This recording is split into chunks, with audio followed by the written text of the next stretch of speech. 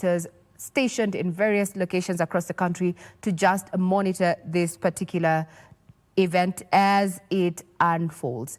Alan Aoko is outside Treasury buildings. Actually, Alan Aoko as well as Trevor Ngendo are within the Treasury buildings vicinity. One is inside, the other one is outside. And we understand any minute from now is that Cabinet Secretary John Mbadi is going to be stepping out, maybe to do the ceremonial show of the briefcase that is symbolic to show that we're going to be having the budget presented today. Over to you, Alan. Give us a status report of the stairs at the National Treasury building. Sure. Thank you very much, Regina, from the broadcasting house. What you are seeing right now is we are actually reaching the tail end of the afternoon now. We expect CS John Mbadi to come through those doors right any time now, if I can say. Earlier, we did have a bit of cordoning off of the area where we saw the public just been moved a bit over here. It has become a very highly secure premise at this point. Traffic has been closed off.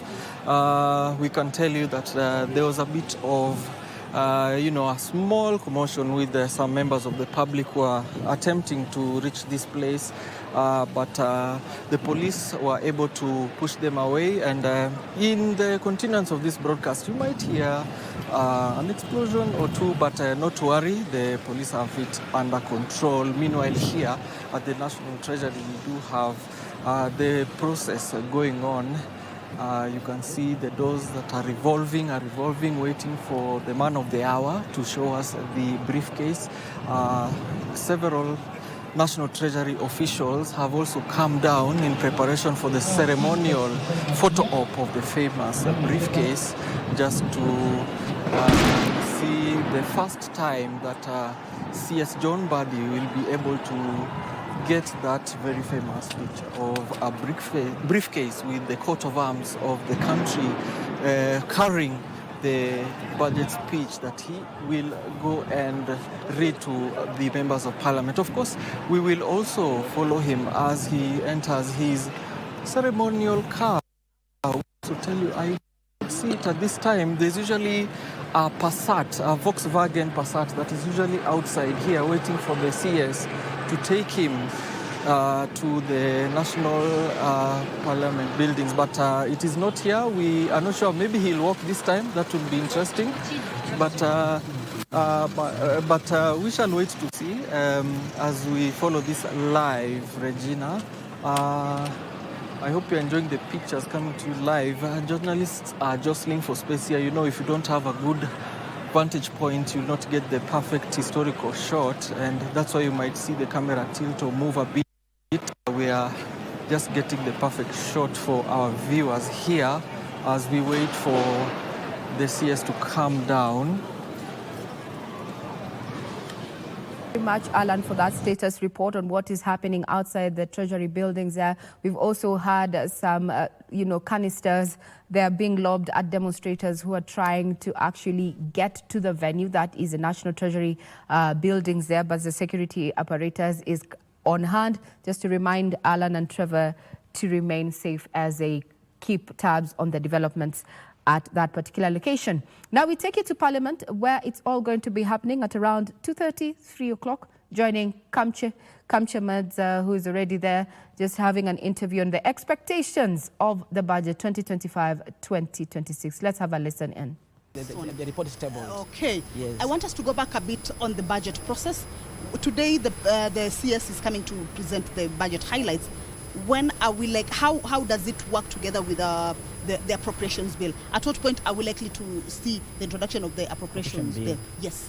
The current system, the role of the CS Treasury is to come and inform the public on the policy priorities of government for the next year, which is 25-26. However, nothing is secret anymore. The House is already done with supply. Today and tomorrow, we are in the process of publishing the appropriation bill.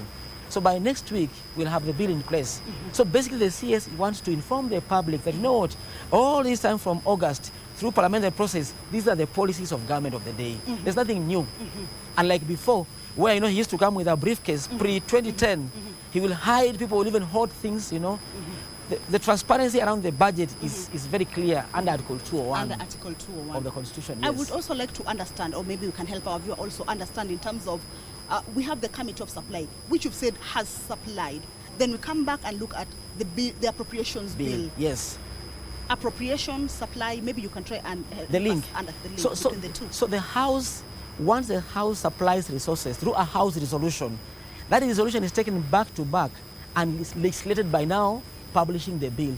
So when you take the Committee of Supply report of the House, compare with the bill, it is back to back. So basically the supply resolutions are now legislated by passing appropriation bill for 2025-2026, which is required to be passed, to be signed by law on or before end of this month. End of this month. End of this month. That will also help in that. Actually, that is what will be the framework for appropriating the monies. Exactly. So the monies that will be appropriated is what we have already seen. For instance, we understand the report of the Budget Committee had indicated that, let's say for the examination, 5.1 billion, 5.9 shillings, billion. yes. So that one is already there. Yes. So when it comes to appropriation now, we're like, this money... You'll see. It's going for this purpose. All right. Exactly. Okay, Exactly. okay, And the CMS twin between the Budget Committee and the Finance Committee, and that's why perhaps today or Tuesday, the Finance Committee must be able to table its report because they are raising money. So once the two documents must be tabled nearly together to see how the figures are balancing. In the event the Finance Committee has far-reaching consequences of reducing the revenues, then we have no choice other than revising the same figures in the appropriation bill. Yes.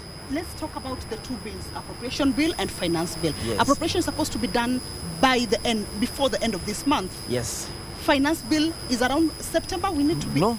The new law requires that you pass the finance bill and appropriation bill on or before end of June every specific year. What are we likely to see happening in the National Assembly next week with regards to those two bills? Number one, next bill, of course, next week, we will suggest that perhaps they start with the finance bill, look at the host of measures proposed by the Finance Committee, pass it, right? We see the revenue impact, then now subsequently pass the appropriation bill. Okay. So in our view, the appropriation bill must come after the finance bill. But surprisingly, remember I said that unlike before, the total revenue yield in this finance bill, the way I look at the numbers, I don't see anything more than 20 billion. More than 20 billion. And that's why I'm saying that unlike before where we used to raise 200 billion shillings, this finance bill is just about cleaning up and making tax administration easy to implement the digital economy, the underground economy, people who have... We'll take your word, but when we see things different out there, of course, we shall come back to the platform and say, why did you not tell us exactly what was going to happen? I think history will prove me right. All right. Yes. Okay, we hope so. Maybe as we wind up, we have also seen that government is planning to reduce on external borrowing and more of internal borrowing. Maybe you could just kindly explain to us exactly how that will work with the manufacturing sector and all the other sectors, or even investors in the country. Yeah, the intention of government is to reduce, both domestic and external borrowing. And I'll say this, the current deficit in the budget is 4.7% compared to 5.6% for 24-25. So there is a slowdown of deficit, meaning that they are trying as much as possible to reduce borrowing in general, right? However, given the external environment as we speak, Treasury has carefully perhaps, considered the external environment against domestic environment, and the numbers is about 60% domestic, 40% external. But I think over the medium term, the intention is to reduce domestic borrowing slightly up to the next 3 years. You see it slowing down because when you borrow so much in the market, probably sometimes it chokes the private sector in terms of getting the same resources they are competing with.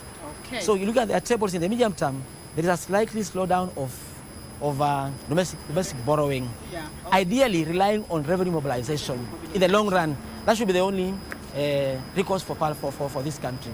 Okay, we shall leave it at that now. I would have wanted to ask maybe why would we need supplementary budget? Where did these supplementary budgets come in after a whole years of planning and saying we need this money? Then you see supplementary 1, supplementary 2, supplementary 3. Maybe as we wind up, if we could do it in 1 minute, why exactly do we need the supplementary? Why exactly? One problem revenue forecast. Okay. You get your revenues wrong, you have to revise the budget downwards. Okay. But this year, given This that the year, okay. revenues seem realistic, we hope and pray that 25-26, we have very few supplementaries going forward. Okay. Thank you so much, Dr. Masinde, Thank for you. the insights. Actually. Really just unpacking that, why we need to have a supplementary budget 1, 2, 3, yet we've had a 1-year planning of the budget, and the live pictures that you're seeing there, we are already on the steps of the National Treasury building there. That is Cabinet Secretary, National Treasury, John Mbadi, his maiden presentation of the budget 2025-2026, a budget like no other, where the government this time has opted to introduce no taxes, but rather focus on tax administration, mopping it up to ensure that it raises the requisite funds to support development, debt servicing, as well as just payment, of pending bills is one of the issues that is really pending bills, and wages there taking up a majority of the monies on recurrent expenditure there. That is John Mbadi, who is FCPA John Mbadi there. For the first time now, he sits at the top of Treasury in terms of leadership.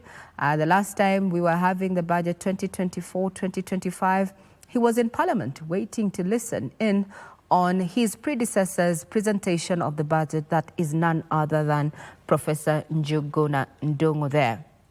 Earlier on, Alan had told us that there was a bit of a scuffle there with members of the public seemingly wanting to breach that particular called on off section for this particular budget presentation. But then the security apparatus seemingly has the situation on hand. As now you can see, that is the famous lift of the briefcase 2025-2026. This is a tradition that Kenya had borrowed from her colonial masters, that is Britain, having been there for several decades, and we continue with the same procedures as you can see there. So we are likely to wait and see if indeed John Mbadi is going to walk or is going to use a ceremonial vehicle, that is a Passat, that is usually outside National Treasury buildings, and he's flanked by his PS there, that is Dr. Chris Kipto. He served at National Treasury with the former Treasury Cabinet Secretary, that is Professor Njuguna Ndung'u, and their members of Treasury as well join in for the photo op. That is a photo of the day there, just signifying that indeed this document is ready for presentation. We're expecting some slight changes maybe in the figures there, given that the Budget and Appropriations Committee also had given its recommendations earlier last week in regard to what had already been received at Treasury. That was around on Wednesday, April 12th of this year. Also flanking him in that particular photo op is none other than the CBK Governor, Dr. Kamau Thuge. Early this week, we had the MPC sitting and making some decisions that would affect matters of access to credit, especially for private sector, lowering the central bank lending rate by at least 25 basis points to 9.75%, the lowest it has been, to just try and ensure that the private sector gets the line of credit that it requires. If businesses flourish, then indeed government can raise the requisite revenues there. Photo op at the stairs of National Treasury on a day where CS John Mbadi is going to be presenting his maiden budget there at the floor of the House. We expect that he's going to be making his way anytime from now. He's expected to do that presentation at 3 p.m. And earlier on, we had managed to have a brief with Treasury Cabinet Secretary, where he expressed optimism preparing for the national budget this afternoon. He said that last year was marred by finance bill protest that exposed weaknesses in the engagement and transparency, adding that the ministry had held multiple town halls and public forums with youth as well as professionals to ensure broader input. Mbadi has also noted that the 2025-2026 finance proposed budget will not introduce fresh tax impositions, saying that Treasury will focus on broadening the tax base, improving compliance, and tightening the fiscal discipline. So we're expecting any minute from now for them to either get into the vehicle or start their walk. It is barely 300 meters to Parliament buildings. We'll see what direction Mbadi and team is going to take. Yes, as you can see, there's a lot of movement there on ground, but those are live pictures from Treasury steps there. And our reporter Trevor, as well as Alan, are on ground. Tight security there. We know what is happening across the Central Business District. A section of members of Parliament want to breach that particular venue, and that's why we're seeing increased security apparatus securing the area. So will the man of the moment, FCPA John Mbadi, National Cabinet Secretary, walk to Parliament, or will he drive to Parliament? That's a question that is likely going to be answered in not too long as we continue the coverage of the budget 2025-2026 there. A few predecessors had taken the walk. We'll see if Mbadi, in his maiden presentation of the budget, will walk or take a ride to Parliament. Now, as you're talking about what we are expecting, well, it seems that Alan has that, or rather he's preparing to just answer that particular question. And as he prepares to bring us the live feed there with a lot of movement, lots of jostling, is that this budget comes on the backdrop of a lot of calls for the government to lower the cost of living. Now we have a 4.2 trillion budget. Indeed, the answer is there with us. You can see the entourage there. Mbadi has decided that he is going to walk to Parliament buildings amid tight security. It's less than a 10 minutes walk. That is just the flamboyance of the presentation of the budget 2025-2026. This particular troop is playing, surrounded by security, to ensure that whatever happens, the ceremonial briefcase 2025-2026, that is symbolically taking the budget to Parliament for presentation. Remember, this is a tradition that Kenya has borrowed from her colonial masters and has been with us several decades there. It depends on who, or rather what the National Treasury Cabinet Secretary wants to do, whether they walk to Parliament or they're driven to Parliament. It has to be done in such a manner, in a briefcase. Well, history indicates that among ministers of finance, there are some who even forgot. There is one in particular in Kenya's history who forgot the said briefcase. And it had to be found before the presentation was made. I will be giving you the name of the person who forgot the briefcase and its symbolic importance. There are just symbolism on some of the traits and, you know, that we took up from our colonial masters, the British there. So last time we had Professor Njuguna Ndung'u take a drive, a short drive that is, through Harambee Avenue to Parliament buildings, but in a divergent act. This afternoon, FCPA John Mbadi is walking to Parliament buildings, and they're in a 4.2 trillion budget proposed. That is what government intends to spend in the next fiscal year. The question is, how are we going to fund this particular budget? Who are going to be the losers and winners of this particular budget? And exactly what does it mean for Wanjiku when it comes to money in the pocket? So here in studio, I'm joined by none other than John Courier, who is a tax partner at Kodi Africa LLP. Thank you very much for your time. What do you think about Mbadi's decision to walk to Parliament buildings from where he sits? I think it's a good decision. Resonates with the public. And in times like this, when we are trying to save on or come up with austerity measures, I think it's a good move. All right. Yeah. Now, the question is, government says, and from what you have seen, there are no new tax measures that have been introduced in the proposed budget.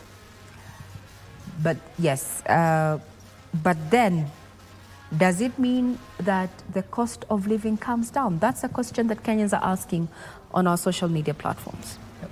Maybe in brief, before we take a quick break. Yeah, so I think it's a delicate balance for the government at the moment, especially because of what happened last year.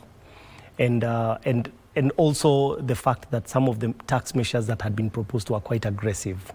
So I see it as more of a delicate balance, trying to balance so that you don't aggravate the public, but at the same time come up with measures that will allow you to collect or at least bridge that gap in revenue collection. Yes, yeah.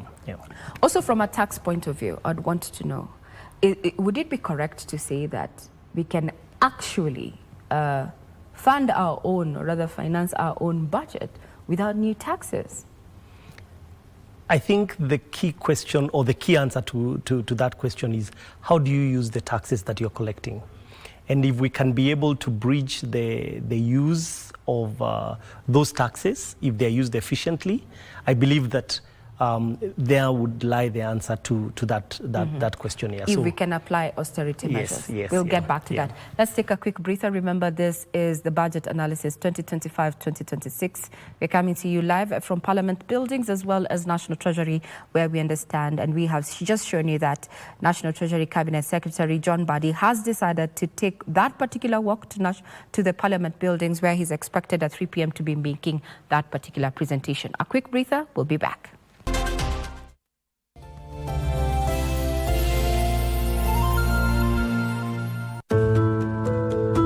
Imagine a future where you can enjoy the fruits of your hard work without financial worries. A time when you can truly relax, travel, and pursue your passions. To achieve that dream, you need to plan today. With the cost of living constantly rising and inflation showing no signs of slowing down, the money you need today will be nearly 10 times higher by the time you retire. Without a solid retirement plan, you risk financial insecurity when your active income stops. That's why saving for retirement is necessary. Regardless of your age, it's never too early or too late to start planning. Engage with experts from any RBA-registered individual pension plan for guidance in tailoring a retirement strategy based on your current lifestyle, future goals, and desired retirement age. This provides the fixed regular income you'll need after retirement to ensure you live comfortably without compromising your quality of life. The earlier you start saving, the more secure your future will be. Start saving for your retirement today and live your golden years the way you've always dreamed. For more information, visit our website www.rba.go.ke, call our toll-free line 0800 720 300 or email info@rba.go.ke. Secure your future. Secure your peace of mind. RBA, safeguarding your retirement benefits. Vultures are gathering, Ladama. With every beat that falls, power shifts. I want them to feel the emptiness I feel. All of our property and assets shall be left to Amichir Achesa. Our legacy unravels. Mimi do Sharia, Mfalme wale Muratu. Who will be left standing when the last beat falls? Shanga Season 2, Monday to Friday at 8 p.m. on Maisha Magic Plus. Stay connected to DSTV Channel 163 and GoTV Channel 3.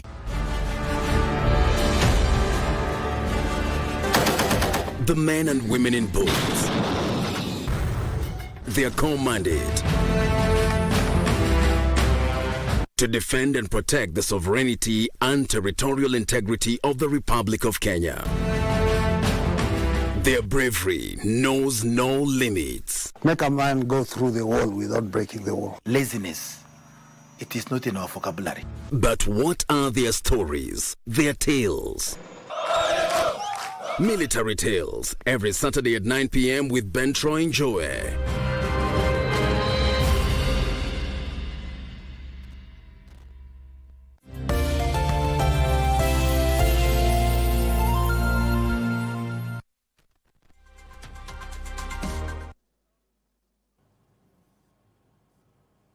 Welcome back. This is the budget 2025-2026. I'm Regina Manero. Now, before we took that break, we had already officially told you and shown you live pictures from Treasury buildings, and John Mbadi, who is going to be making his maiden presentation of the budget, has decided to lead his team of government officials as well as security apparatus to Parliament buildings. We expect that this particular short walk is going to take around 20 minutes. And in 20 minutes, we'll have unpacked what you need to know about the budget, where the presentation is set for 3 p.m. Now, the National Treasury Cabinet Secretary, John Mbadi, or other policymakers have been told to stakeholders when drafting the policies and regulations to focus on more issues that are around what the government wants and the government's agenda. Here's just a recap of the highlights of the budget 2025-2026. Budget, 1.8 trillion shillings has been allocated to recurrent expenditure covering salaries, government operations and ongoing programs. Development expenditure channeled towards infrastructure and long-term investments stands at 707.8 billion shillings. Overall government spending is capped at 2.53 trillion shillings, with the Kenya Revenue Authority tasked with collecting 2.8 trillion shillings in total revenue, including ordinary revenue and appropriation in aid, and the deficit of 876.1 billion shillings will be bridged by borrowing locally and internationally. Education takes the largest portion of the budget, receiving 701.1 billion shillings, accounting for 17% of the entire budget. Energy, infrastructure and ICT sectors have been allocated a combined total of 500.7 billion shillings, the second highest allocation, which includes 195 billion shillings for roads, 119 billion shillings for housing and urban development, and 92 billion shillings for the energy and petroleum sector. The health sector is expected to receive 136.8 billion shillings, while the agriculture sector will get 78 billion shillings, with 8 billion shillings earmarked for the fertilizer subsidy program. The executive will control the bulk of the proposed budget at 2.49 trillion shillings. Allocation to Parliament stands at 47.9 billion shillings, while the Judiciary and the Judicial Service Commission will receive 27.7 billion shillings. On debt repayment, a total of 1.33 trillion shillings will be used to repay debts. Counties are set to receive an equitable share of 405.1 billion shillings. Wairi Mujenga for Lunchtime News. So that is just a sneak peek of the highlights that we have. John Kuria, I'm sure you're familiar with the draft there. Now, in this way, we've seen also government aims to narrow the fiscal deficit, from the current 4.9% of GDP in 2024-2025 to around 4.3% in the financial year 25-26, spending less than it earns. Is this reflected in this year's proposed budget? I don't think so, because what again we are seeing is there's a lot of money being allocated to recurrent expenditure, and inevitably also to debt repayment. So just the other day, we saw in the news an increase in debt. The government continues taking up more and more debt, and hence we also need to find the money to repay that debt. So I don't see that gap being breached anytime soon, especially because of the government's appetite for borrowing. Yeah. Government's appetite for borrowing. Now, before we get to the borrowing aspect, is that how do we even finance this? So one of the strategies that Treasury is expected to employ, or seemingly is employing, is expanding the tax base. And now we have a new kid in the block, and that is the digital space. So there have been several amendments to the finance bill to rake in, or rather mop up as much revenue from the digital space. What is your take about this particular, raid of the digital space for revenue? Now, in line with a lot of developments that are happening globally, you find that Kenya, sort of follows what is happening globally. So you find the digital economy is vibrant all over the world. And so what you find inevitably is that government also is realizing that a lot of trade, a lot of business is being handled now over the digital space. So it is not unusual that even in Kenya, the government is focusing on that as a source of revenue. There are also a lot of multinationals that are trading in Kenya or doing business in Kenya. And therefore, it's expected that we'll see a lot of that, being used as a source of revenue for the government. Mm-hmm. So it is not... I think it's in line with what is happening globally, and it is not a bad thing because a lot of business has also shifted. Yeah, online. Digitally, yes, online. Seems that the digital space is a goose that is going to lay the golden egg, yes, so to speak. Yeah. Now, some of the proposals is that the significant economic presence tax, this might now will apply to non-resident digital service providers and internet-based platforms like YouTube and Netflix. Yeah. Will that mean that these services are going to be a tad more expensive or less affordable, so to speak?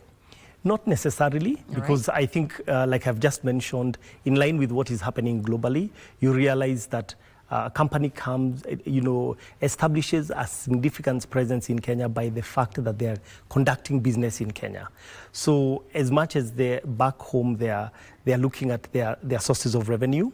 A big or a certain proportion is drawn from other countries wherever they are present.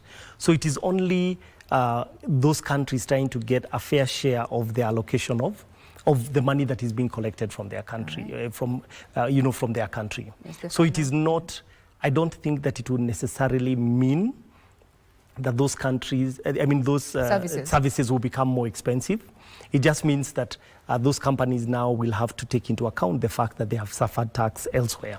Yes, yeah. Actually, the proposal even does away with the 5 million turnover for this to make it more streamlined. Yeah. Now, also the bill further proposes the amendment of the VAT Act to ensure that both traditional and digital broadcast services are subject to the same VAT treatment. Yeah.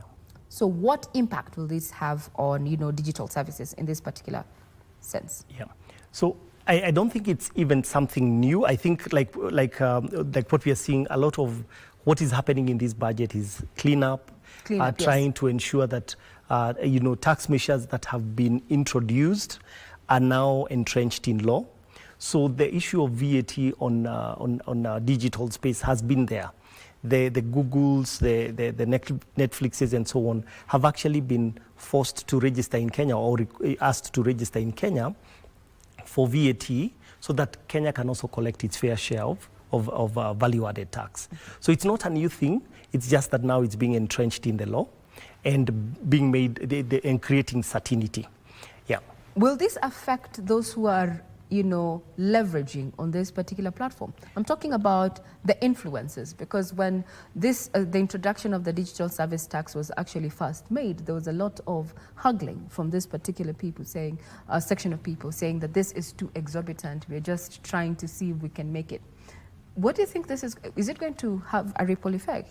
Yes. So to some extent, it is possible that it could make, it could actually increase costs, for certain services, because now VAT and other, taxes have to be built up or have to be built in, and especially where the service providers, tend to, or we look at it from the point of view of they have to add up the cost of VAT on top of their service. So it may end up impacting even the consumers of those services in the sense that it might become just a little bit more expensive. All right. Yeah. Now, there is one controversial proposal in the Finance Bill 2025, and this regards to KRA access versus data protection. I'm talking about the bill proposing to do away with subsection 1B of section 559A of the Tax Procedures Act. This proposal is expected to grant the Revenue Authority unprecedented reach on personal data for tax compliance purposes. Your thoughts?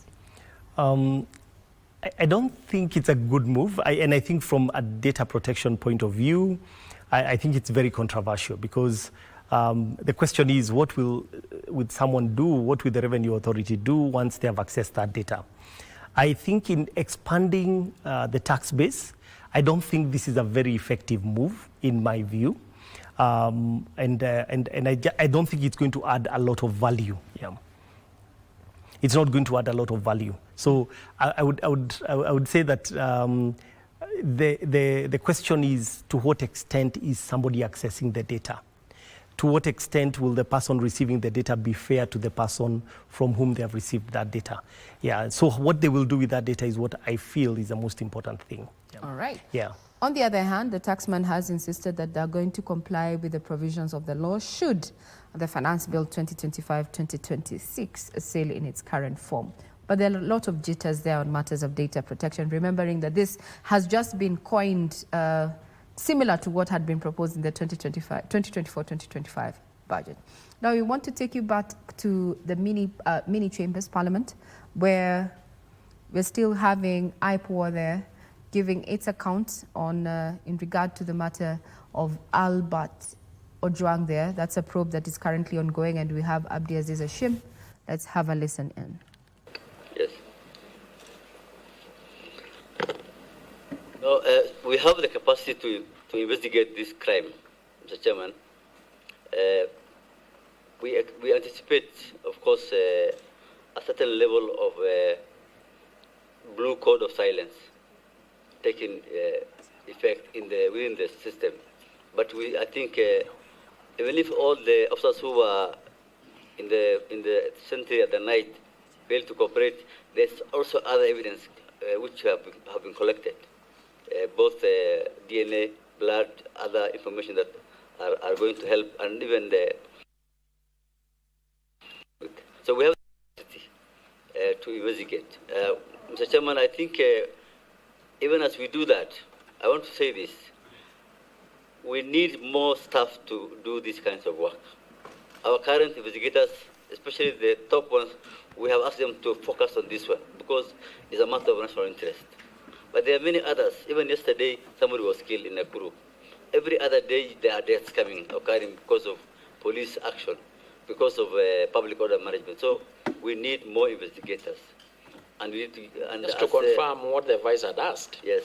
Can you confirm what is written here? That the CCTV was manipulated or interfered with on the material day? Yes. To cover up? It was true. It's just a straightforward response. I agree.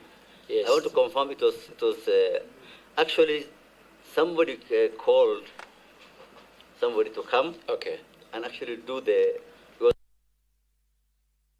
section. He said he can't, he has to do it, all of it. And he did that. So that we go in camera. Yes, so that we go in camera. Chair, there is something at page 4, and it is relevant to us that the deceased died in custody, and the chair has confirmed that you visited the cells. When you looked at the cells, based on the amount of blood and what you saw, was it the place for the killing, or it was elsewhere, number one? But Chair, lastly, and this I think they can hear, we are on the 5th day after Albert Ojwang died. This is a matter of high public interest. There is a lot of anxiety. Okay? Why have you not taken suspects to court? And by when do you want to take them?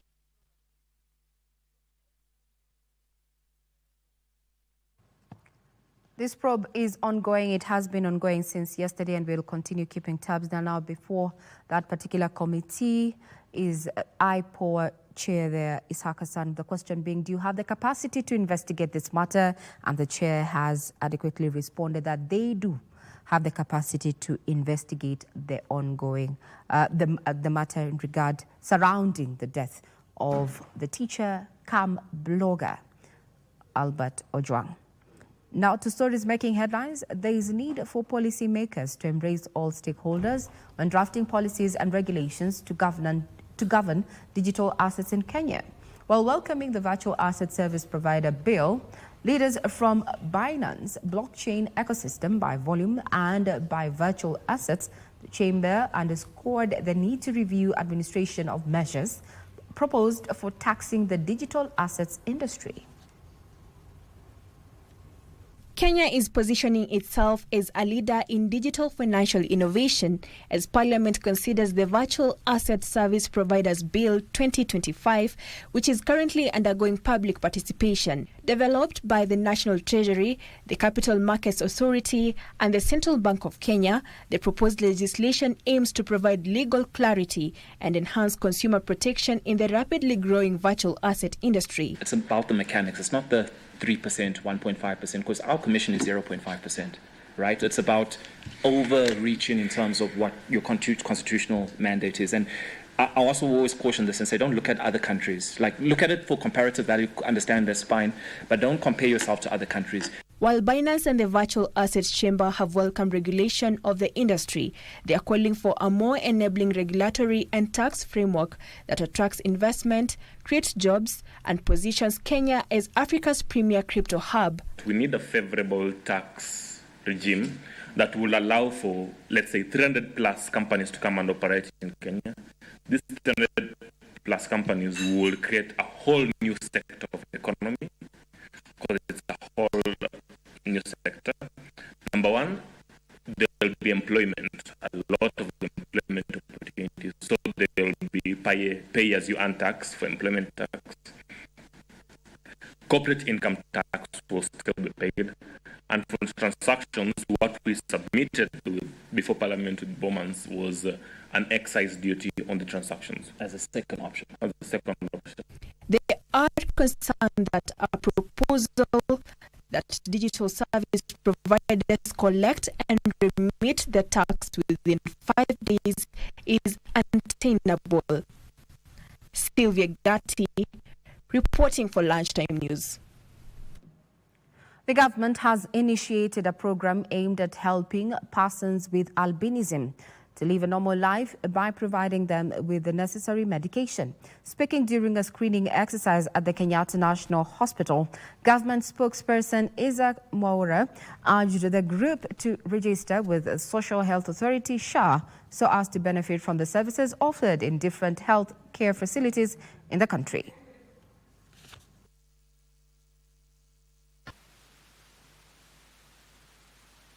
Able to pay for skin cancer treatment for persons with albinism.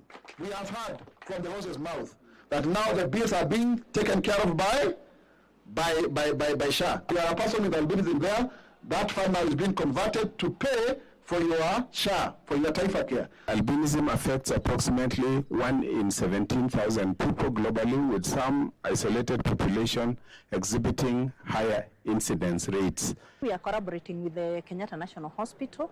They are giving us the ophthalmologists and also the dermatologists to look at the skin of persons with disabilities within Nairobi County. Nairobi City County Government has launched a state-of-the-art air quality monitoring network across the capital to provide real-time data, identify pollution hotspots, guide policy decisions, and safeguard residents' health.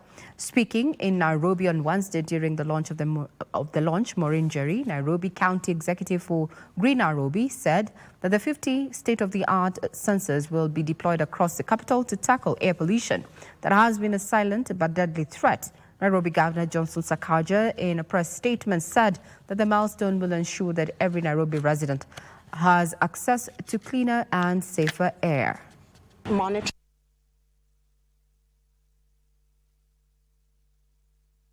Nairobi has made significant strides in air pollution monitoring, distinguishing itself amongst other global C40 cities.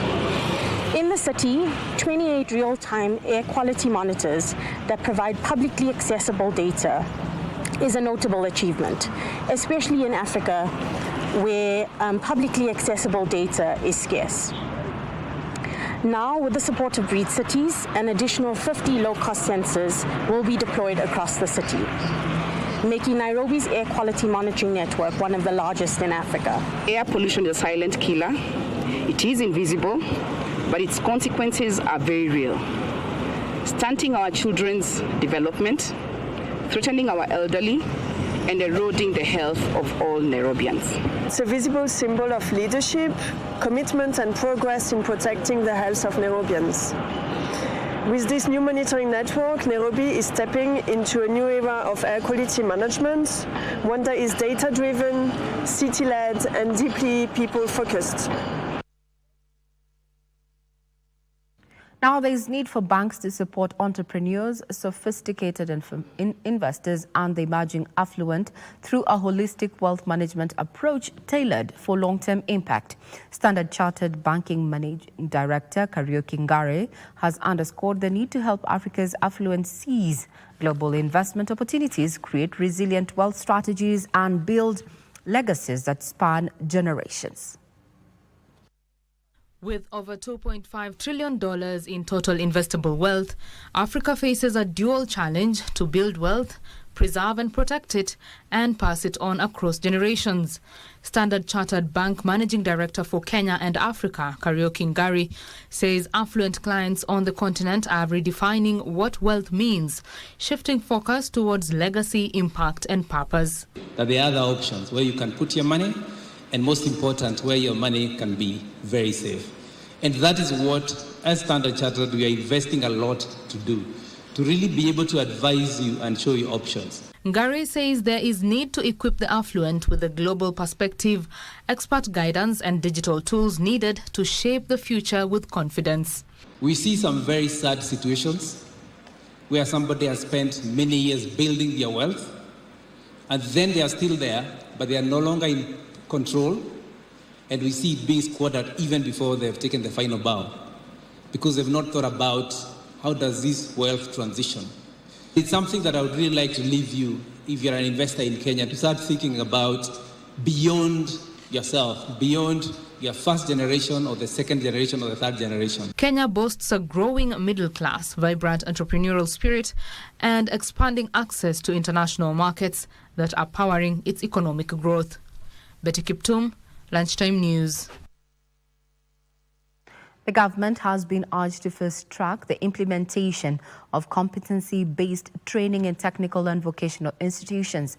Experts argue that tailor-made modular courses can better meet the demands of a changing job market. Speaking during the 13th Rift Valley Technical Training Institute International Conference in Eldoret, Nutritionist and Dietitians Institution CEO Dr. David Okeyo emphasized the role of TVETs in addressing 21st century challenges. Education stakeholders proposed a shift to modular training, cutting across durations from 2 years to just 3 months. Also, they signed an MOU with the Open University of Kenya to strengthen collaboration in delivering flexible, industry-focused education. Workforce. And having that as a part of the thematic areas is very important for the nation, particularly if we were to meet the Sustainable Development Goals as required. So this particular MOU provides the two institutions a great latitude to be able to admit as many students as possible on programs that are in both institutions, to ensure that for the students who will come on board on the Open University of Kenya and are unable to get the actual hands-on and practical skills.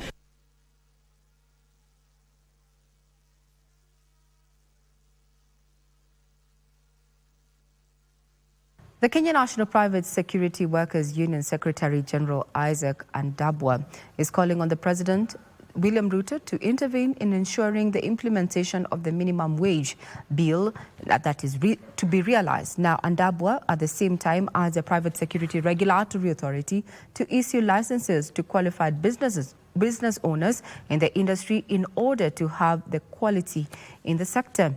Now, in the meantime, Andabwa has called on the government to support the private security sector, especially by supporting their newly launched Wazili Sacco, and a move he says will enable the guards to borrow and secure loans as well as boost their income.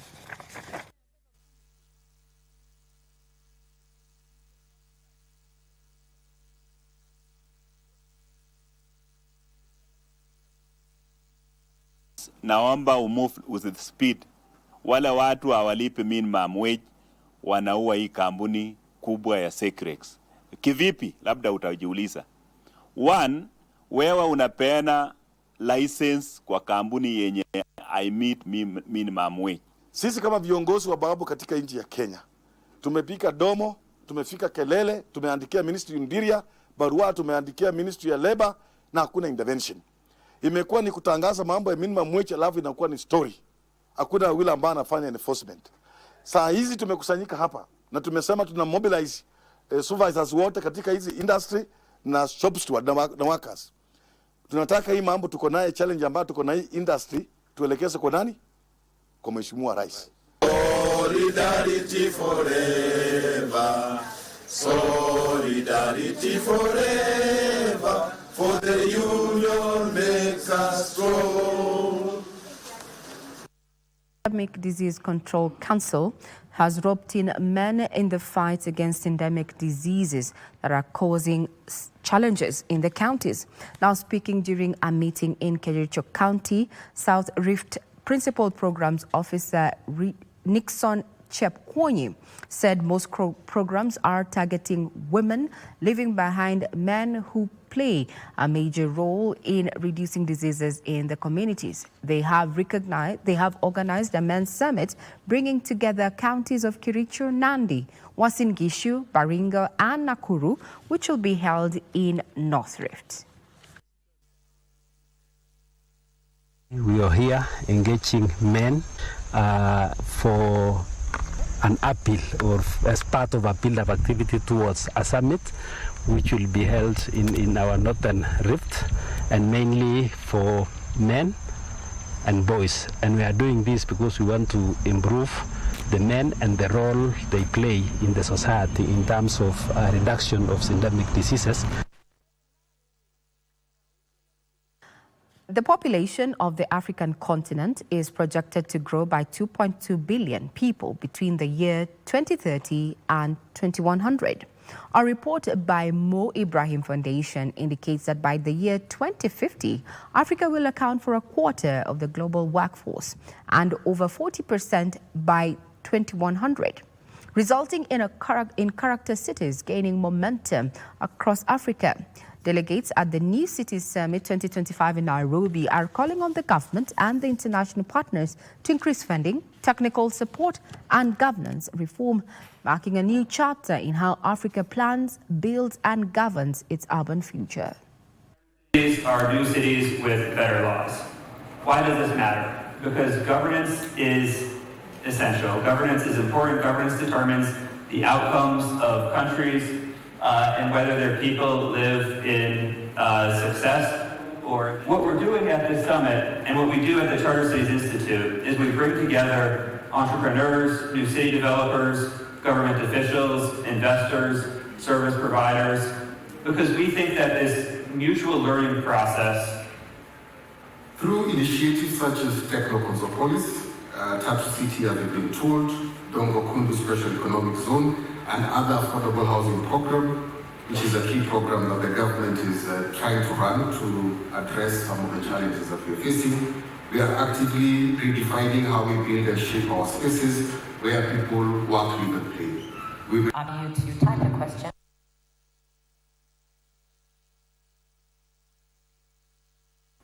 Ten teenage mothers held hostage at Nakuru Teaching and Referral Hospital have been urged to register for SHA and sensitized on the importance of having a medical cover after being cleared of pending bills by a well-wisher. The teen moms who could not raise their hospital bill left the facility yesterday evening, happily not only having their bills cleared, but were also provided with the essentials for their babies to help kickstart motherhood. Nilikuja huku Sunday, nimekaa huku siku 4 na nilikuwa nadaiwa 7,500. Na nasema asante sana wenye wamenisaidia kunitoa. Tungeomba serikali ya kaunti isaidie hawa mama wenye wako hapa wamezuiliwa waweze kwenda nyumbani. Tena tunasema kama kweli hii nchi tuko na mpango wa UHC, kitu cha kwanza kwa mpango wa UHC ni kwamba usiwe na shida ya malipo hospitalini. Now, family in Nyahururu, Nyandarua County has been left homeless after a fire destroyed their house, leaving behind significant losses and a trail of uncertainty. According to a neighbor, the fire broke out on Wednesday night shortly after 7 p.m. And the area assistant chief, Samuel Chege, confirmed that the county fire brigade efforts to put out the fire ended futile, but no injuries or deaths were recorded. Authorities are still investigating the cause of the fire, as the affected family is currently receiving temporary shelter from neighbors as well as well-wishers.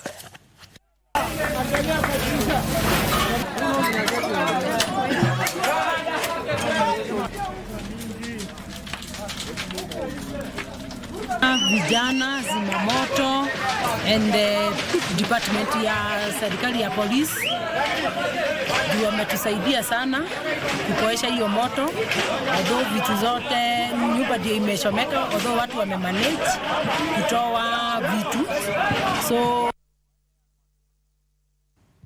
to sports now, where the 2025 Sekafa Senior Women's Championship will now kick off tomorrow with the opening match between defending champions Uganda and Burundi before South Sudan take on Tanzania in another match at Azam Complex. The Kenya women's soccer team, Harambee Stars, are already in Tanzania for the championship, where they'll start their campaign on Sunday against Burundi at 4 p.m. The Sekafa Championship, which is featuring 5 teams, is being played on a round-robin format. Harambee Starlets will face Uganda in their second match on Tuesday next week before they face South Sudan on Thursday. And some of the teams are preparing for the 2026 Women Africa Cup Nations qualifiers, which resume on October this year, with Harambee Starlets playing Gambia in a crucial decider, while Tanzania will play Ethiopia in the second round.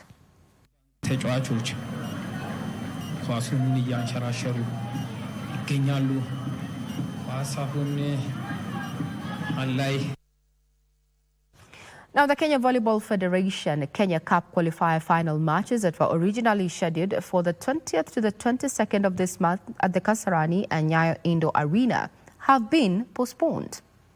The decision was made to pave way for Rwanda Genocide Memorial Volleyball Tournament and the upcoming Beach Volleyball Championship, which will involve most of the quarterfinalists.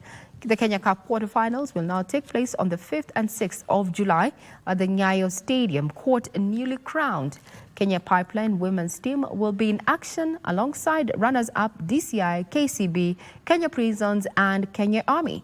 The men's quarterfinal matches will be featuring the league champions Powerhouse, GSU, KPA, who are runners-up, Equity Bank, APK, Kenya Prisons and Trailblazers, as well as Kapu. Now, the world 800 meters champion Mary Moraa will feature in her first Diamond League race of the season this Sunday when she headlines the women's 2-lap event in Stockholm. The Paris Olympic bronze medalist has been busy with the inauguration Grand Slam track series, where she has recorded mixed results. Moraa's last outing on the Diamond League circuit was at the 2024 finals in Brussels, where she stormed to victory. The Olympic 800-meter champion Keely Hodgkinson has pulled out of the Stockholm Diamond League meeting after suffering a setback in her recovery from a hamstring injury. The men's race will feature the Olympic 800 meters champion Emmanuel Wanyonyi, who is expected to light up the track after a fantastic season. The 3,000 meters steeplechase champion Winfred Yavi will renew her rivalry with bronze medalist Faith Cherotich, who beat her in Doha this year in a thriller.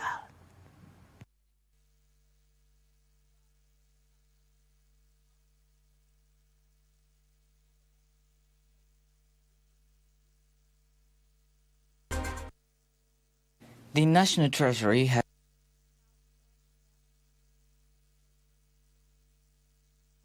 Now that you're up to date with stories that are making headlines other than matters budget, now we focus on the budget 2025-2026. Proposed 4.2 trillion shillings. That is what government intends to spend for the next fiscal year. Question is, how will they fund it and how will that affect you? Joining us is John Courier, who is a partner at Kodi Africa LLP.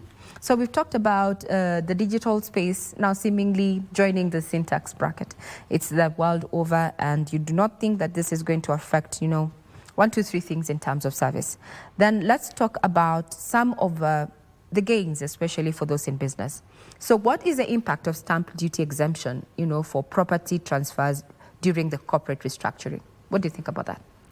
So I think it's a good measure because when and it is not only the stamp duty as well, it's also capital gains has also been removed for transfer of property.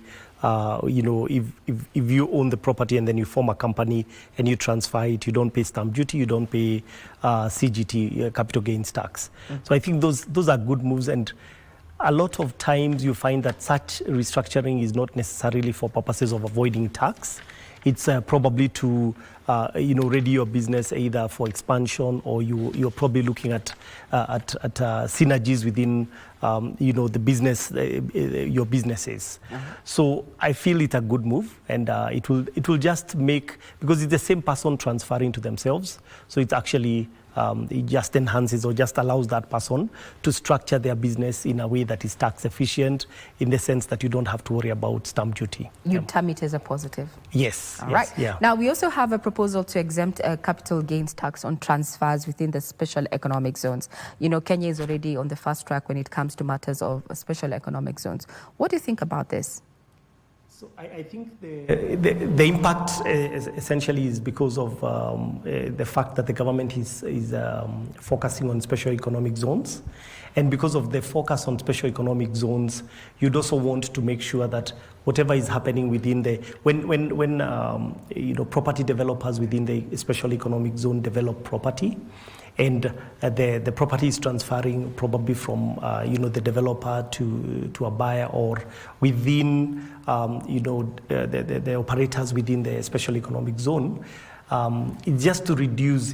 I think it goes in hand with the fact that the government is already providing reduced tax rates for operators within the special economic zone.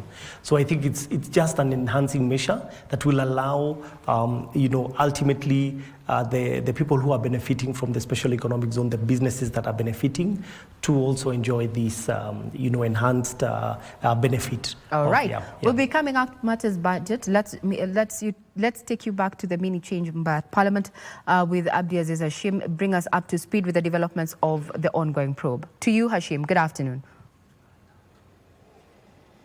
Good afternoon to you too, indeed, Regina Manyara. What has just happened is that the members of the Fourth Estate, it is where they're probing the of what circumstances that led to Ojwang's death.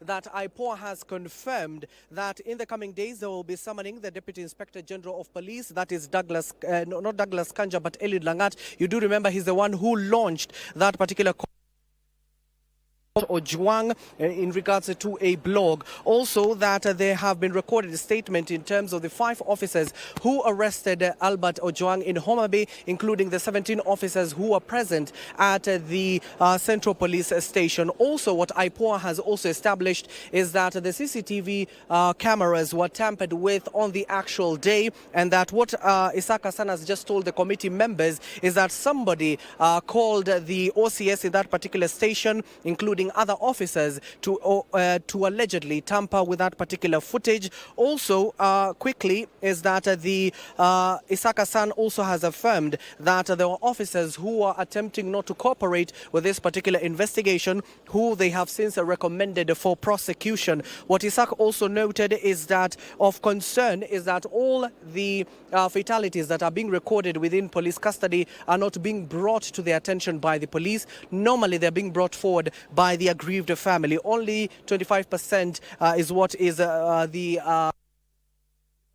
tells the IPOA. Then finally, earlier on, it was the Inspector General of Police, Douglas Kanja, who was present before that particular committee. He has affirmed that any officer, including if the IPOA investigations are completed and name officers, even despite their ranks are named in that particular investigations, they will be asked to step aside so that the investigations can continue. Further, the DCI boss, Amin Mohammed, has reiterated his point yesterday at the Senate, is that the OCS of that particular station, of Central Police Station, that is OCS Talam, is still their prime suspect, and he has urged members of Parliament to treat whatever Talam says with a pinch of assault. That is what has just transpired. But right now is that members of the Fourth Estate were asked to walk out of that particular committee so that they can continue with that in-camera session, so that they can also go into details of who and why Albert Ojwang was killed. Now, on this particular road, on other note, is that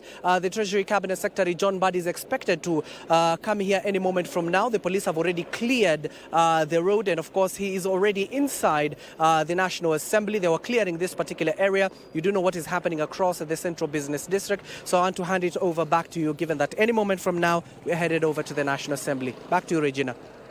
Much, Aziz, for that particular update on what is happening at the mini chamber and also what we're expecting to see at Parliament buildings at exactly 3 p.m. We left National Treasury there live with Treasury Cabinet Secretary John Mbadi leading his entourage to the Parliament buildings. Thank you for confirming that he has arrived and will be ready to bring you the live broadcast from Parliament buildings there. Just a quick summary of the probe into Ojwang's death there, with journalists asked to step out so that the session can continue in camera.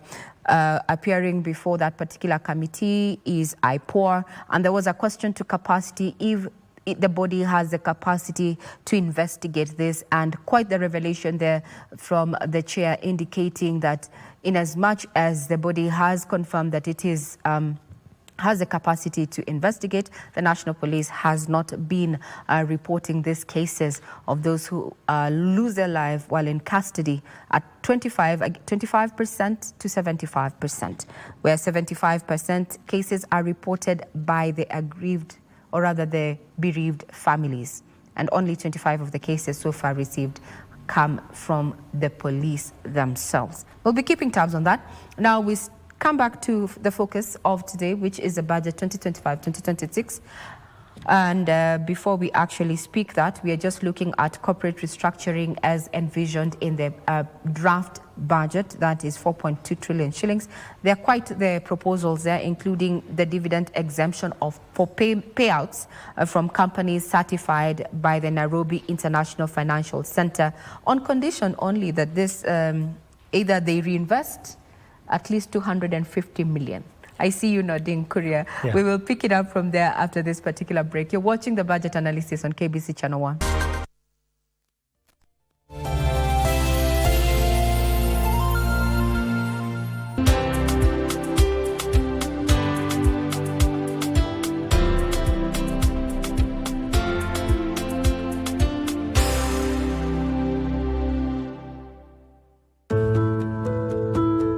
Many workers access their retirement benefits when switching jobs, unaware of the impact it has on their future. Taking out your retirement savings too soon reduces the income you will have when you retire, leaving your future less secure. Have you thought about the lifestyle or income you want to retire with?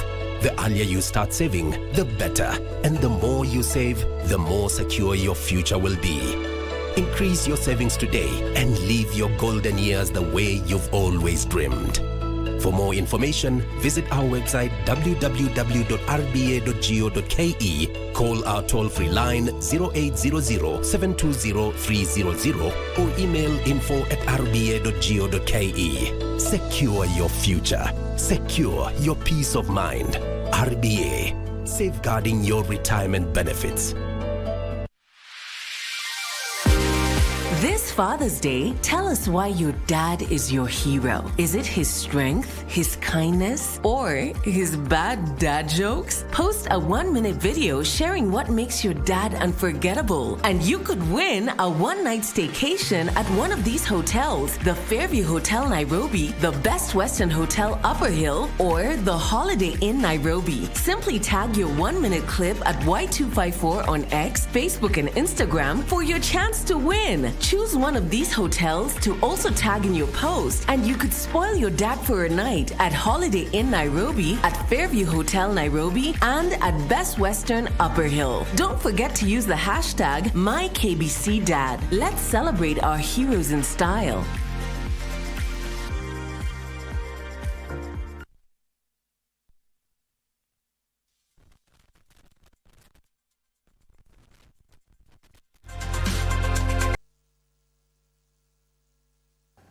Welcome back. In any time from now, we're going to be taking you to Parliament buildings for the live coverage there. But before that, let's wrap it up here in studio. We've been doing quite the analysis from 6 a.m. Now, John Kuria, the question about corporate restructuring, as well as you give us your thoughts and views in regard to this budget. Do you think it is pro-Mwananchi? Not really, especially because the key economic booster areas have not been given a priority.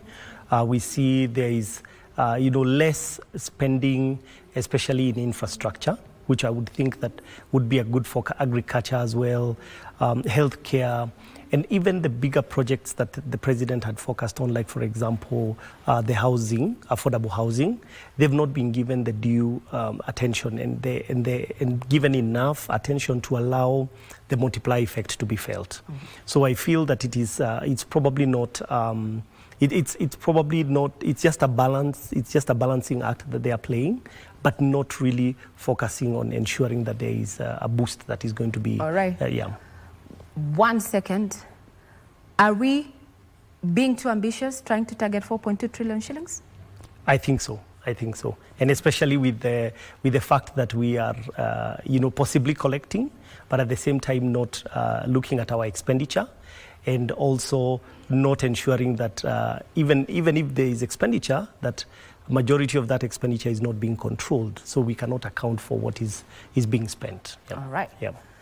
Well, the man of the hour is going to be making that presentation at 3 p.m. And as such, we bring this to a close. We have been doing this analysis from 6 a.m.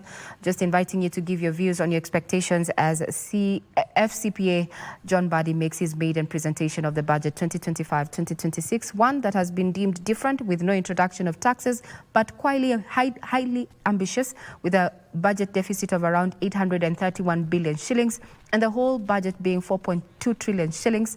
If you look at what that is, it means an increase of around 35 billion from what had been proposed the previous year, that is 2024-2025. And the pictures coming to you live are members of Parliament making their way to the floor of the House. And I hand you over to the Parliament team for the rest of the broadcast. I'm Regina Manyara. My guest has been none other than John Kuria, who is a tax partner at Cody Africa LLP. Honorable John Mbadi, this being his inaugural budget, the country will be waiting to see what the CS for the National Treasury has in store for the country in regards to the budget and basically the revenue-raising measures and loopholes that the country is seeking to seal to ensure the optimum collection of revenue. The budget for the financial year 2025-2026 by the CS for the National Treasury will feature a number of highlights.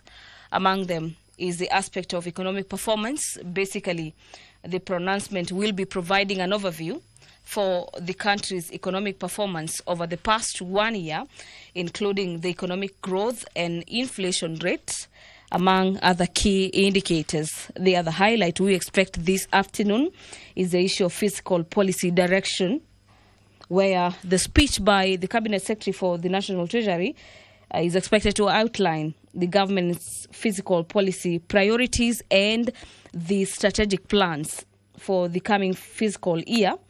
This will include major projects, sectoral allocations, and development initiatives. Among the issues that usually happen during the reading of the budget highlights is the pronouncement of the revenue-raising measures, how the government will be looking at financing this coming budget. And this is critical to the budget, which will be detailing how the government will be planning to finance its expenditure at large for this coming financial year, which begins on the first day of July. The measures will be including the overall taxation policies evening. Remember, the CS for the National Treasury, Honorable John Mbadi, has been speaking heavily about the introduction of new taxes, saying he does not advocate for the introduction of new taxes, and so we await to see his presentation before the National Assembly and the country at large, whether that will be featuring in his speech. These also include the adjustments to existing taxes and the introduction of new taxes, as well as other revenue-enhancing strategies. The budget highlights also sees a situation where the Cabinet Secretary will be detailing to the nation how the country intends to use the budget, this being the expenditure plans for the nation. He will be outlining the manner in which the government intends to allocate the resources across different sectors. These are education, healthcare, infrastructure, security, among others. Remember, the education, health, infrastructure, and security are some of the key dockets that have been benefiting heavily from the huge chunk of the national cake when it comes to the budget. So we'll be waiting to hear the budgetary allocation for these sectors. Our dear viewers, the budget making process does not just happen in a day. It is not an issue. We are seeing the highlights being read today, but it is a process that commences for about a year. On or before the 30th of August each year, the Cabinet Secretary is required by law to issue all national government entities a circular setting out the guidelines for the budget process. This already happened on the 30th of August. This circular from the National Treasury, if you're wondering what it contains a schedule for the budget preparation, including key dates, procedures for the review and projection of revenues, the expenditures, and the procedures for the public participation. Remember, before we come to the last day, which is today for the budget reading, the date set aside for the budget reading, we usually have various committees of the National Assembly engaging members of the public in an exercise of public participation in matters budget. On or before the 30th of April, the Cabinet Secretary for Finance, the Parliamentary Service Commission, and the Chief Registrar of the Judiciary do submit their respective budget estimates to the National Assembly. This is what has been considered by the National Assembly for the better part of last week and early this week, where the National Assembly has been considering the budget estimates for the nation. And at this particular juncture, the Speaker of the National Assembly, Honorable Dr. Moses Wetangula, is already in the chambers this afternoon, signaling that the business of the National Assembly will be kicking off any moment from now. So kindly allow me to hand over for this live broadcast brought to you by PBU in partnership with the Kenya Broadcasting Corporation. My name is Gladys Mungai. Enjoy your viewing. Ambaye kwa hekima na wema wako umetoa nyadhifa za viongozi na mabunge kwa ustawi wa jamii na utawala wa haki wa wanadamu. Tausi utasame kwa neema nyingi sisi watumishi wako ambao wameridhika kutuita tutekeleze shughuli muhimu za jamhuri yetu.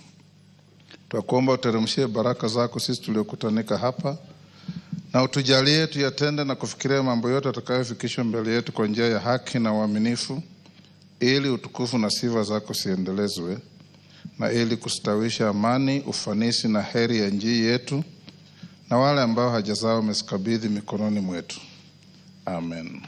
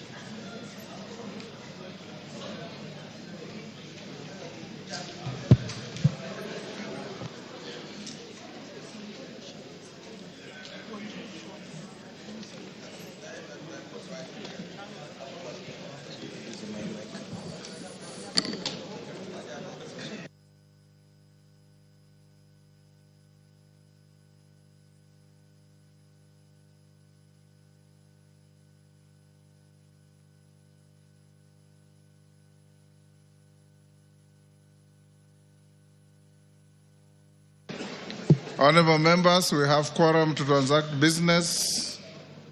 Clerk. Order number 1, administration of oath. Order number 2, communication from the chair. Order number 3, messages. Order number 4, petitions. Order number 5, papers. Majority Leader. Honorable Speaker, I beg to lay the following papers on the table of the House today, Thursday, June 12, 2025. 1. Report to Parliament on all new loans contracted by the Government of Kenya from 1st January 2025 to 30th April 2025 from the National Treasury and Economic Planning. 2. The County Government's Budget Implementation Review Report for the first 9 months for the financial year 2024-2025 from the Office of the Controller of Budget. And 3, reports of the Auditor General and financial statement for the years ended 30th June 2024 and the certificates therein in respect of A. Cardinal Otunga Girls High School, 2. Kiondoni Girls High School, 3. Lugulu Girls High School, 4. Muswani Secondary School, 5. Ingias Girls High School, 6. St. Angela Girls Secondary School, 7. St. Charles Luanga Secondary School, 8. St. Matthias Mulumba Matiani Boys School, 9. St. Monica Girls Mulutu Secondary School, and 10. Vihiga Friends High School. Honorable Speaker, I lay. Thank you. Thank you. Chairperson, Departmental Committee on Administration and Internal Security.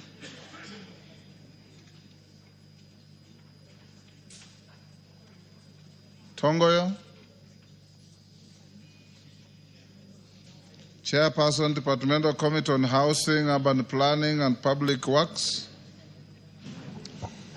Thank you, Mr. Speaker.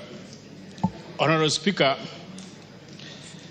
I beg to lay the following paper on the table of the House today, Thursday, 12th of June, 2025. A report of the Departmental Committee on Housing, Urban Planning and Public Works on its consideration of the Senate amendments to the National Construction Authority Amendment Bill, National Assembly number 59 of 2022. Thank you, Mr. Speaker. Thank you. Next order.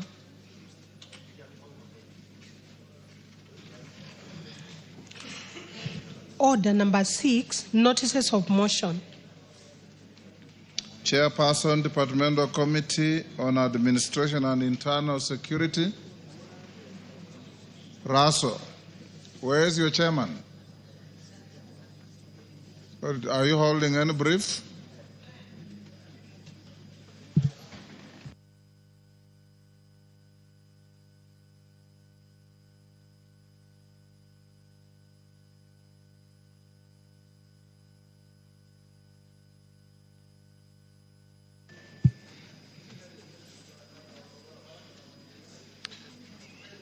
Leader, next order. Order number 7, questions and statements. Majority Leader.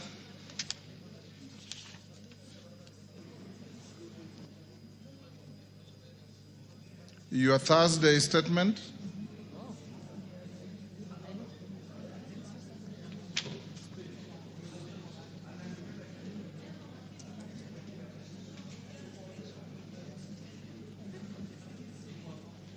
Are you ready? Yeah. Go ahead.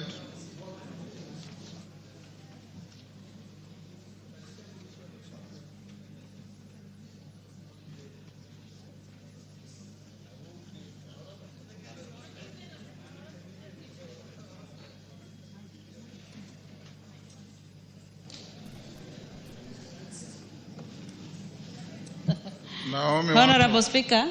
Yes. Pursuant to provisions of Standing Order 4.2a, I rise to give the following statement on behalf of the House Business Committee, which met on Tuesday, 10th June 2025, to prioritize business for consideration during the week.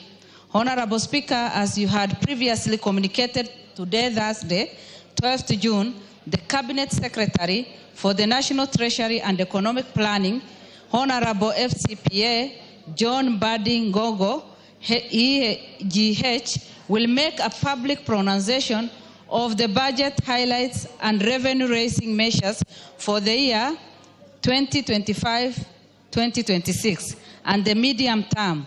In this regard, I wish to remind members that the House is expected to prioritize consideration of the budget-related bills, taking into consideration the statutory timelines applicable to the budget-making process. Honorable Speaker, with regard to business scheduled for Tuesday next week, the House is expected to consider the following bills at various stages.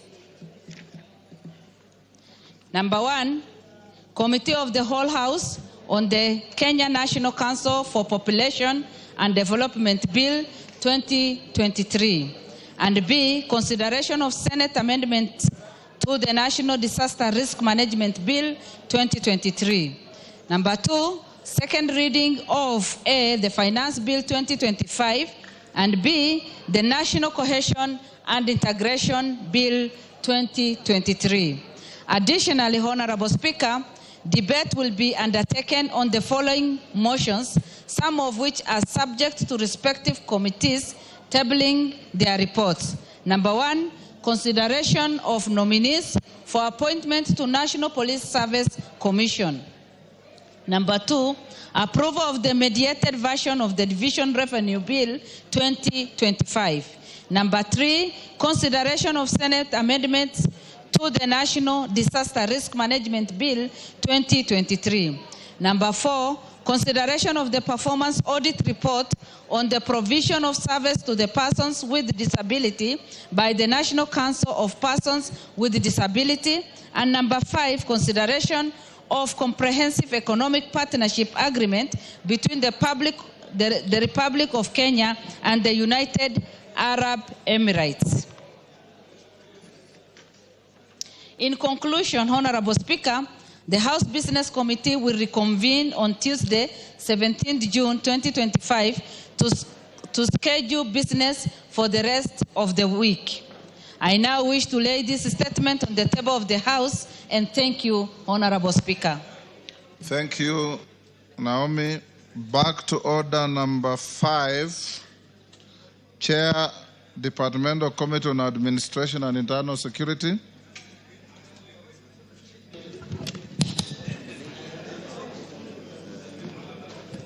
Lay your paper. Yeah. Thank you, Honorable Speaker. Honorable Speaker, I beg to lay the following papers on the table of the House today, Thursday, 12th June 2025. Report of the Departmental Committee on Administration and Internal Security on its approval hearing of the following nominees for the appointment as members of the National Police Service Commission. 1, Ms. Peris Muthoni Kimani, Mr. Benjamin Juma Ima, and Professor Coletta Suda. Thank you. I laid. At order number 6, proceed to give your notice of motion. Thank you, Honorable Speaker.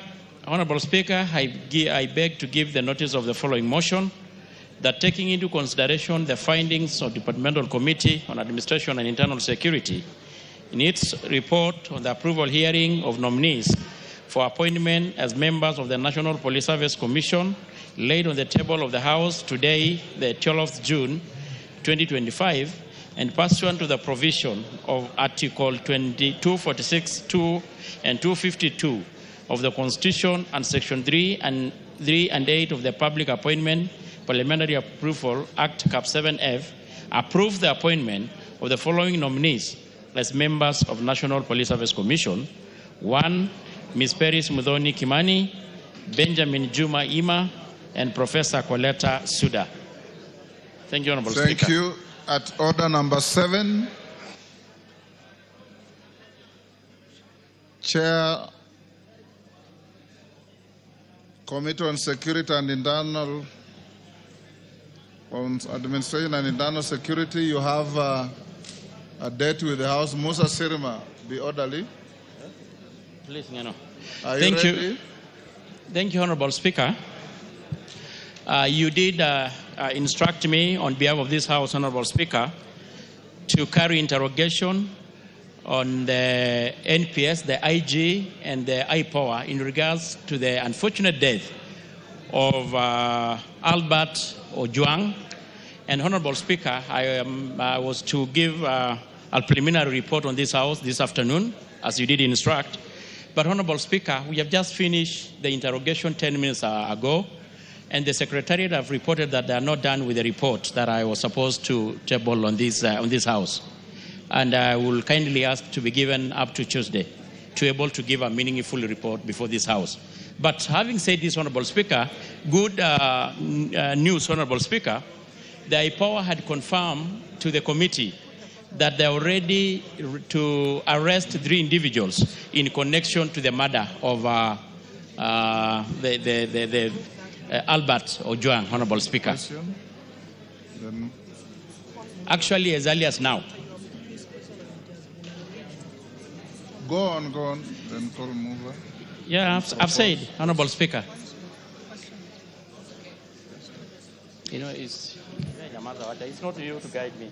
Go on, Tongo, you done? I know, Honorable Speaker, your attention was, of course, disrupted. I've said we are done with the interrogation of IG and IPOA just 10 minutes ago, and the report is not much ready, but I'm happy to report that IPOA had confirmed to us that they are ready to arrest 3 individuals in connection to the murder, as early as actually today. They are even actually looking for IG to give them the police to do the arrest. Thank you. Indeed, I've also been following the proceedings from my chamber, and I know you finished barely 20 minutes ago. Your request is not unreasonable. We will give you to Tuesday. It will be the first issue that will come to the floor of the House. Yes, Deputy Speaker. Thank you, Honorable Speaker. I just wanted to commend the Committee of Internal Security and Administration for the professional manner in which they conducted the interrogation of the DCI and the Interior Ministry in relation to the death of Albert Ojwang. It was not a public gallery theater like that happened in the Senate. They were very clear and very focused and deliberate on ensuring that whatever questions were asked were leading to ensuring that they get justice for the family of Albert Ojwang. So I want to congratulate the committee for their professionalism. Thank you, Honorable Speaker. Members, you know today is a day for special business. The chairman of the committee has said, order.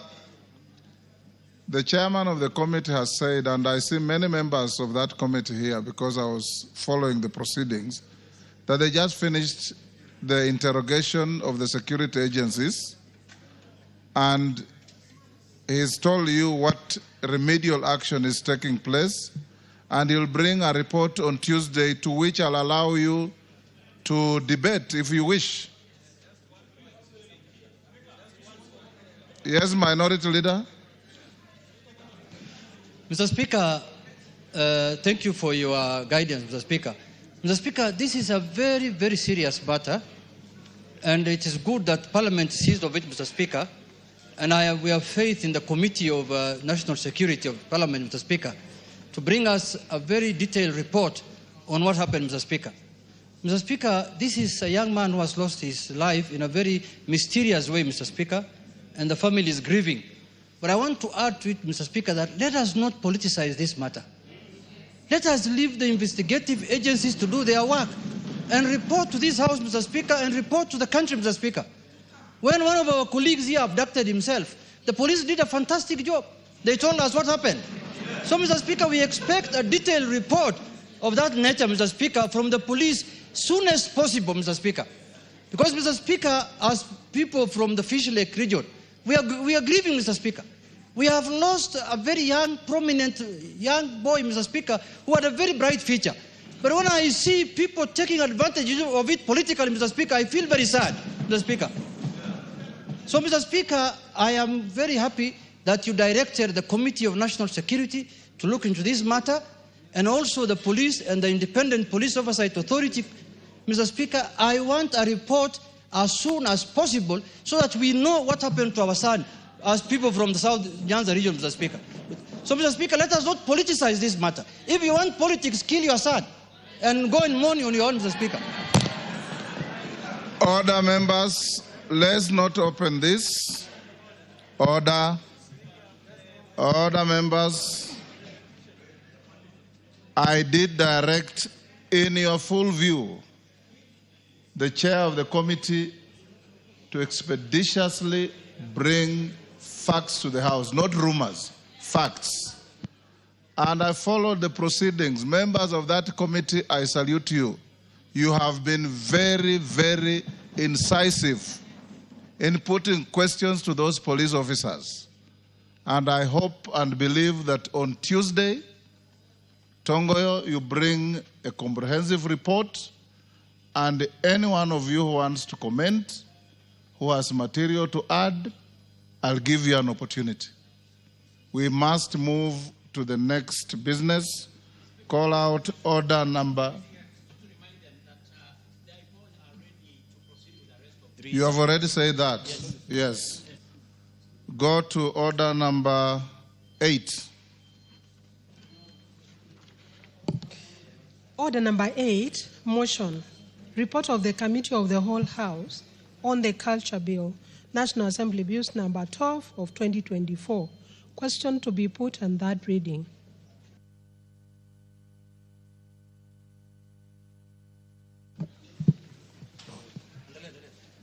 Honourable members, I'll now put the question at order number 8, which is that this House do agree with the report of the Committee of the Whole House on its consideration of the Culture Bill, National Assembly Bill number 12 of 2024. Mover. Honorable Speaker, sir, I beg.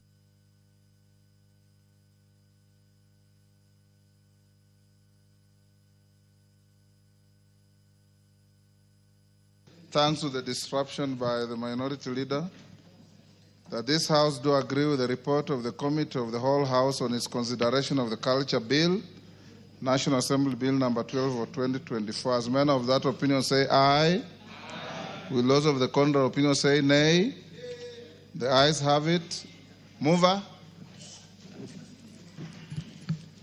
Honorable Speaker, sir, I beg to move that the Culture Bill, National Assembly Bill number 12 of 2024 be now read a third time, and I also request Honorable Catherine Omanyo, a strong member of that group, to second. I second fully because I was involved from A to Z. I beg to I second. Honourable members,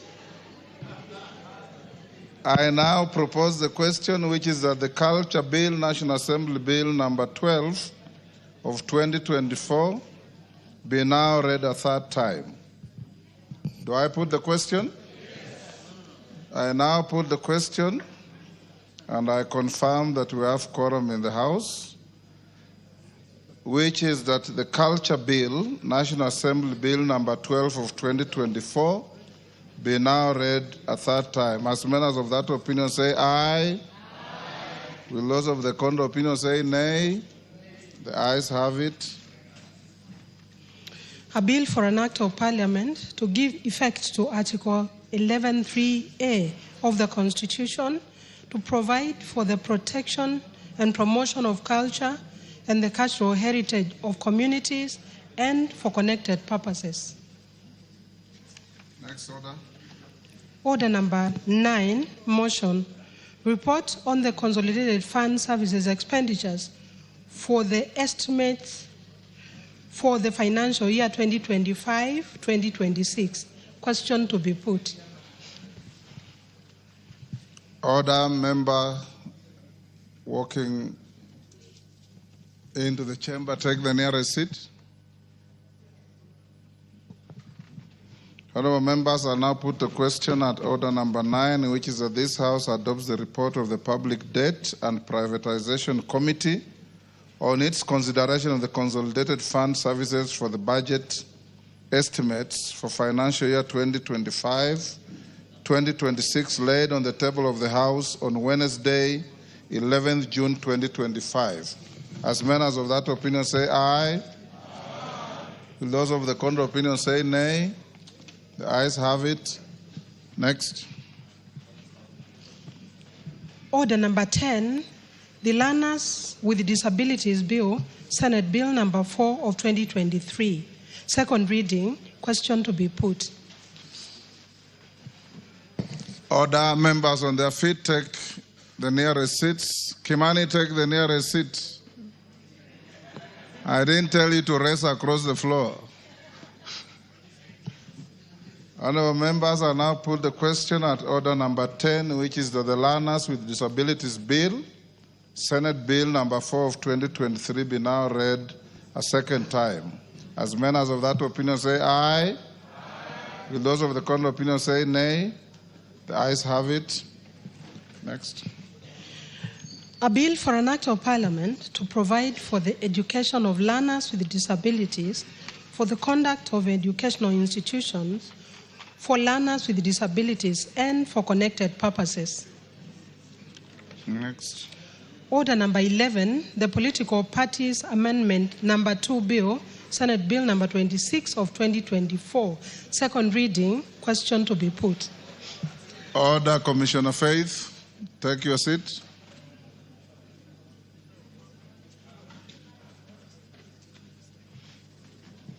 I'll now put the question at order number 11, which is that the Political Parties Amendment number 2 Bill, Senate Bill number 26 of 2024, be now read a second time. As members of that opinion say aye. Will those of the contrary opinion say nay? The ayes have it. A bill for an act of parliament to amend the Political Parties Act, Cap 7D, and for connected purposes. Next, Chair of Budget Committee, you have Finance, you have some papers to lay on the table. Honourable Speaker, I beg to lay the following paper on the table of the House today, Thursday, the 12th of June 2025. A report on the Departmental Committee on Finance and National Planning on its consideration of the Finance Bill, National Assembly Bill number 19 of 2025.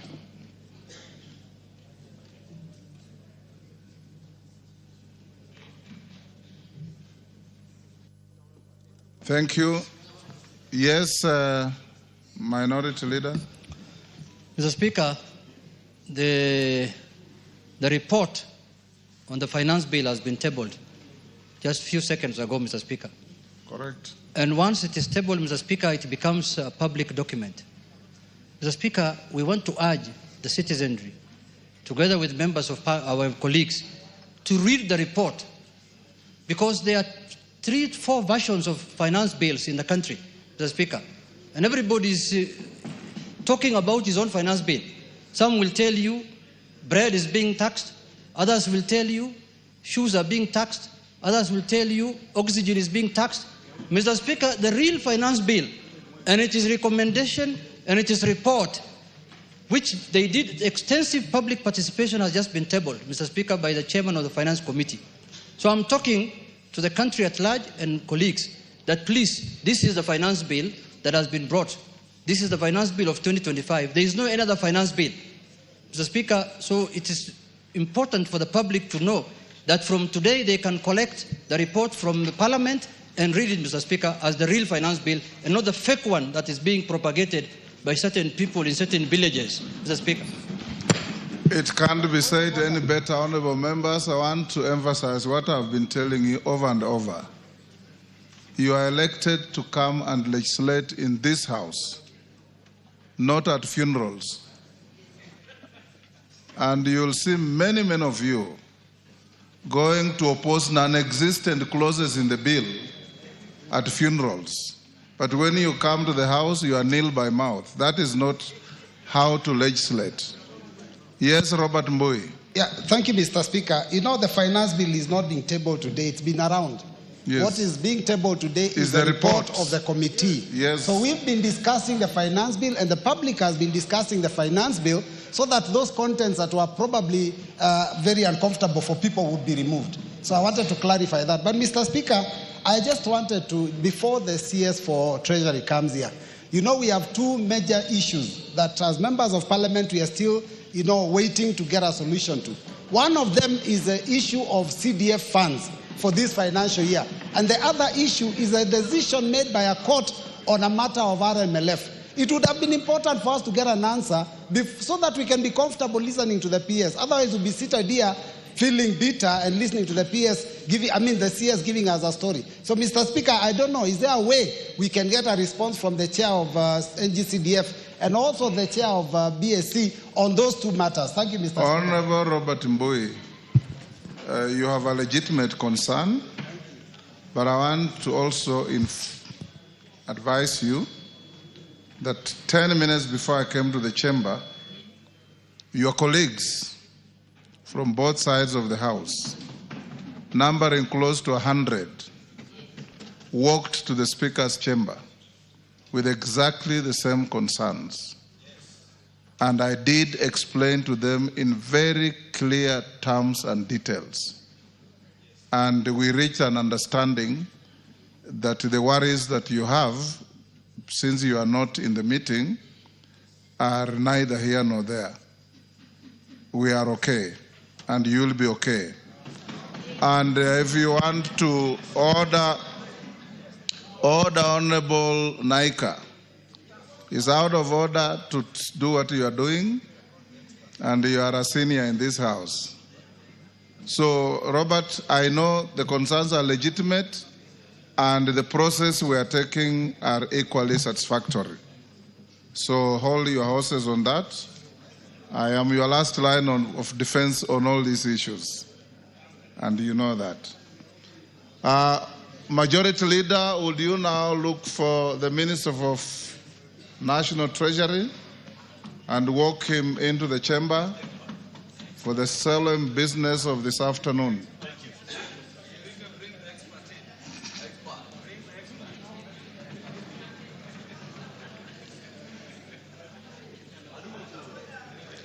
Yes, Rosa Buyu, what is the point of order? Thank you, Speaker. Speaker, I like it that you said the minister, but I also want to add something. Probably you just forgot to mention it, the expert minister. Thank you, Mr. Speaker.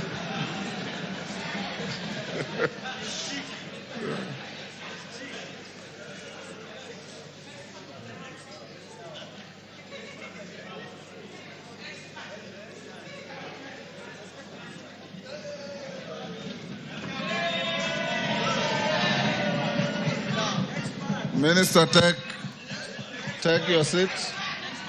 Take your seat. Order. Members on their feet, take your seats.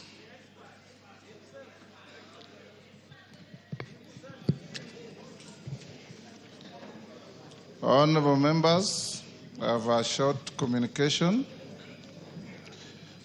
Honorable members, Section 40 of the Public Finance Management Act, Cap 412A, and the Standing Order 244C.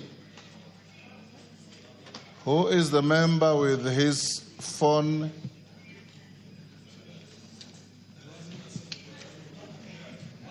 Who is the member behind KJ? Honorable Gonzirai, you are one of the fathers of this house. We forgive you. Okay, other members. Section 40 of the Public Finance Management Act, Cap 412A, and Standing Order 244C require the Cabinet Secretary for the National Treasury and Economic Planning to make a public pronouncement on the budget policy highlights and revenue-raising measures for the national government each financial year. Pursuant to the said provisions, I will shortly interrupt the business of the House to allow the Cabinet Secretary for the National Treasury and Economic Planning to make a public pronouncement on the budget highlights and revenue-raising measures for the national government for the year 2025-2026 and the medium term. In accordance with the standing orders, I have also designated a suitable place in the chamber for that purpose. Honourable members, as we welcome the Cabinet Secretary to the National Assembly, I wish to remind the House that today's event is largely ceremonial. No decision will be required on the speech as the supply period, which commences with the consideration of the budget estimates and concludes with the enactment of an appropriation act, is still ongoing. Having said that, honourable members, and before we proceed, I take this opportunity to acknowledge and recognize the presence of distinguished guests in the galleries of the House today, both the Speaker's Gallery and the Public Gallery. They include members of Cabinet, Principal Secretaries, Chairpersons, and Chief Executive Officers of various parastatals, senior government officials, members of the Diplomatic Corps, and development partners. Honourable members, I also wish to recognize and appreciate the presence of university student leaders and their colleagues from our universities across the country, members of Bunge la Wananchi, representatives of various youth and women groups, a group of traders representing a cross-section of our small-scale business community, including border riders who are with us today. On behalf of the National Assembly and on my own behalf, I welcome all of you to the National Assembly. Before I invite the Cabinet Secretary to make the pronouncement, I wish to remind the House that in accordance with the provisions of Standing Order 244C3, the Cabinet Secretary shall be heard in total silence, without question or clarification being sought by any one of you.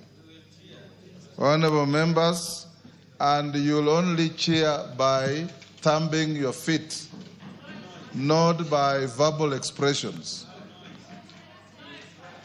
Honourable members, I now interrupt the business of the House to allow the Cabinet Secretary to make a public pronouncement on the budget policy highlights and revenue-raising measures for the national government for the financial year 2025-2026.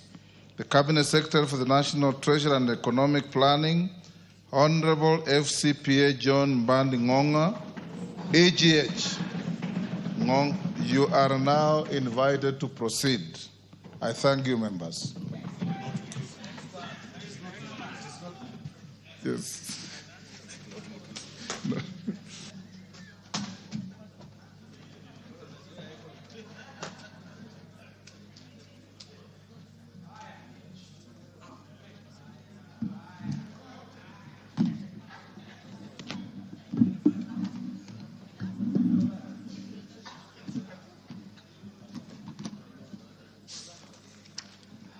Thank you, Mr. Speaker, and honorable members of the National Assembly. I want to thank you, Mr. Speaker, for granting me this opportunity to read budget highlights and revenue-raising measures for 2025-2026.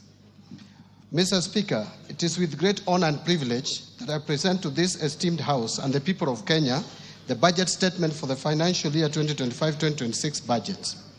I make this statement in compliance with Section 40 of the Public Finance Management Act, Cap 412A, and the Standing Order number 241 of the National Assembly.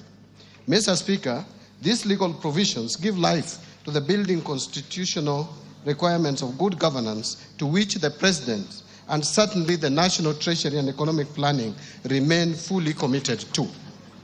Mr. Speaker, at the outset, allow me to express my sincere gratitude to His Excellency, Honorable Dr. William Samoei Ruto, the President of the Republic of Kenya and Commander-in-Chief of the Defense Forces, for the trust he bestowed upon me by appointing me as the Cabinet Secretary for the National Treasury and Economic Planning to to provide leadership in economic and financial affairs of our country. I remain mindful of the aspirations and high expectations of the Kenyan people as I serve in this office. The Constitution protects realization of economic, social, and cultural rights, which includes the rights to adequate food, to adequate housing, to education, right to health, to social security, and to take part in cultural life, to water and sanitation, and also right to work. This budget, Mr. Speaker, speaks to these rights and reaffirms the priority policies and strategies aimed at stimulating economic recovery, articulated in the bottom-up economic transformation agenda, otherwise known as BETTER, while highlighting the achievements over the past 2.5 years in enhancing the livelihoods of Kenyans. At its core, BETTER has adopted a value chain approach, focusing on strategic investment in areas that generate the highest impact, particularly in job creation and income generation at the grassroots level. Mr. Speaker, significant successes have been achieved through targeted intervention and structural reforms. These measures have laid a solid foundation for economic recovery and set us on a path towards long-term growth and stability. Mr. Speaker, let me mention just a few achievements under BETTER. First, the Kenyan economy has remained resilient and registered an average growth of 5.2% for the period between 2023 and 2024, outpacing both global growth of 3.3% and 3.8% for the sub-Saharan African region over the same period. Other macroeconomic fundamentals such as inflation and exchange rates have strongly rebounded and are projected to remain stable. Second, the government has rolled out fertilizer and seed subsidies to farmers across the country, and that has boosted production in key food value chains and revived underperforming or collapsed export crops such as pyrethrum. Since February 2024, Mr. Speaker, a total of 6.5 million registered farmers have benefited from the fertilizer subsidy program. And as a result of these initiatives, the cost of fertilizer has declined by 67% from Kenya shillings 7,500 in 2022 to 2,500 in 2025. While maize production has increased by 38.9% from 61.7 million bags in 2022 to 85.7 million bags in 2024. This is a clear demonstration of the positive impact of our agricultural reforms towards food security and improved household income. Third, to support livelihoods and small businesses, the government has disbursed loans amounting to over 75 billion by the end of May 2025 through the Financial Inclusion Fund, popularly known as the Hustler Fund. This initiative has provided access to affordable credit to over 26 million customers with a strong base of 9 million repeat borrowers and a repayment rate of 79%. A total of 4.5 million borrowers are eligible to be graduated to the mainstream financing institutions. And to build a culture of savings for the future, the fund has also successfully mobilized 4.5 billion in savings from its beneficiaries. Fourth, to enhance the attainment of universal health coverage, the government has expanded social health insurance. And as of May 2025, more than 22 million Kenyans were registered with the Social Health Authority, what we call SHA, representing a remarkable 175% increase in membership compared to the 8 million previously enrolled under the defunct National Hospital Insurance Fund, NHIF. This marks a major milestone, Mr. Speaker, in our health sector reforms and brings us closer to our goal of equitable, affordable, and accessible health care for all. Fifth, in fulfillment of the commitment to deepen home ownership and close the housing gap, the government has facilitated the construction of affordable housing units across the country.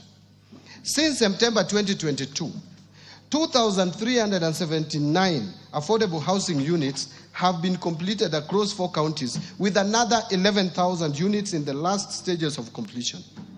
The units have been advertised for sale to the public through the Bomayangu platform. And in addition, there are 148,465 units under active construction across the remaining 43 counties. As part of the program, the government is also supporting the development of institutional housing for the uniformed services and students. Mr. Speaker and honorable members, these efforts have created over 250,000 direct and indirect jobs for Kenyans. In addition, over 11 billion has been ring-fenced for Juakali and MSMEs to support local fabrication of steel doors, windows, and other construction materials. Sixth, to drive digital transformation and inclusion, the government has expanded last-mile fiber optic connectivity to 13,590 kilometers in 2025, up from 8,900 kilometers in 2022, an increase of 53%. Two, established 285 digital hubs across the country, and also increased the number of digitized government services from 350 in 2022 to 20,985 in 2025 through integration with the e-citizen and mobile platforms, ensuring seamless access for all Kenyans. Seventh, to promote access to reliable and competitive energy, the government has expanded energy generation by installing an additional 167 megawatts of electricity from 3,076 megawatts in 2022 to 3,243 megawatts in 2025. This has enabled connection of 932,839 more customers to electricity. The system peak has increased from 2,149 megawatts of electricity in July 2022 to 2,316 megawatts of electricity in February 2025. The total number of customers connected to electricity has increased to 10 million in 2025 from 8.9 million in 2022. Eighth, to boost education and training outcomes in the country as a tool of creating equality in the society, the government has invested significant resources and implemented radical changes in the education sector. And these include resolving the uncertainty around the competency-based curriculum, CBC, launching of the Kenya Education Management Information System to consolidate all existing student registers from early childhood development to institutions of higher learning into a single centralized database. And three, rolling out of a new student-focused higher education focusing model with special emphasis for students from vulnerable families. Additionally, in order to improve the teacher-student ratio, the government has recruited 76,000 teachers, including junior secondary school teachers. Ninth, to enhance domestic and regional connectivity, boost rural productivity, improve urban informal settlements, and reduce urban congestion, this government has constructed an additional 1,574 kilometers of roads and 129 bridges from 2022 to April 30th, 2025. Further, the government has rehabilitated an additional 212 kilometers of roads and periodically maintains 126,177 kilometers of roads. 10th, the government has also made significant progress in expanding social protection through the Inua Jamii Cash Transfer Program. From 2022 to 2025, the number of households with orphans and vulnerable children receiving support has increased by 65% to 428,421. Additionally, persons living with disabilities registered for support grew by 34% to 59,637.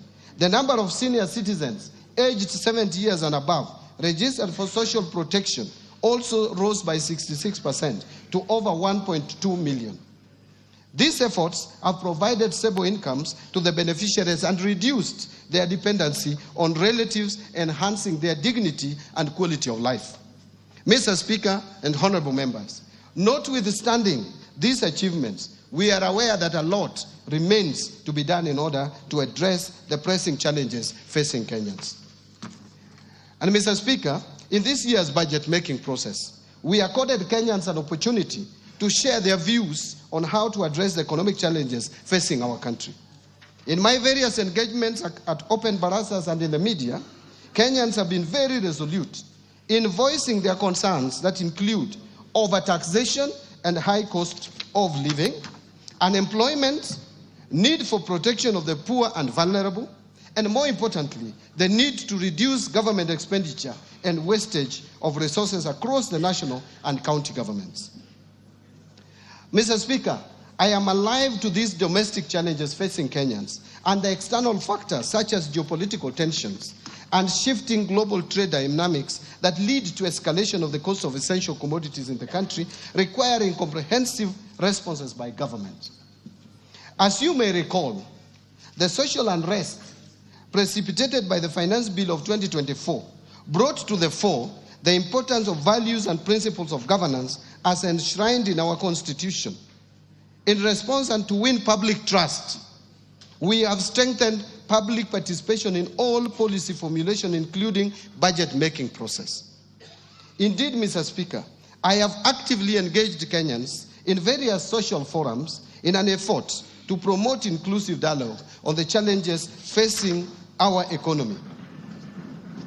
And as a result of these consultations, we have focused on the following broad areas. First, easing tax burden on Kenyans by increasing the pool of taxpayers and enhancing tax compliance. In this respect, the ongoing work on the digitization and automation at the Kenya Revenue Authority, in line with the Kenya's medium-term revenue strategy. Thus, all who are able shall henceforth contribute to financing the operations of government and development of our country. Second, to enhance liquidity in the economy and support small businesses, we have started the process of settling pending bills that have been validated, particularly those related to road construction, which has resulted in resumption of road construction projects across the country. Mr. Speaker, the pending bills verification committee will share their final report by the end of June 2025. This report will be analyzed and recommendations tabled in Cabinet for approval, after which we shall embark on the process of clearing the eligible bills, starting with those related to individuals, businesses, and the micro, small, and medium enterprises, majority of whom have borne the brunt of non-payment. Third, promotion of good governance on public finance matters. Mr. Speaker, Kenyans have expressed concerns about the public debt.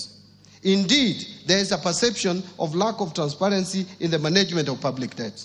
In this regard, I requested the Auditor General to conduct a comprehensive audit of public debt. This audit is currently ongoing, and once completed, the report will be shared with this House. Fourth, there has been public perception and concerns in the past that our budgets tend to be unrealistic.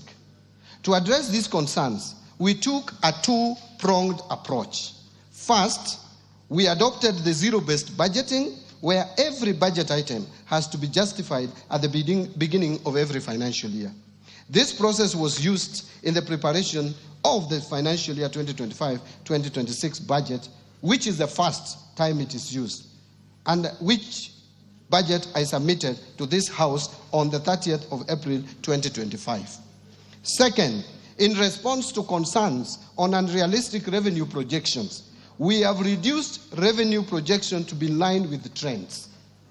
Therefore, Mr. Speaker, revenue projections in the financial year 2025-26 budget and over the medium term are consistent with the growth of the economy.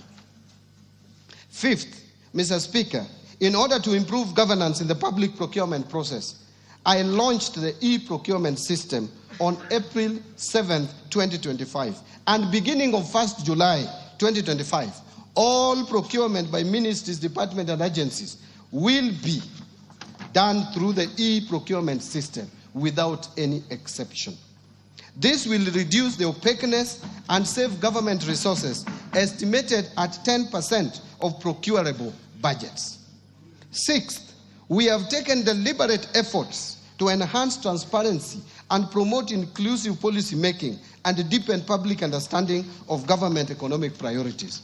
We have not only intensified media engagement through the TV stations and radios, but have also engaged the public in open places like Jivanji Garden, Bunge la Mwananchi, and Mombasa County, where we held a meeting at Swahili Port Amphitheatre. Similar engagements have taken place in other locations in Nairobi, Mombasa, Eldoret, and Nyeri, thereby providing valuable insights and lessons which have been taken into consideration while preparing this budget. Seventh, Mr. Speaker, in order to create additional jobs for the youth, the government has begun rolling out Climate Works, a nationwide program that will engage over 110,000 youth across all 47 counties. The program started last year in Nairobi's informal settlements and has been a great success. Now it is being expanded to the rest of the country. Climate Works is designed as a social support program that gives young people paid work to improve their communities. The youth will help build roads, plant trees, and clean up the environment in their neighborhoods. Thus, through this climate work, the government is not only providing a paycheck to help young people meet their immediate needs, but also offering financial support to help them develop themselves and their families. Indeed, the program enables them to save money and prepare for their next steps, including starting businesses, continuing their education, or finding long-term jobs.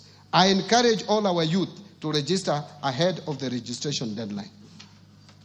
Today, Mr. Speaker, having heard Kenyans loud and clear, we have accommodated their diverse concerns in the financial year 2025-2026 budget.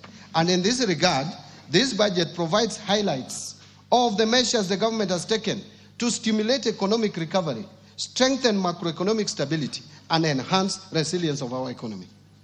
Mr. Speaker, achieving these strategic objectives will require that we pull in the same direction. It is in this context that His Excellency the President has urged us to put our differences aside, build bridges, and focus on implementation of strategic interventions for a better Kenya. Mr. Speaker, in this respect, the theme for this year's budget is stimulating sustainable economic recovery for improved livelihoods, job creation, and business and industrial prosperity in line with better. That is bottom-up economic transformation agenda. That is the theme. Mr. Speaker, as we move forward in the implementation of the government's agenda, we are also conscious of the fiscal constraints that demand our collective attention and thoughtful action. 1, rising demands for increased public spending, which could lead to either higher debt or the need to raise taxes, both of which require careful consideration and balanced decision-making given current public concerns. 2, we face constraints on account of public debt accumulation. Progressively, our debt carrying capacity has narrowed. This calls for prudence and discipline on how we manage and take on new debt. And finally, we face the challenges of mobilizing higher tax revenues as we must balance the need for increased revenues with the need to keep the cost of doing business low to stimulate economic growth. Mr. Speaker, honorable members, these constraints are interlinked, and addressing them effectively requires strategic planning, fiscal discipline, and a commitment to long-term sustainability. In this regard, this budget will continue to implement a fiscal consolidation plan designed towards slowing down the growth of public debt while protecting service delivery to our citizens. Given the limited resources we have made tough choices by curtailing funding to lower priority areas. This has allowed us to redirect our scarce resources towards the better core pillars and enablers, accelerating outcomes for citizens while maintaining pro-poor spending in health, education, and vulnerable groups. Mr. Speaker, the rest of my statement will present the economic context around which this budget is prepared, policy priorities and structural reforms under better, the proposed resource allocations as well as revenue-raising measures that the government will implement in the financial year 2025-2026 budget. And therefore, let me start with the economic policy context. And I will first speak to the global context. Mr. Speaker, 2025-2026 budget has been prepared in the context of heightened uncertainty due to recent tariff wars and the intensification of geopolitical tensions, which continue to pose significant risks to global economies. In this regard and respect, global economic growth is expected to slow from 3.3% in 2024 to 2.8% in 2025, and finally to 3% in 2026. Now, let me come to the domestic economy. Mr. Speaker and honorable members, on the domestic front, the economy has remained resilient, as I stated earlier, recording an average growth rate of 5.2% for the years 2023 and 2024. This performance is higher than the global average of 3.3% and also higher than the sub-Saharan African region average of 3.8% over the same period. This strong growth reflects the impact of sound and deliberate policies, as well as the resilience of our well-diversified economy. These factors have enabled us to withstand significant domestic and external shocks while maintaining a steady path of progress. In 2024, the economy grew by 4.7%, supported by positive growth in all sectors except construction and mining. This growth was lower compared to 5.7% in 2023, mainly due to adverse effects of floods in the second quarter and the anti-finance bill protests in the third quarter of 2024 that disrupted economic activities. In fact, our economy closed down for about 3 months. Mr. Speaker, the government's policy interventions have strengthened the macroeconomic indicators as reflected in the following achievements. Number one, inflation rate has declined to 3.8% in May 2025 from a peak of 9.6% in October 2022. The prices of essential food items, including sugar, milk, maize flour, wheat flour, bread, and rice, among others, have eased. For example, the price of 2 kilograms of sifted maize flour has declined to 156.9 shillings in May 2025 from Kenya shillings 177.7 in October 2022. Similarly, cost of energy and power has also come down over the same period. Second, in response to the decline in inflation, the Central Bank of Kenya has gradually eased monetary policy, lowering the central bank rate from 13% in August 2024 to 9.75% in June 2025.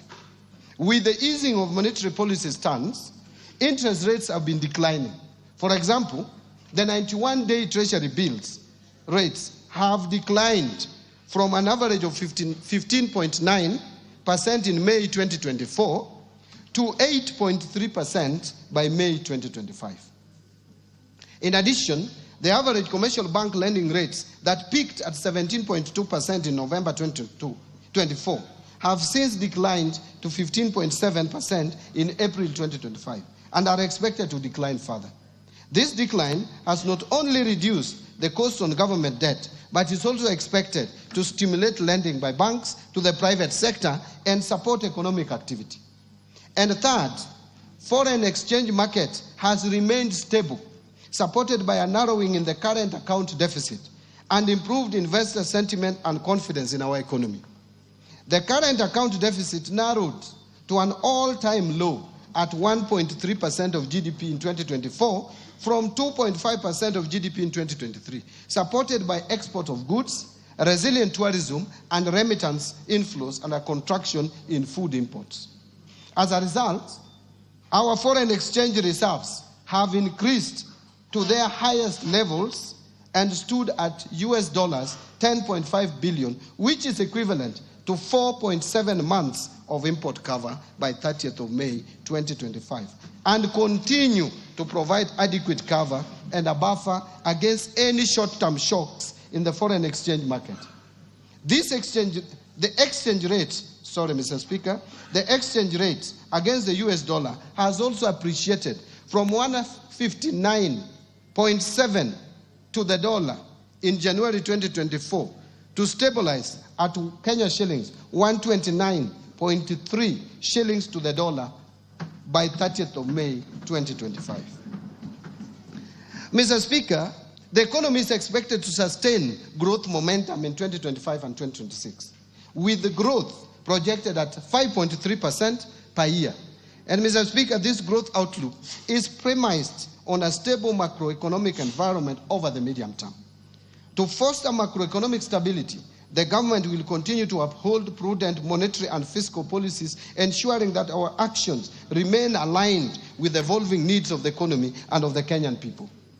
As part of the process, the government will work to ensure that inflation remains within the targeted range, maintain a competitive exchange rate to the dollar, and deliver stable interest rates. Fiscal policy stance over the medium term will continue to support the government's priority programs under BETTER through a growth-oriented fiscal consolidation path. And as such, the fiscal deficit is projected to decline from 5.3% of GDP in the financial year 2023-24 to 2.7% of GDP in the financial year 2028-2029. Mr. Speaker, Kenya's economic outlook faces both external and domestic risks. Globally, trade tensions, financial market volatility, and geopolitical conflicts could reduce Kenya's exports, tourism, and remittances, as well as raise costs of essential commodities. In the domestic scene, extreme weather may impact agriculture, infrastructure, and food security. The government is monitoring these risks closely and will take necessary action and measures to safeguard macroeconomic stability. Mr. Speaker and honorable members, let me now expound on the policy, priorities, and structural reforms that the government is implementing to sustain economic growth and improve livelihood of Kenyans. The priorities are under the bottom-up economic transformation agenda. Mr. Speaker, as I have already affirmed earlier in my statement, government's initiatives under BETTER over the last 2.5 years have resulted in significant successes, notwithstanding a challenging domestic and external landscape. Over the medium term, the government will consolidate the gains already realized to stimulate sustainable economic recovery for improved livelihoods. Towards this end, the government will continue to implement policies, programs, projects, and the interventions geared towards 1. Bringing further down the cost of living, 2. Ensuring food security, 3. Creating jobs, 4. Expanding the tax base, 5. Improving foreign exchange balances, and finally, fostering inclusive growth. Priority will be given to attracting strategic investment across BETTER's 5 core pillars and their enablers, using a value chain approach to enhance production and add value and improve market access. This will be supported by a whole-of-government approach to service delivery. Mr. Speaker, the government will also implement the following interventions to support and accelerate economic recovery. First, continue to uphold macroeconomic stability and strengthen security to ensure a safe and supportive business environment. Second, accelerate the development of key infrastructure, including roads, railway, energy, and water systems to lower the cost of doing business and ease the movement of the people and goods. Third, boost investment in key economic sectors to drive broad-based sustainable growth by advancing agricultural transformation, strengthening manufacturing, promoting environmental conservation and climate change mitigation, revitalizing tourism, and ensuring sustainable land use and management. Fourth, strengthen human capital development by increasing investment in health, education, and targeted social safety nets for vulnerable populations to achieve both social and economic outcomes. Fifth, promote empowerment of youth, women, and persons living with disability through government-funded programs complemented by strategic partnerships with private sector organizations. Sixth, facilitate fiscal decentralization by allocating shareable revenues to county governments to bolster institutional capacity and improve service delivery. And finally and lastly, undertake policy, legal, and institutional reforms to improve efficiency and effectiveness in public service delivery. I want to now turn to a presentation on building resilience against climate change. Here, Mr. Speaker and honorable members, climate change, we all know, is now a global crisis.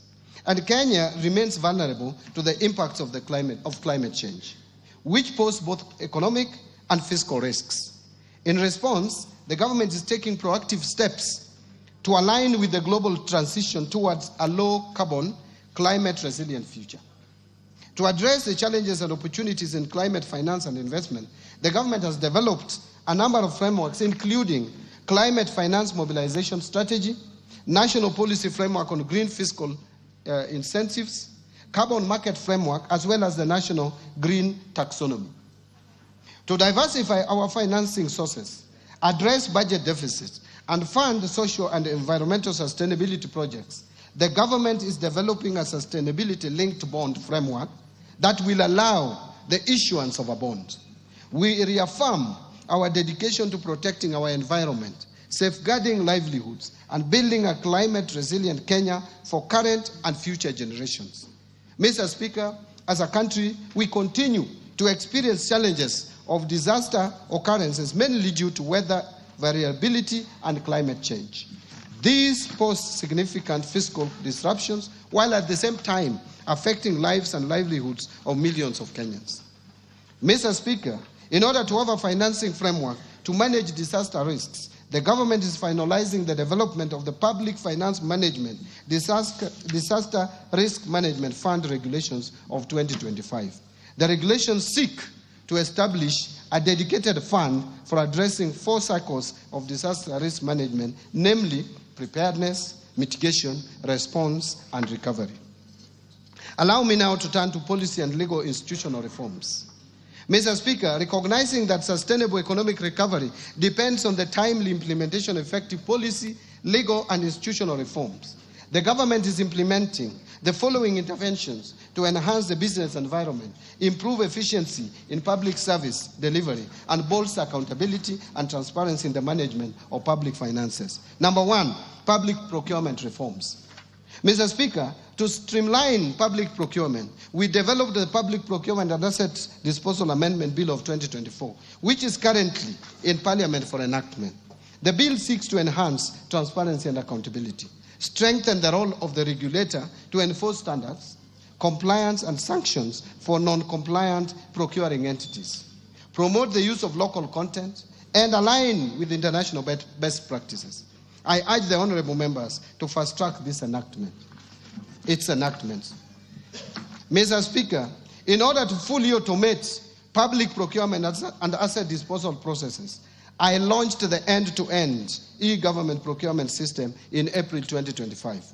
The e-government procurement system is a complete departure from the manual processes, and will lead to increased bidder participation, enhance efficiency in processing of procurement requests, and increased authenticity of procurement documents through integration with various government systems.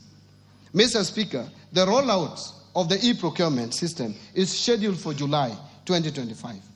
In order to ensure effective use of this system, the National Treasury rolled out the training of end users from procuring entities in both the national and county governments on the e-government procurement system phase 1 modules that cover procurement planning to contract management.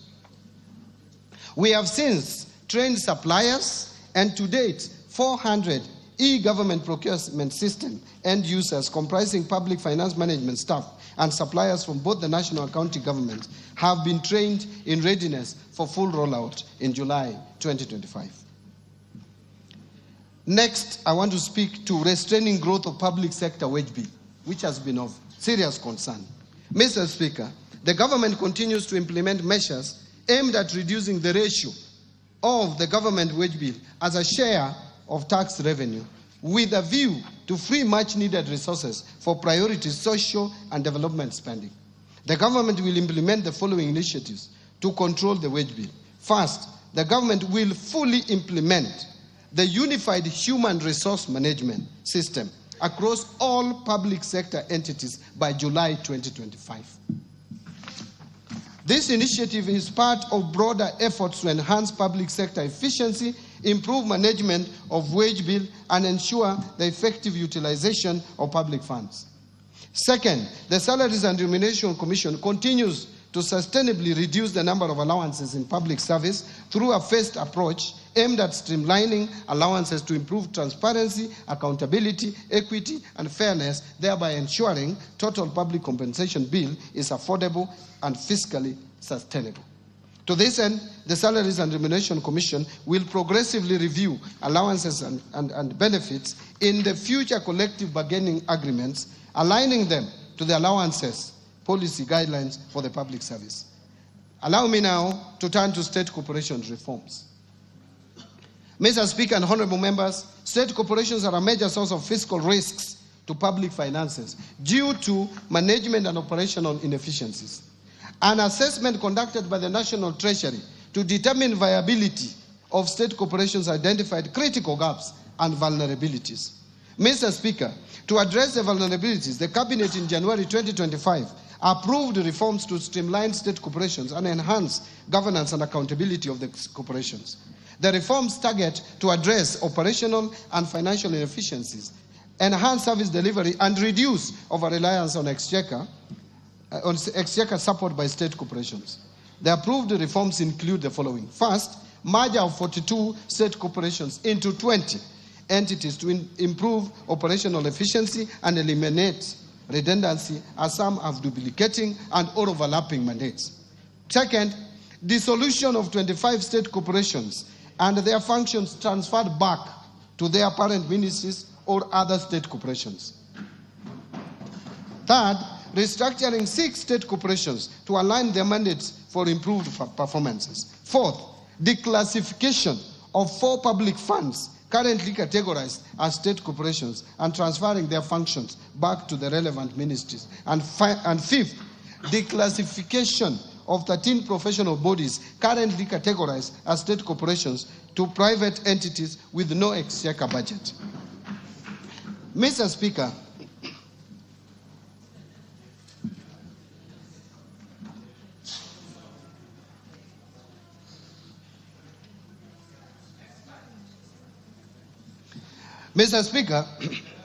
thank you. Mr. Speaker, in order to enhance operational efficiency, improve governance and ownership of state corporations, the government developed the Government-Owned Enterprises Bill of 2024. The bill is part of broader efforts by the government to streamline public enterprises, reduce fiscal risks, and enhance service delivery to citizens. The bill is currently before this August House for consideration. Thank you. I urge honorable members to favorably consider the bill to enable its enactment.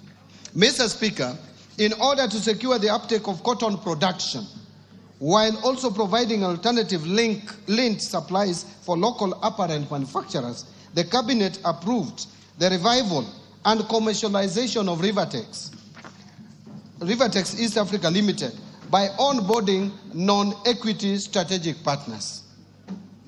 Mr. Speaker, on sugar sector reforms, His Excellency the President reaffirmed his commitment during this year's Madaraka Day celebrations to ensure the prompt payment of sugarcane farmers.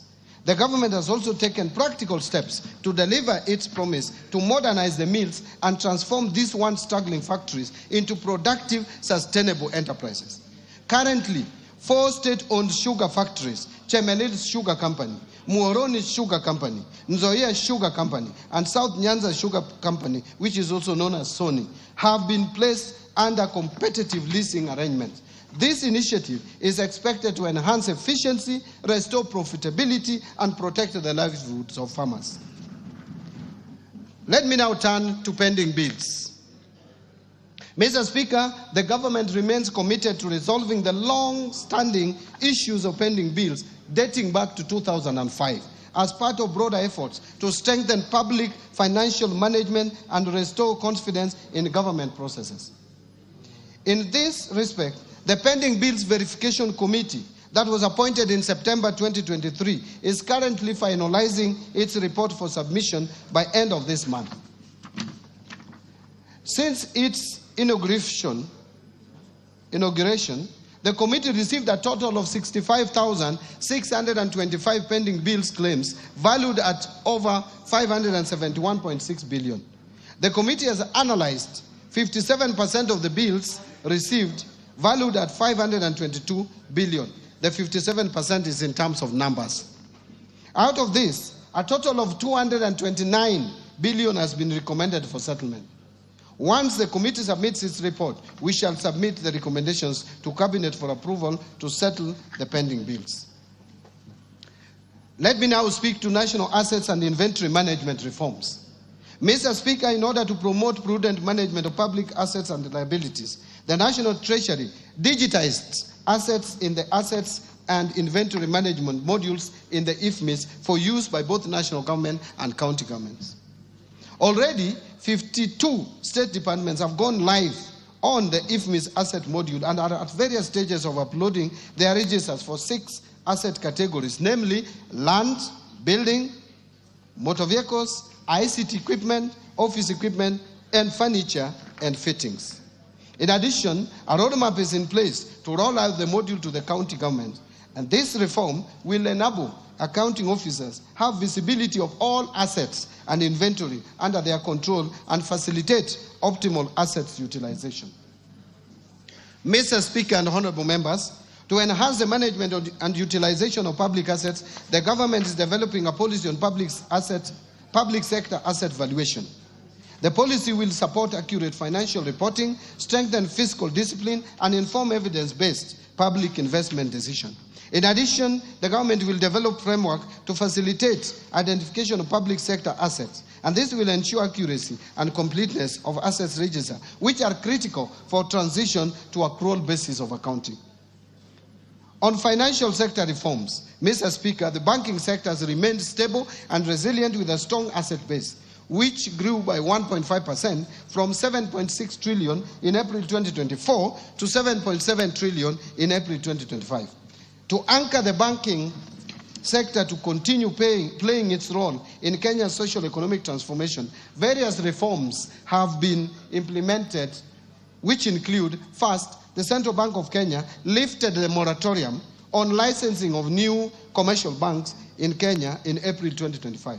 This is expected to attract foreign direct investment in the sector, resulting in competition and consequently reduced lending rates. Second, to promote the greening of banking sector, Central Bank of Kenya in April 2025 issued the Kenya Green Finance Taxonomy and the Climate Risk Disclosure Framework for implementation by the sector. The Kenya Green Finance Taxonomy is a tool to classify whether particular economic activities are green or environmentally sustainable and promote the transition to a low carbon economy.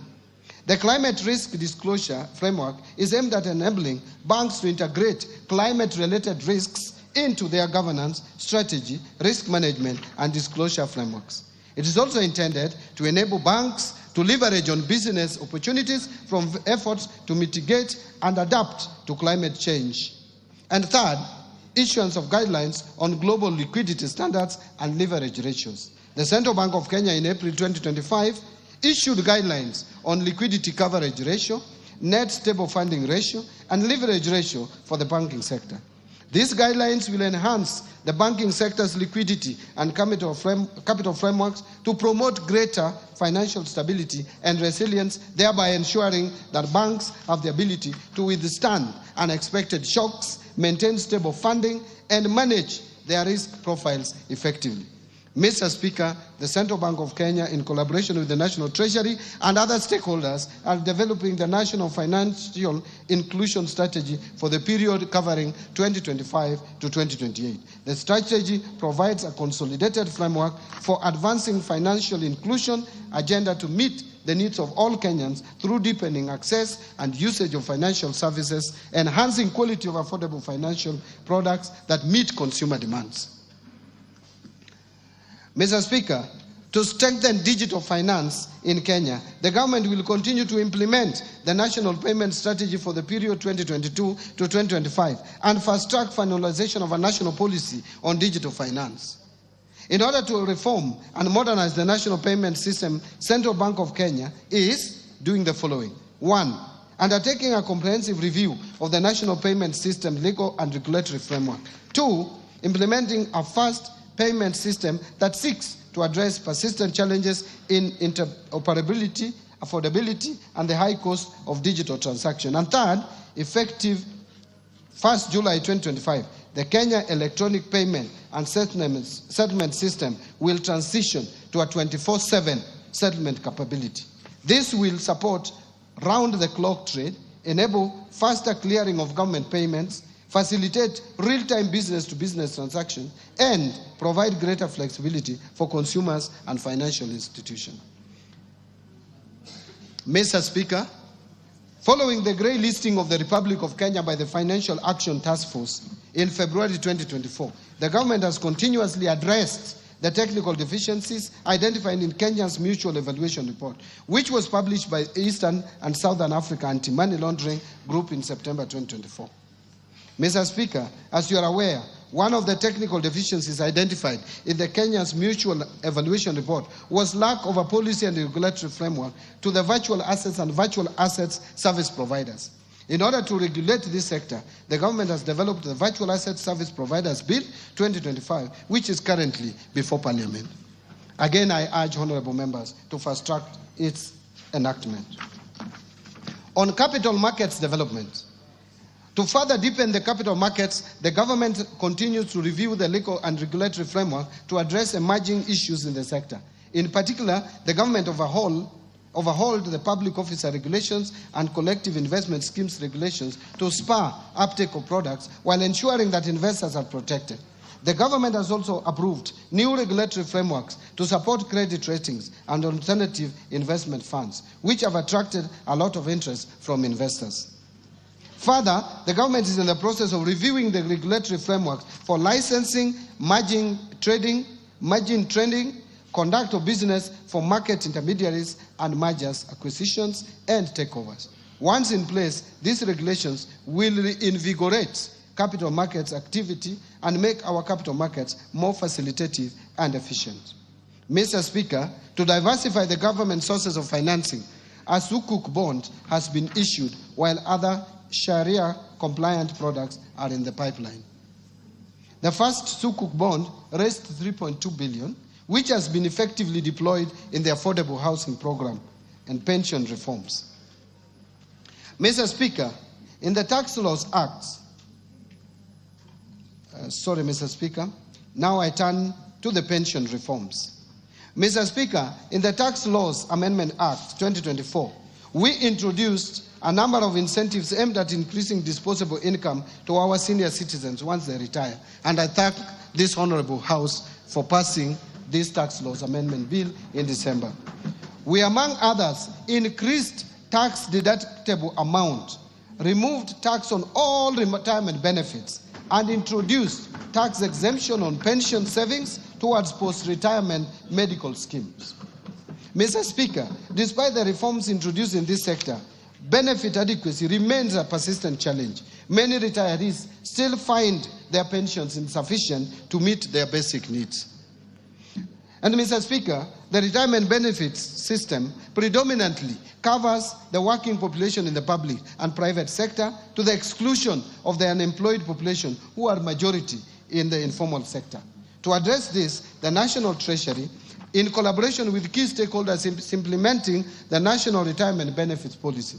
This policy outlines a clear, forward-looking strategy to address long-standing structural challenges, such as fragmented legal frameworks, exclusion of informal sector workers, limited medical cover for the elderly, weak portability mechanisms, and inadequate dispute resolution structures. Mr. Speaker, the government remains committed to to fulfilling its obligations to retired public servants while ensuring that our pension system is modern, inclusive, efficient, and sustainable. In this respect, the government is undertaking reforms aimed at delivering faster, more transparent, and citizen-friendly pension services. Key among these reforms is the re-engineering of the pension management information system, which, together with the launch of a pension self-registration platform, will significantly improve data accuracy, enhance biometric verification, and reduce pension processing time from several months to less than 30 days. These reforms will also ensure real-time claims tracking, and integration with the national identification and payroll system, reducing errors and potential leakages. The re-engineered pension management system is planned for rollout on 1st of July 2025 and will transform pension administration by 1. Enabling ministries, departments, and agencies to submit pension claims online at source through integration with government human resource systems. 2. Allowing pensioners and beneficiaries to access services remotely and track the status of their claims in real time. And 3. Providing automated updates to clients on the progress of their claims through system-generated notifications. On insurance reforms, Mr. Speaker, to facilitate the growth of the insurance industry in Kenya, the government will speed up the approval of the National Insurance Policy and its implementation. The policy will guide the review of the Insurance Act, which has served its purpose, albeit with progressive amendments for the last 30 years. Mr. Speaker, the Insurance Regulatory Authority is undertaking focused training on livestock and crop insurance, targeting farmers and pastoralist communities. These efforts are aimed at improving understanding and access to agricultural insurance as a tool for mitigating climate-related risks and protecting livelihoods of farmers and pastoralist communities. The authority is also conducting a comprehensive money laundering and terrorist financing risk assessment on the vulnerability of the insurance industry. This will aid in the identification of areas of improvement so as to strengthen the supervisory framework. On reforms under the education sector, Mr. Speaker, the National Treasury is committed to upholding the right to education, including free and compulsory basic education as guaranteed under Article 53B of the Constitution of Kenya. While we are cognizant that examinations must be conducted as scheduled later this year, there is need to undertake a critical evaluation of the costing of examination, assess the sustainability of the program in view of the prevailing fiscal constraints, and explore optimal options for delivering national examinations in order to ensure economy and value for money in public spending. Mr. Speaker, a key consideration is the merits of public funding of examination fees for all primary and secondary school candidates, including those from well-off households, as opposed to targeting the vulnerable students in our schools. We should also explore options of making the exercise of delivering national examinations simple and affordable without compromising the credibility of the exercise. To this end, the National Treasury is in consultations with the Ministry of Education on how best to achieve this at a minimal cost possible, including evaluating possible cost-sharing mechanisms. Mr. Speaker, the government remains committed to ensuring access to quality education for all children. In this regard, I assure the public and the 2025 examination candidates of our commitment to provide adequate funding for 2025 national examinations. On the fiscal policy framework, Mr. Speaker, the implementation of 2024-2025 budget has faced notable challenges, primarily following the withdrawal of the Finance Bill of 2024. Its withdrawal, alongside the associated public demonstrations, adversely affected economic activity and disrupted business operations across the country, compounding the fiscal pressures facing the government already. In response, the government undertook a revision of the fiscal framework through Supplementary Estimate Number 1 in August 2024. This revision reflected a lower revenue base following the preliminary outcomes of financial year 2023-24, while also addressing immediate cash flow constraints. These adjustments were critical to ensuring the continuity of public service delivery. Mr. Speaker, in addition to the mid-year economic disruptions, the budget execution has been further constrained by shortfalls in revenue and emerging expenditure pressures. Notably, the implementation of the collective bargaining agreements and funding requirements under the new university education financing model have placed significant demands on the available fiscal space. These challenges have led to cash flow pressures and a buildup of pending obligations, necessitating careful fiscal management and reprioritization. To address these evolving dynamics, the government prepared supplementary budget estimates to accommodate revenue shortfalls experienced during the current fiscal year and accommodated expenditure pressures. On domestic revenue mobilization, Mr. Speaker, in order to support our economic agenda and sustain key government programs, the government continues to implement a balanced mix of tax policy and administrative measures aimed at significantly boosting revenue collection. As part of the process, the government is focused on broadening the tax base while reducing the burden of compliance. In this regard, we have prioritized sectors such as the digital economy, agribusiness, and small and medium enterprises in tax education and outreach programs. In addition, Mr. Speaker, Kenya Revenue Authority continues to embrace modern technology to streamline tax processes, facilitate trade, and enhance voluntary compliance. A key milestone in this journey is the launch of Gava Connect, an open application programming interface platform that enables Kenyan developers to build homegrown solutions for efficient access to tax services. This program enhances service delivery, improves transparency, and strengthens our ability to detect tax evasion. Mr. Speaker, Kenya Revenue Authority has also introduced several digital tools to simplify compliance and boost operational efficiency. One is what we call auto-populated VAT returns for seamless, accurate tax filing. Two, simplified pay returns, accessible via mobile, web, and application program interface. Three, electronic rental income tax system that has enabled transparent rental income declarations. And four, forecourt electronic tax invoice management system integration in the petroleum sector, connecting fuel dispensers to point-of-sale terminals. This enables real-time transmission of sales data to electronic tax invoice management system, simplifying compliance and ensuring greater transparency in fuel transactions. Mr. Speaker, these solutions are more than just tech updates. They are the drivers of economic empowerment and accountability. Indeed, by simplifying tax procedures, developing user-friendly digital platforms, and providing on-the-ground support, Kenya Revenue Authority is nurturing a fair and inclusive tax culture, one that enables businesses to thrive while meeting their obligations. Mr. Speaker, building on the progress made, our focus in the financial year 2025-26 and over the medium term will be to strengthen domestic resource mobilization through the following key initiatives. First, continue with the implementation of the national tax policy and the medium-term revenue strategy to provide a consistent and predictable framework for tax administration and policy formulation. Second, continue with the automation of tax administration processes to improve the overall efficiency of the tax system. And third, enhancing non-tax revenue collection by enabling ministries, departments, and agencies to generate income through the services they provide to the public. Mr. Speaker, as part of our broader fiscal reform agenda, the government is undertaking targeted tax administrative reforms aimed at strengthening our revenue base and promoting inclusive economic growth. These reforms will focus on three key objectives. First, reducing tax expenditures. Mr. Speaker, tax expenditures stood at 3.38% of GDP in 2023. To unlock additional revenue for national government, we must reduce that tax expenditure.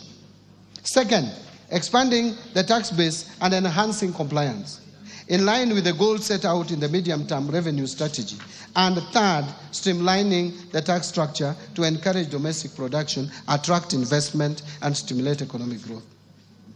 Mr. Speaker, allow me to speak to improving efficiency of public expenditure. Here, Mr. Speaker, in our continued effort to ensure prudent fiscal management, the government will sustain and deepen measures aimed at strengthening expenditure control and enhancing the efficiency and effectiveness of public spending. To this end, the government will implement a series of targeted actions, which include: 1. Utilization of the launched end-to-end procurement system to maximize value for money, enhance efficiency and transparency in public procurement processes. 2. Rolling out of a human resource management system across all national government ministries and departments, as well as county governments, to support better management of the public wage bill. 3. Scaling up the use of the public-private partnerships framework for commercially viable projects to attract private sector participation in public service delivery, what we call PPP. 4. Improving the public service pension administration through rolling out the pension management information system. And 5. Fast-tracking governance reforms in state corporations to strengthen accountability, efficiency, and financial sustainability. I want to now turn to revenue projections.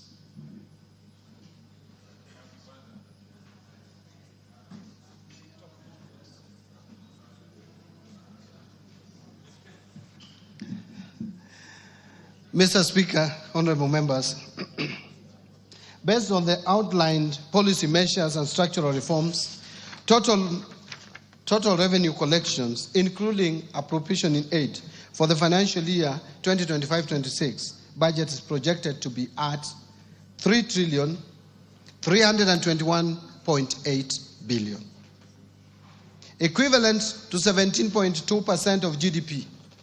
Of this amount, ordinary revenue is projected at Kenya shillings 2,754.7 billion, which is equivalent to 14.3% of GDP.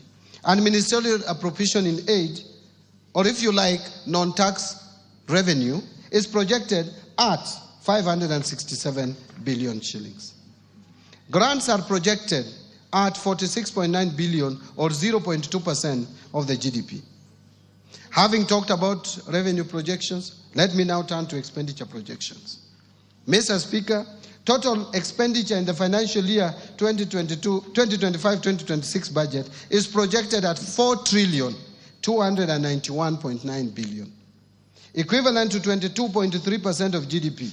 And of this, recurrent expenditures will amount to 3,134.4 billion, equivalent to 16.3% of GDP. And development expenditures, including allocations to domestic and foreign finance projects, contingency fund, and equalization fund, will amount to 693.2 billion, equivalent to 3.6% of GDP. Total allocation to county governments is projected at 474.9 billion, of which equitable share is 405.1 billion. Fiscal deficit and financing.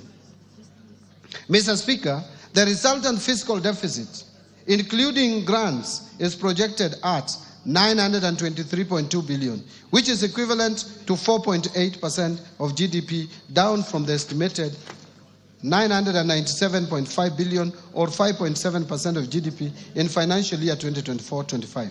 The fiscal deficit for the financial year 25-26 budget will be financed by net external borrowing of 287.7 billion, equivalent to 1.5% of GDP, and net domestic borrowing of 635.5 billion, which is equivalent to 3.3% of GDP.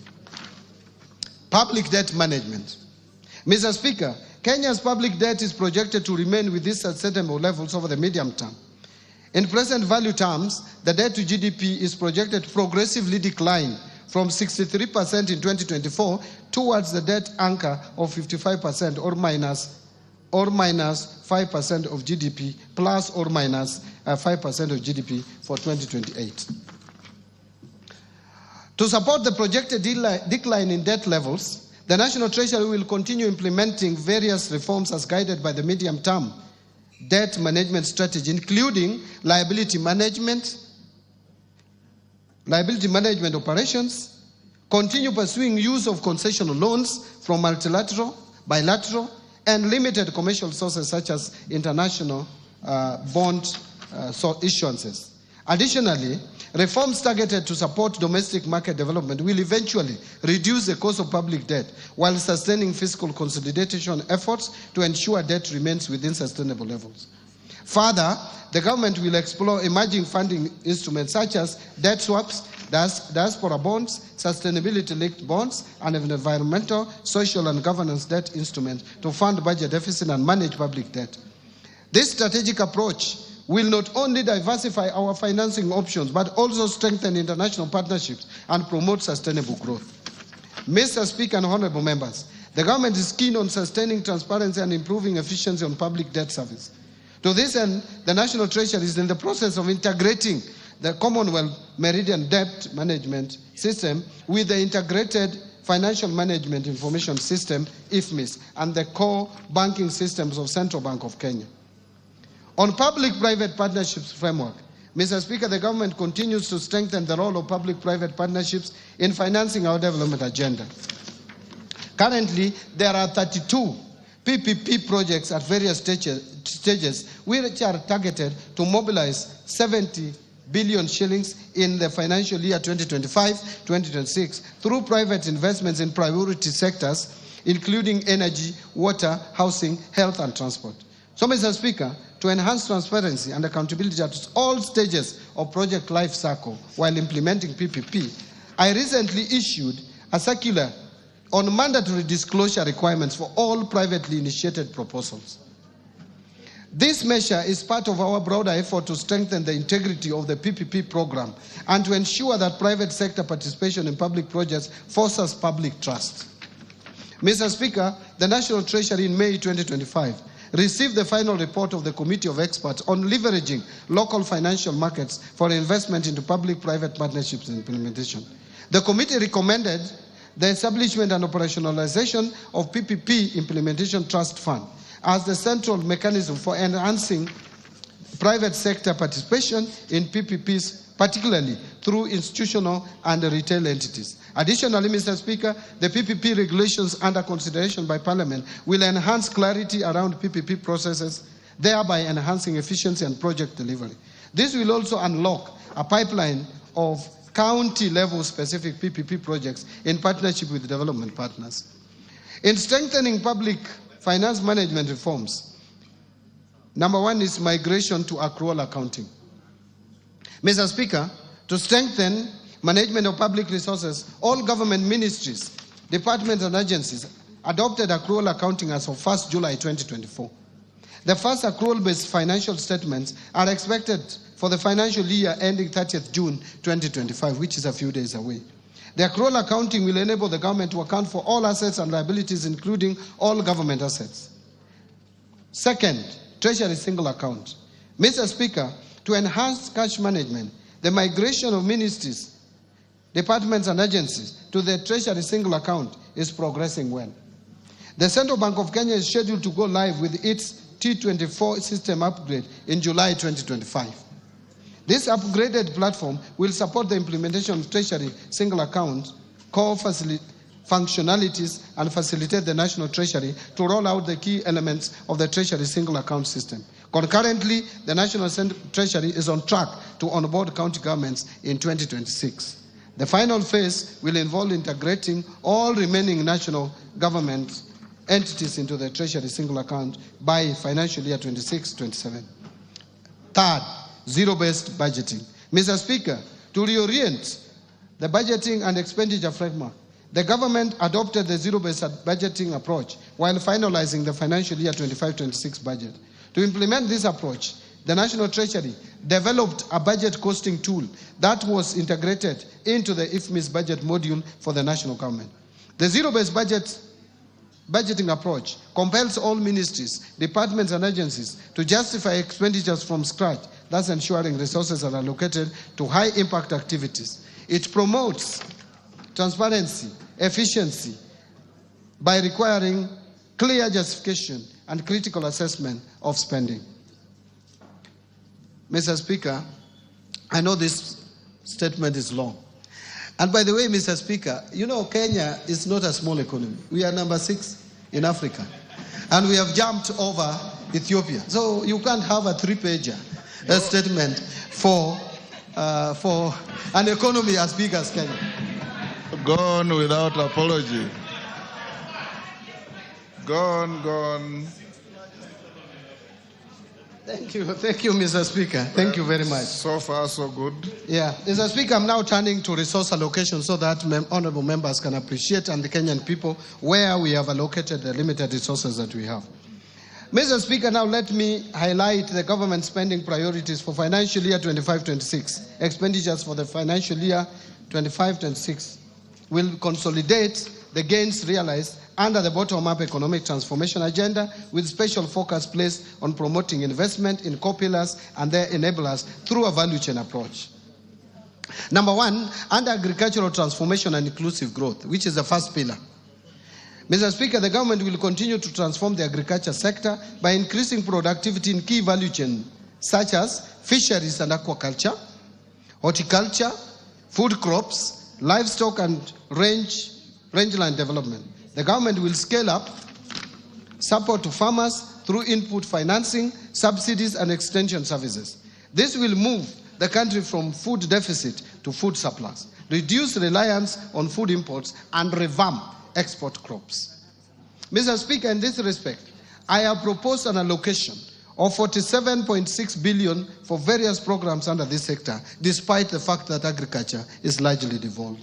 This includes 8 billion for the fertilizer subsidy program, 10.2 billion for the National Agricultural Value Chain Development Project, 800 million for small-scale irrigation and value addition project, 1.2 billion for food security and crop diversification project, and 5.8 billion for the food systems resilience project.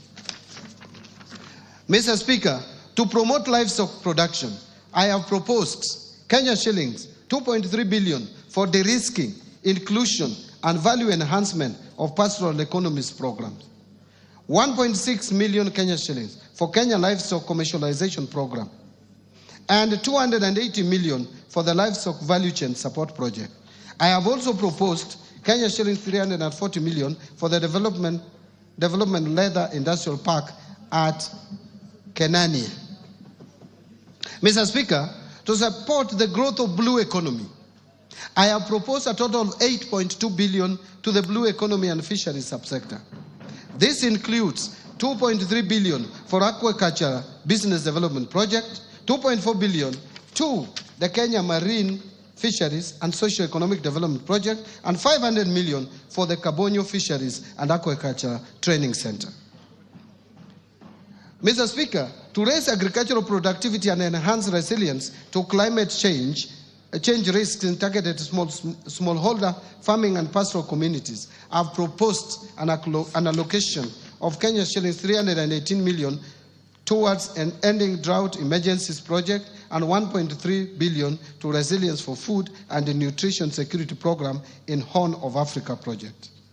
Mr. Speaker, the government is also committed to land reforms to address historical inequalities, promote equitable access, and ensure sustainable land management. To this end, I have proposed a sum of 3.8 billion for settlement of the landless. I have also proposed 1.1 billion for processing and registration of title deeds, another 712 million for digitization of land registries, another 200 million for georeferencing of land parcels, and 220 million for construction of land registries to safeguard legitimacy of land ownership. The next pillar is transforming the micro, small, and medium enterprises economy. Mr. Speaker, the government recognizes the challenge of accessing affordable credit by most micro, small, and medium enterprises, and Kenyans at the bottom of the pyramid. To address this challenge, I have proposed an additional allocation of 300 million to the Financial Inclusion Fund, popularly known as the Hustler Fund, to scale up access to credit for households and MSMEs. I have also proposed an additional 308 million for the Youth Enterprise Development Fund, 550 million for the Center for Entrepreneurship Project, and 1.3 billion for Rural Kenya Financial Inclusion Facility. Under housing and settlement, which is the other pillar, Mr. Speaker, the government is committed to facilitating the construction of decent, safe, and affordable houses for Kenyans. Through the affordable housing program, the government is creating jobs for the youth directly in the construction sector and indirectly through the production and supply of building products. To continue supporting this initiative, I have proposed an allocation of 128.3 billion for the housing, urban development, and public works subsector.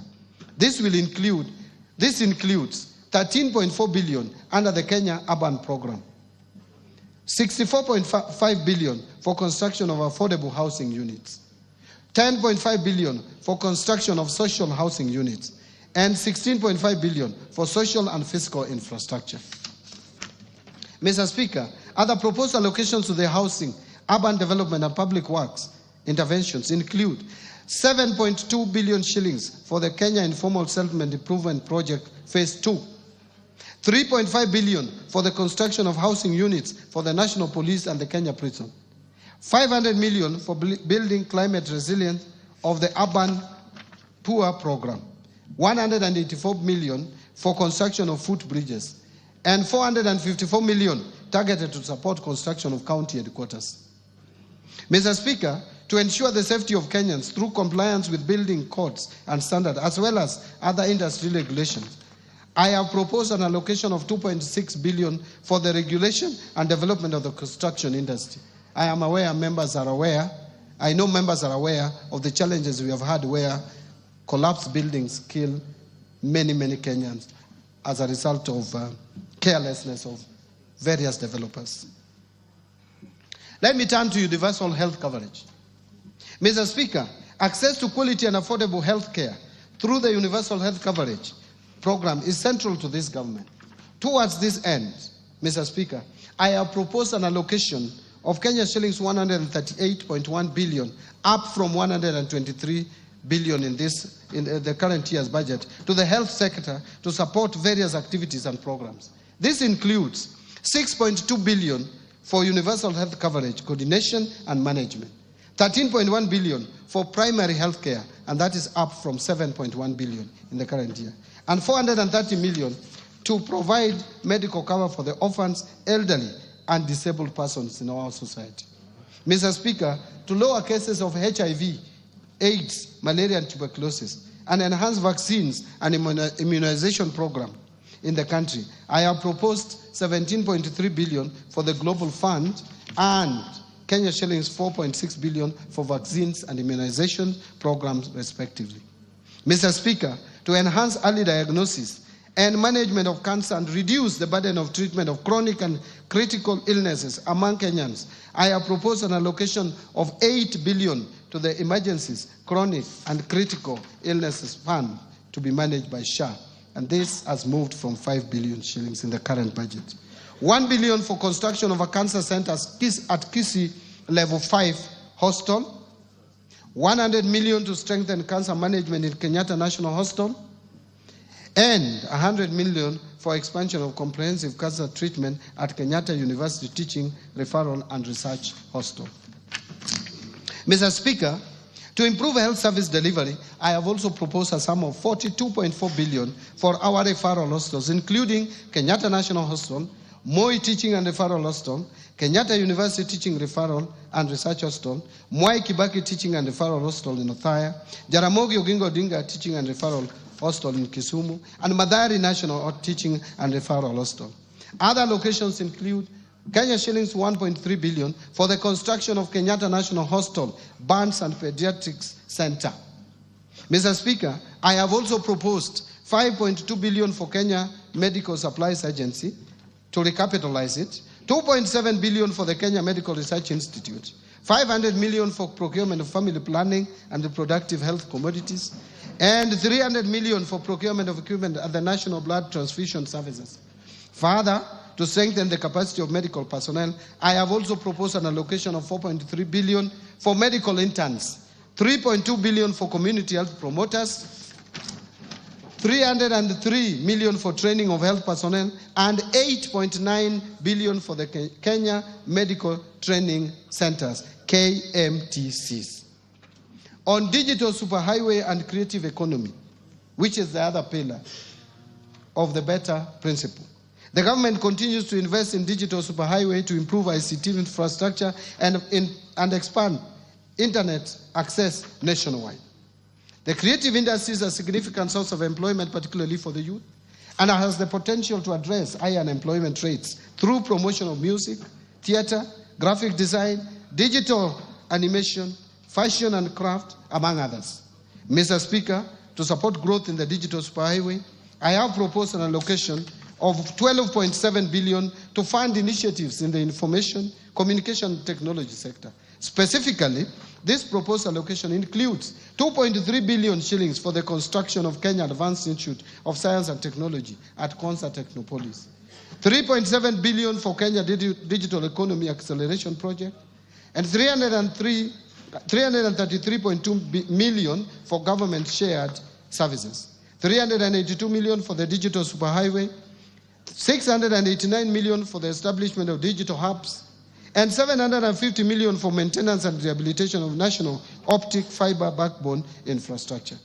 In order to fast-track the development of the Konza Technopolis city, I have proposed an allocation of 3.1 billion for Konza data center and smart city facilities.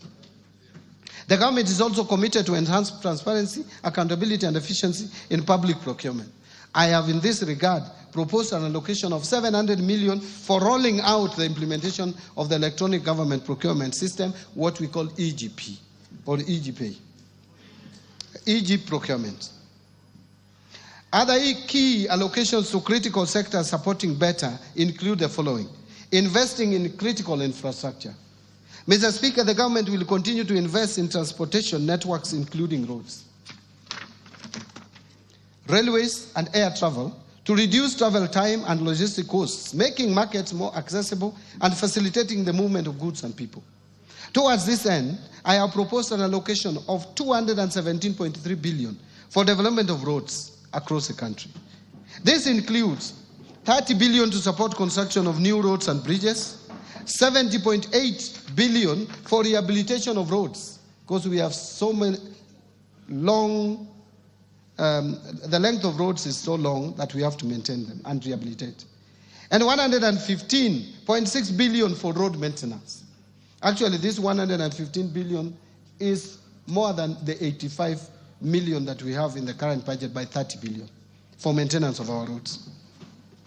Mr. Speaker, to expand railway transport and its infrastructure, I have proposed an allocation of 38 billion shillings. I have also proposed an allocation of 450 million for the Kenya ferry ramp in Mombasa, 331 million for Nairobi bus rapid transport project, and 298.7 million for promotion of e-mobility projects. To facilitate movement of goods and people in our inland waters, I have also proposed an additional 110.4 million for acquisition of ferries for Lake Victoria. Mr. Speaker, to scale up production of reliable and affordable energy, I have also proposed an allocation of 62.8 billion to cater for key energy interventions. This includes 31.6 billion for the national grid system, 16.3 billion for rural electrification, 11.6 billion for development of geothermal energy, 2.1 billion for alternative energy technologies, and 743 million for development of nuclear energy. Let me now talk about improving education outcomes. Mr. Speaker, the education sector plays a vital role in economic development by enhancing human capital, driving innovation, and improving productivity. To this end, the government continues to invest in education to raise learning outcomes and ensure equal opportunities for all. Mr. Speaker, I have proposed a total allocation of 702.7 billion to the education sector, which is almost 28% of our entire budget. This will include an allocation of 387.2 billion to the Teacher Service Commission. The allocation for TSC will include 7.2 billion for recruitment of intern teachers and 980 for capacity building of teachers on competence-based education curriculum. Further, I have proposed an allocation of 7 billion for free primary education, 28.9 billion for junior secondary school capitation, and 51.9 billion for free day secondary education. In addition, Mr. Speaker, I have also proposed an allocation of 5.9 billion for administering the national examinations, 3 billion for the school feeding program, and 7.2 billion for the recruitment of infant teachers. I think that one I'd already mentioned, that's a repeat, and 4 billion for the technical, vocational, educational training and entrepreneurship project. Mr. Speaker, to enhance infrastructure development and provide a safe learning environment in our schools, I have proposed an allocation of 1.7 billion for primary and secondary schools infrastructure, and 1.4 billion for construction and equipping of technical training institutes and vocational training centers. In addition, I have proposed 13.3 billion for the Kenya Primary Education Equity in Learning Program, and 2.3 billion for the Kenya Secondary School Quality Improvement Project. Mr. Speaker, other proposed allocations to the education sector include 993 million for research, science, technology and innovation, 41.5 billion to the Higher Education Loans Board for provision of loans to university and TVET students, and this has increased from 35 billion to 41.5 billion for health. Another 16.9 billion for scholarship for university students, and 7.7 billion capitation and scholarship for TVET students. In supporting manufacturing for job creation, Mr. Speaker, to continue promoting local industries, I have proposed an allocation of 18 billion under various implementing ministries, departments and agencies. Out of this, 4.5 billion will support establishment of county integrated agro-industrial parks in various counties. 2.8 billion for supporting access to finance and enterprise recovery, what we call SAFER project. 602 million for a development of Athi River Textile Hub. 705 million for establishment of flagship export processing zones hubs. 504 million for development of special economic zone textile park in Naivasha. And 798 million for Kenya jobs and economic transformation.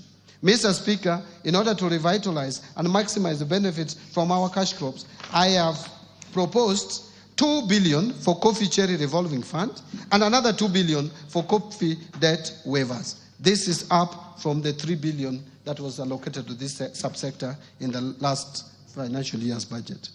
Another 1.5 billion for sugar sector reforms, and 120 million for modernization and revitalization of cotton ginneries, and 245 million for horticultural produce compliance enhancement project.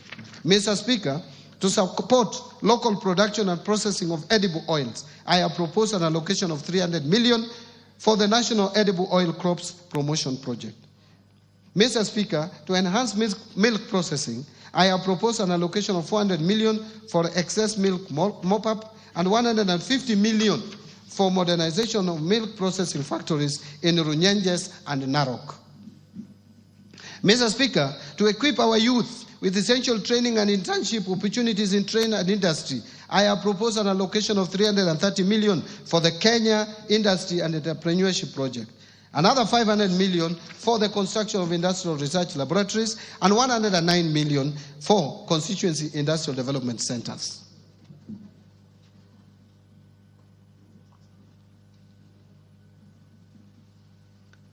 Now let me speak to improving security.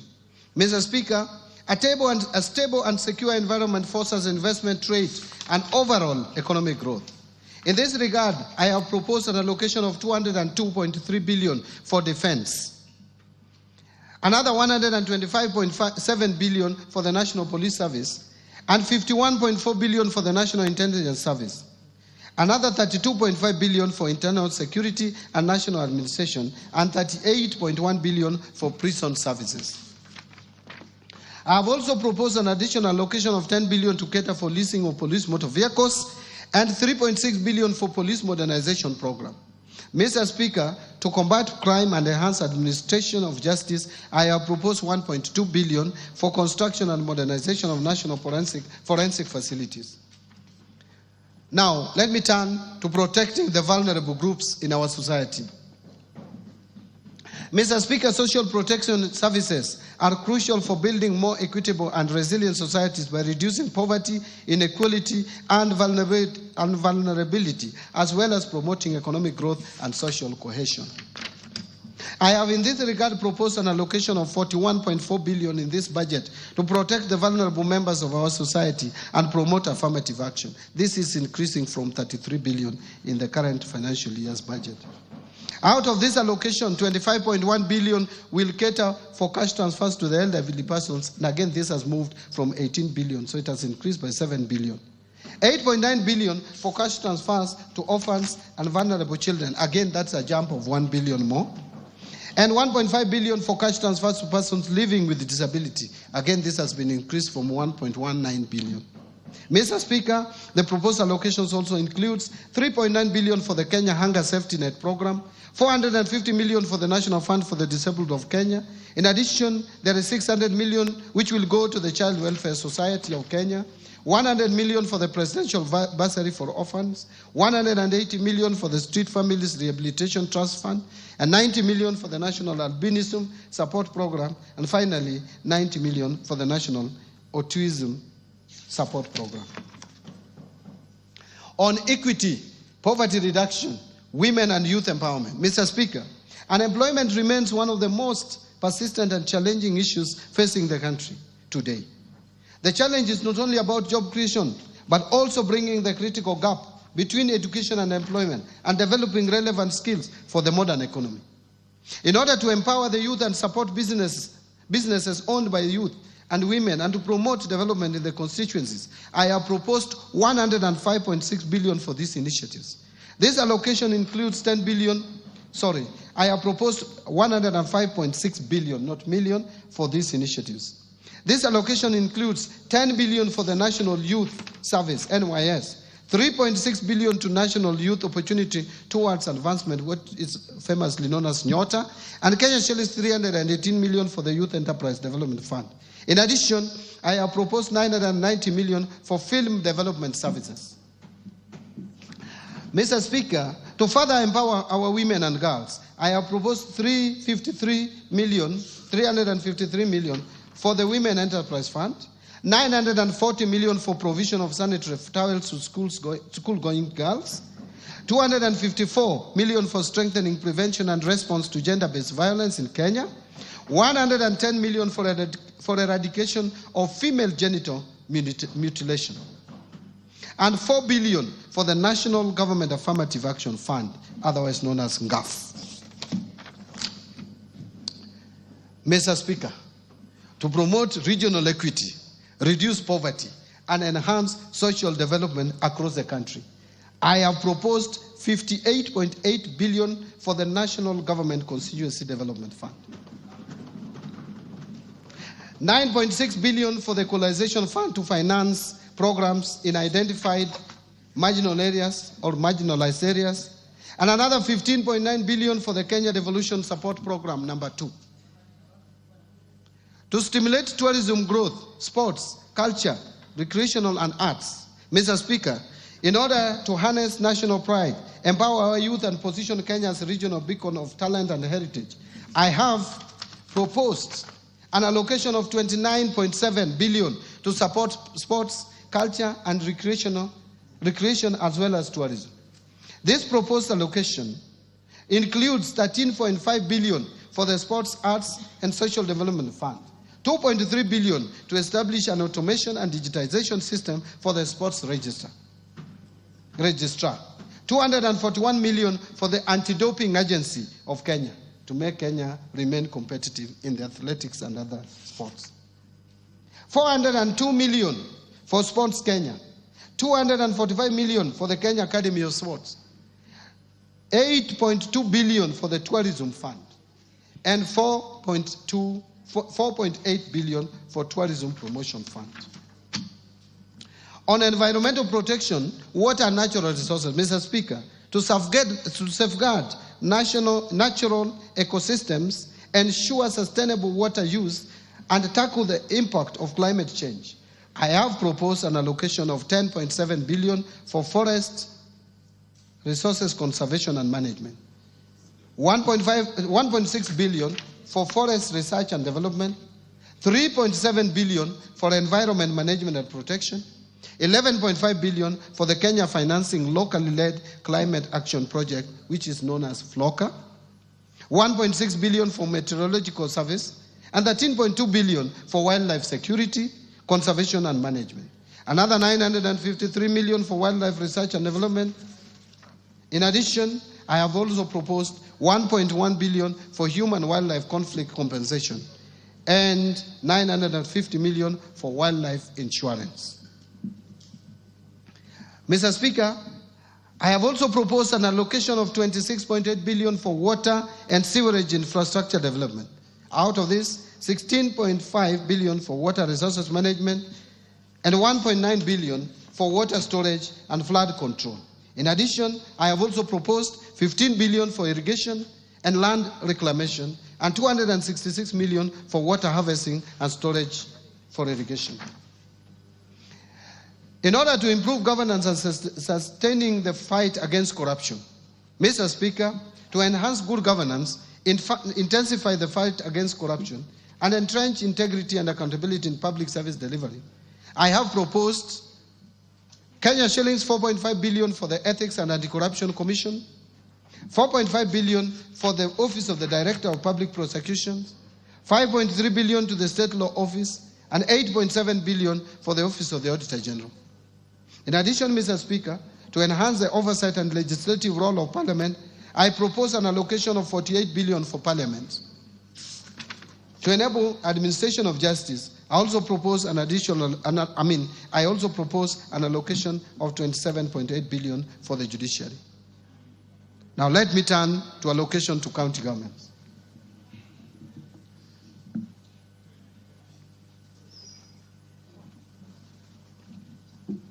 Mr. Speaker, to support devolution, county governments will receive 405.1 billion in the financial year 2025-2026 as an equitable share of revenue raised nationally, an increase of 17.6 billion from Kenya shillings 387.4 billion in financial year 24-25.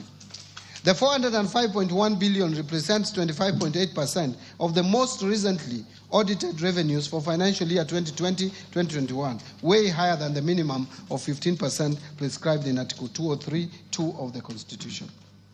In order to ensure food and nutrition security, infrastructure development, improved water and sanitation systems, among others, county governments will receive an additional 69.8 billion as additional allocations. Equalization Fund. Mr. Speaker, to support implementation projects in the marginalized areas, 7.85 billion has been proposed as an allocation to the Equalization Fund in the financial year 2025-2026, and an additional 2.74 billion to settle outstanding arrears owed to the fund. Mr. Speaker, now allow me to speak to measures to enhance county government's own source revenue. Mr. Speaker, the own source revenue policy recommended the development of a national framework legislation to regulate the introduction of taxes, fees, and charges by county governments. Consequently, the National Treasury and other stakeholders developed the County Government Revenue Raising Process Bill, which is currently before Parliament for consideration. Again, I urge the Honourable House to consider the bill and prioritize its enactment. Mr. Speaker, now let me turn to taxation measures. Mr. Speaker, I will now turn to tax policy measures supporting the financial year 2025-2026. These measures include proposals contained in the Finance Bill 2025, as well as the customs duty measures agreed upon by the East African Community Ministers for Finance during the East African Community pre-budget meeting held in May this year, which I personally attended. These measures are set to take effect from 1st July 2025. Mr. Speaker, the freedoms we enjoy in this country have not come easy. In the last couple of years, Kenyans have spoken clearly and loudly on the desired direction in development of policy and governance of taxation. In 2023, the minority side in Parliament, supported by the efforts of the then ODM chairman, protested against the Finance Act of 2023.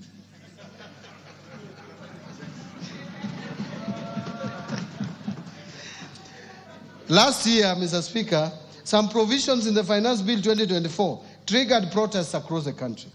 These actions in the 2 years regrettably resulted in the loss of lives and destruction of property and adversely impacted economic lives of many. In the remembrance of our fellow Kenyans who lost their most precious lives during these protests, allow me, Mr. Speaker, that we observe a minute of silence in their remembrance. Will you be upstanding?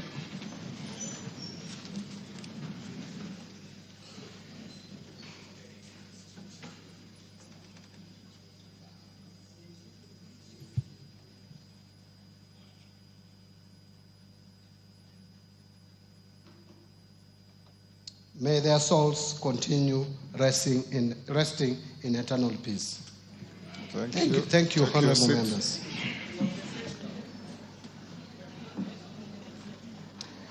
Mr. Speaker, no life should be lost and no property should be destroyed again. The message from Kenyans was clear. Since I took office at the National Treasury and Economic Planning, I assured Kenyans that we shall strive to reduce tax burden. In this respect, the Finance Bill of 2025 has neither proposed new taxes nor raised any tax rates.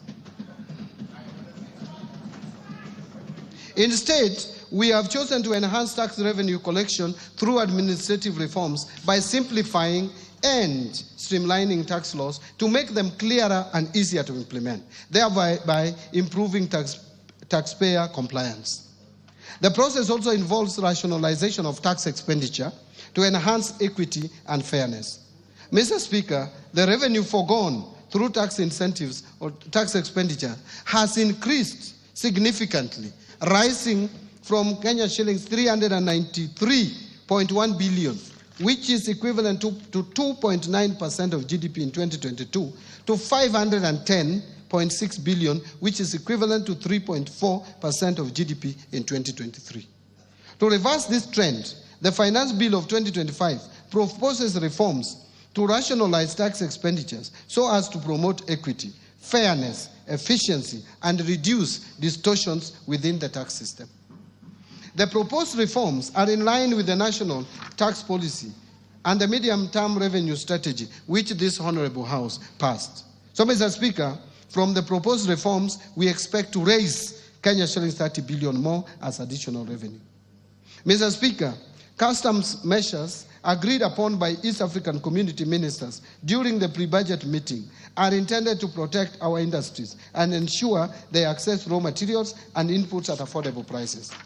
The meeting allowed Kenya to import tea packaging materials at a lower duty rate of 10%. In addition, Kenya was granted an extension of duty remission to import wheat at the rate of 10%. These measures will support our wheat and tea farmers. Mr. Speaker, I will begin with the customs measures and later provide highlights on the proposed amendments of tax laws in the Finance Bill of 2025. On customs measures, to meet the local demand of rice, Kenya was allowed to extend the stay of application on the East African Community Common External Tariff and import rice at the rate of 35% or USD 200 per metric ton, whichever is higher, instead of the common external tariff rate of 75% or USD 345 per metric ton. Mindful of wheat farmers in Kenya, East African community ministers agreed on duty remission of wheat at a rate of 10% instead of the common external tariff rate of 35%, provided the millers who intend to import wheat under the duty remission must first purchase locally produced wheat. Mr. Speaker, to promote local assembly of telecommunication equipment, Kenya was granted an extension of duty remission on inputs for assembly of telecommunication devices, including mobile phones, laptops, and tablets. Mr. Speaker, in order to reduce the production cost of animal feeds, Kenya requested for an extension to import inputs for production of animal feeds duty-free under the East African Community Duty Remission Scheme, which was granted. We urge the producers of animal feeds to apply for the remission. Mr. Speaker, the leather sector is one of the priority value chains under BETA. To support local producers of leather and leather products, Kenya was allowed to extend the stay of application on the common external tariff rate and apply import duty rate of 35% on leather products. To promote tanneries to supply local manufacturers with high-quality leather, Kenya was allowed to import chemicals for leather processing under duty remission. Mr. Speaker, to support local assembly of transformers, which is critical to energy distribution, the East African Community Ministers approved Kenya's request for a tariff split on transformers to provide for a distinction between fully built and unassembled transformers. Currently, it is one line, tariff line, and it is very difficult for us to separate and incentivize either of them. So, Mr. Speaker, to support the local assemblers of cranes, Kenya was granted approval to import inputs for assembly of cranes duty-free under duty remission. Mr. Speaker, last year Kenya was granted a stay of application on the East African East African Community Common External Tariff to apply a higher duty rate ranging from 25 to 35% on certain types of paper used in manufacturing packaging materials. This action adversely affected exporters, particularly in tea sector. To address this, Kenya opted not to request for an extension of the stay of this common external tariff. And this decision will not affect local manufacturers of packaging materials, as they will continue importing raw materials under duty remission. So, Mr. Speaker, now let me speak to the Finance Bill of 2025. Let me now highlight some of the proposals contained in the proposed Finance Bill 2025. Under Income Tax Act. Mr. Speaker, to enable faster recovery of investment by businesses on loose items such as utensils, linen, and industrial tools, the bill proposes to amend the Income Tax Act to allow for a full cost deduction of these items in the first year of purchase, as opposed to the current 3 years. This will improve cash flows of the relevant businesses. Mr. Speaker, we have noted increased tax disputes arising from audits carried on cross-border transactions. These disputes could have been avoided if the multinational companies had advanced pricing agreements with the commissioner at KRA. To address this gap, the bill is proposes to amend the Income Tax Act to empower the commissioner to enter into advanced pricing agreements with multinational companies. Mr. Speaker, the Tax Laws Amendment Act of 2024, passed in December last year, introduced the minimum top-up tax in line with the global best practices. But the Act inadvertently omitted the due date for payment of the tax, thus creating enforcement challenges. To address this, I have proposed an amendment to the Income Tax Act to clarify that the due date will be the end of the 4th month following the close of a company's accounting period. Mr. Speaker, again, the Tax Laws Amendment Act of 2024, passed in December last year, exempted gratuity payments from income tax, actually pension and gratuity.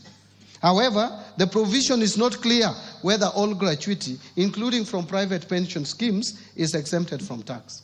In this respect, the bill is proposing to amend the Income Tax Act to clarify that all gratuity payments, whether from public or private sources, are exempt from tax. Mr. Speaker, to encourage wider participation in virtual asset transactions, especially among the youth, the bill proposes to reduce the digital asset tax rate from 3% to 1.5%. And Mr. Speaker, to ensure consistency and effective administration of the law, the bill proposes to amend the 3rd schedule to the Income Tax Act to clarify that fringe benefit tax is payable by the employer at the corporate tax rate, and that withholding tax on qualifying dividends and qualifying interest are final tax. That is not clear in the current arrangement. And Mr. Speaker, under the current Income Tax Act, individuals with mortgages, and honorable members would be interested in listening to this. Mr. Speaker, under the current Income Tax Act, individuals with mortgages for purchasing or improving residential houses can claim tax relief on interest payment on the mortgage. However, those who take up a mortgage to construct their own residential houses are excluded from this relief. That is the law as it is today. To ensure fairness, the bill proposes to extend this benefit to interest on mortgages taken for construction of residential houses. This will support home ownership and align with the better pillar on affordable housing. Mr. Speaker, the current tax-free daily subsistence allowance of $2,000 for private sector employees on official duties outside their usual workplace is lower than that of the public sector employees. To enhance equity, the bill is proposing to increase the tax-free daily subsistence allowance for private sector employees from 2,000 to 10,000 shillings. Mr. Speaker, Kenya has an opportunity to strengthen its position as a regional financial hub. In this respect, the bill proposes amendment to the Income Tax Act to provide that companies certified by the Nairobi International Financial Center Authority, NIFCA, that invest new capital of at least 3 billion over a period of 3 years to pay a reduced corporate tax rate of 15% for the first 10 years and 20% for the subsequent 10 years. The companies qualifying for this will be required to employ Kenyans at senior management level. The startup companies that are certified by Nairobi International Financial Center Authority will enjoy a 15% tax rate for the first 3 years and 20% for the subsequent 4 years.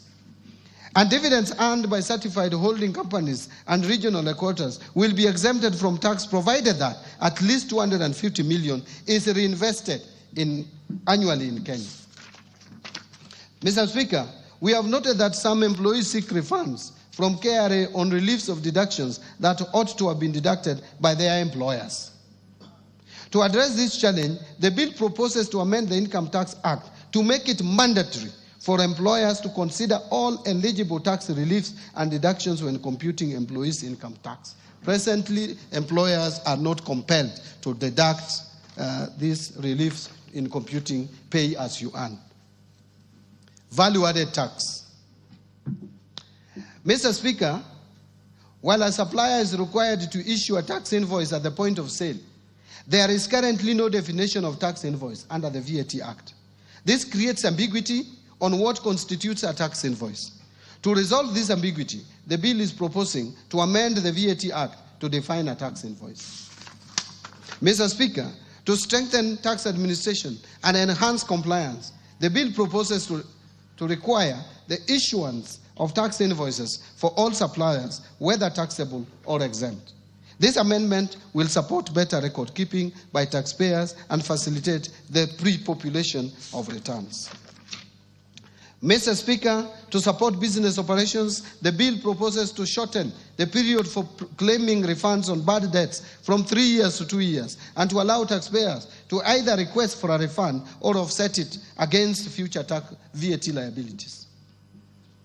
Mr. Speaker, again, entities in special economic zones currently benefit from VAT exemptions and zero rating, but there is no provision to recover tax when these benefits are misused or abused.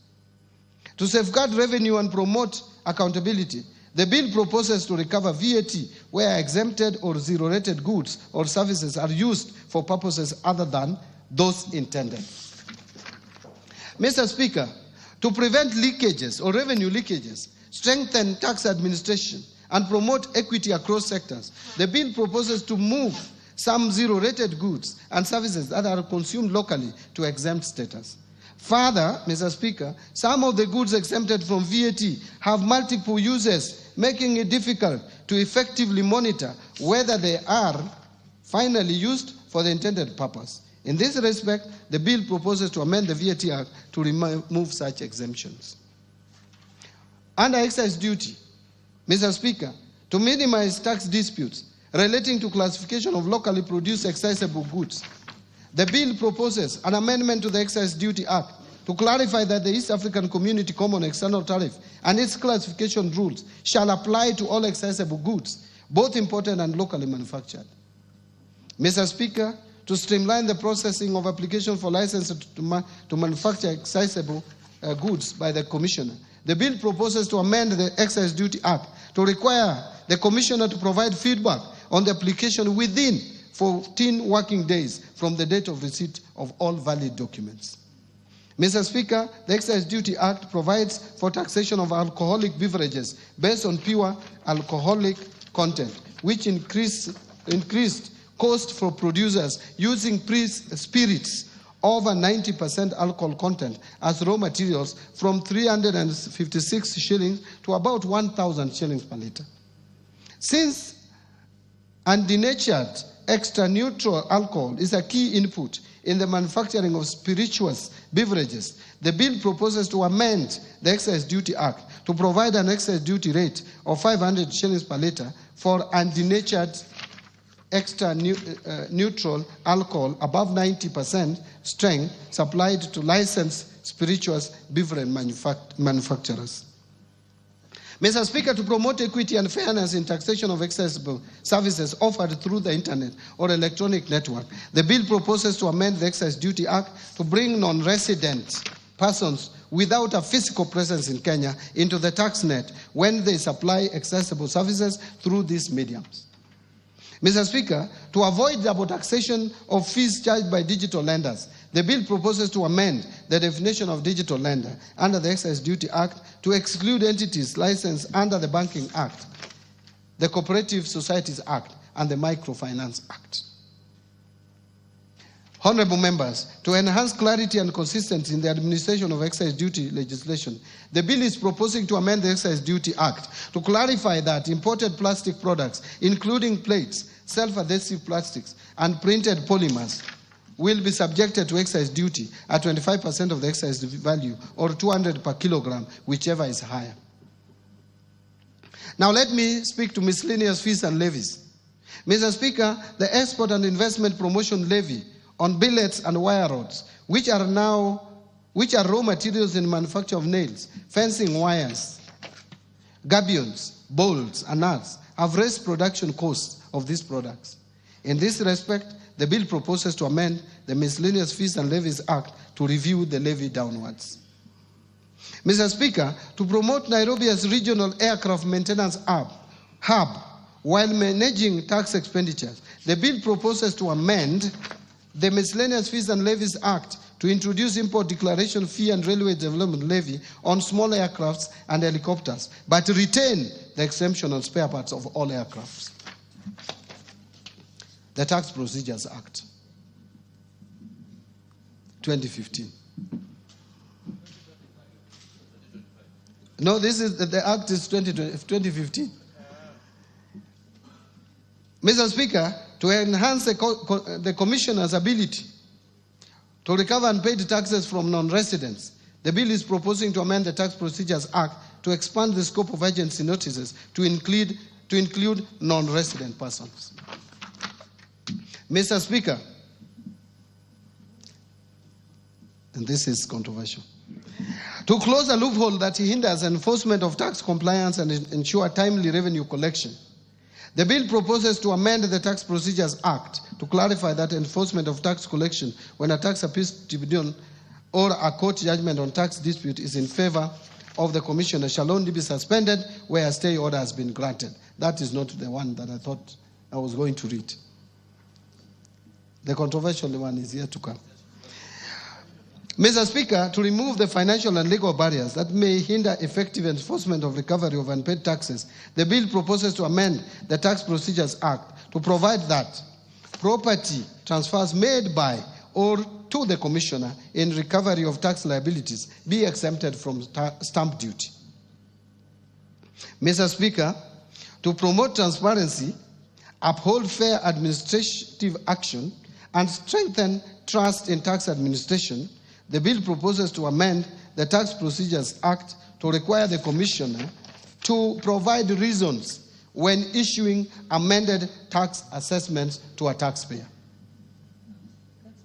so that we avoid misuse of Kenya Revenue Authority for political reasons, where they just sit and tell you that 3 years ago you did not pay such and such, and yet you had already been cleared for tax purposes.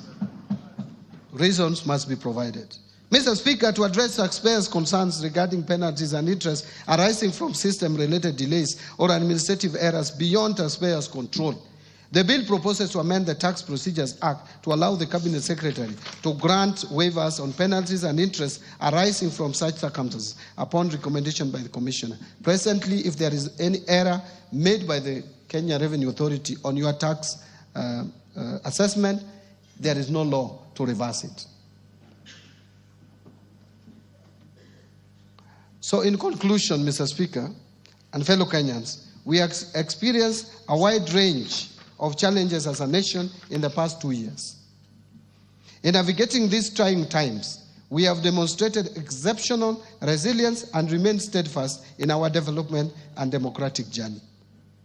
Kenyans have demonstrated commendable patience and resilience as the government continues to fulfill its commitments to improve livelihoods through the implementation of better.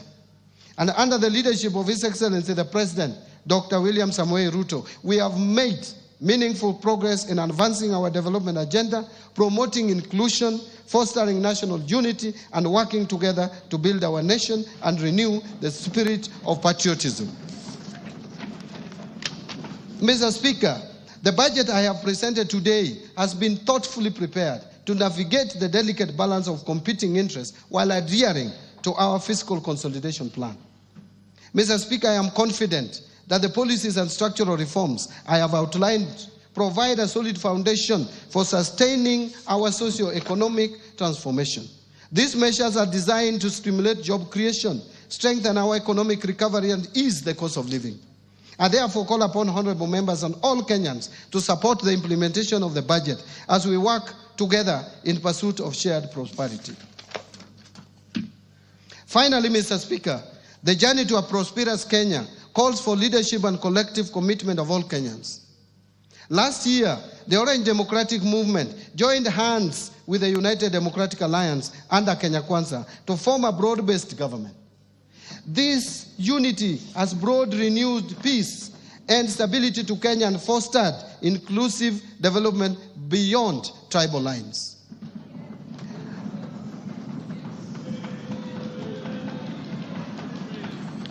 I wish. Thank you. Thank you. Thank you. Thank you. Thank you. Thank you very much. I wish to acknowledge with gratitude the unwavering leadership and vision of His Excellency the President Dr. William Samoei Ruto and His Excellency the Deputy President Professor Kithure Kindiki. I also wish to recognize the invaluable efforts of the Prime Cabinet Secretary, the Attorney General, my fellow Cabinet Secretaries, Principal Secretaries, Accounting Officers, and all personnel across government ministries, departments, and agencies who have diligently contributed to the development of the financial year 2025-2026. Mr. Speaker, I want to sincerely thank Baba, Right Honorable Raila.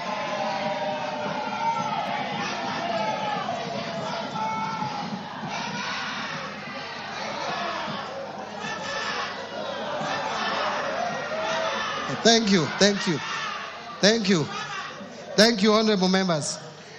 Mr. Speaker, I sincerely thank Baba, Right Honorable Prime Minister Raila Amolo Odinga, and the entire Orange Democratic Movement fraternity for their invaluable mentorship as well as trusting me with party leadership positions in my political journey. But Mr. Speaker, I will not forget that I served the people of Suba South constituency as their elected representative for a period of 15 years and a further 2 years as nominated member of parliament before my appointment to the cabinet. I truly appreciate the people of Suba South constituency for the opportunity they gave me to serve them, and I will remain forever grateful. In addition, I served in the leadership of parliament as a minority leader, and equally, I appreciate the support accorded to me by this House and its leadership during my tenure.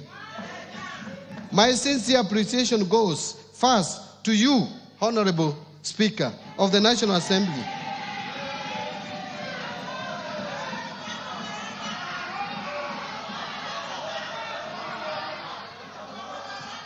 and your counterparts in the Senate, the majority and minority leaders, and the entire House leadership including respective clerks, supporting the approval process of the financial year 2025-2026 budget.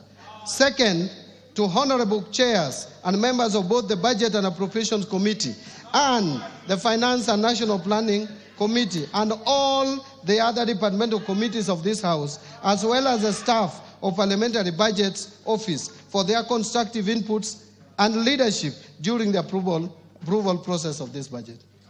Third, my colleagues at the National Treasury and Economic Planning, led by Dr. Chris Kipto, the Principal Secretary for the National Treasury, Dr. Boniface Barasa Makoha, the Principal Secretary for the State Department for Economic Planning, and Mr. Cyril Wagunda Odede, the Principal Secretary for Public Investments and Assets Management, for their commitment, dedication, and support in the preparation of this budget.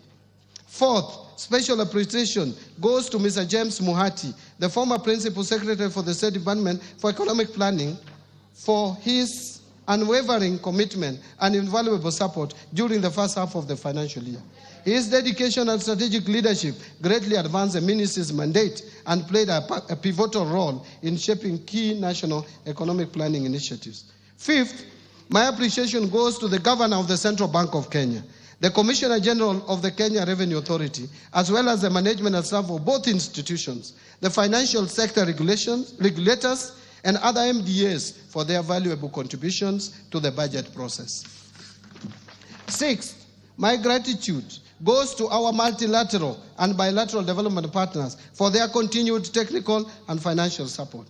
Seven, I also thank the private sector for their participation and contribution in the budget process.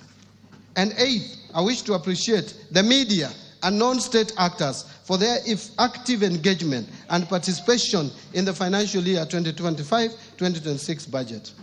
Mr. Speaker, I forever remain indebted to my beloved wife, Madam Rhoda Mbadi, and my children, who is here in the Speaker's Gallery, and my children for their support and inspiration as I execute my duties at the National Treasury and Economic Planning. Their prayers and guidance gave me the zeal to proceed even during my lowest moments.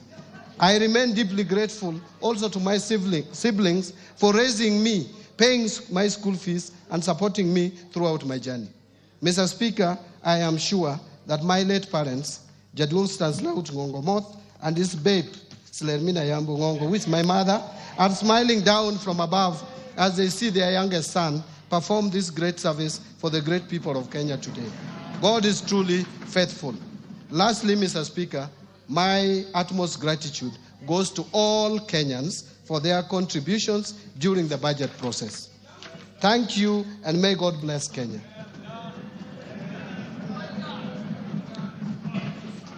Mr. Speaker, before I resume my seat, you will recall that I have already submitted to this House the budget estimates and the Finance Bill 2025, together with the accompanying documents as required by the Public Finance Management Act 2012. Today, I further submit the following documents for this August House and request that you graciously receive them.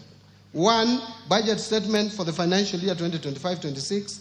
2, the 2025 budget policy statement. 3, estimates of revenue, grants and loans for the financial year 2025-2026. 4, financial statements for the financial year 2025-26. 5, medium-term debt management strategy 2025. 6, budget highlights, the Mwananchi guide for the financial year 2025-26. And finally, statistical annex to the budget statement for the financial year 2025-2026. Thank you, Honorable Speaker. Thank you, honorable members.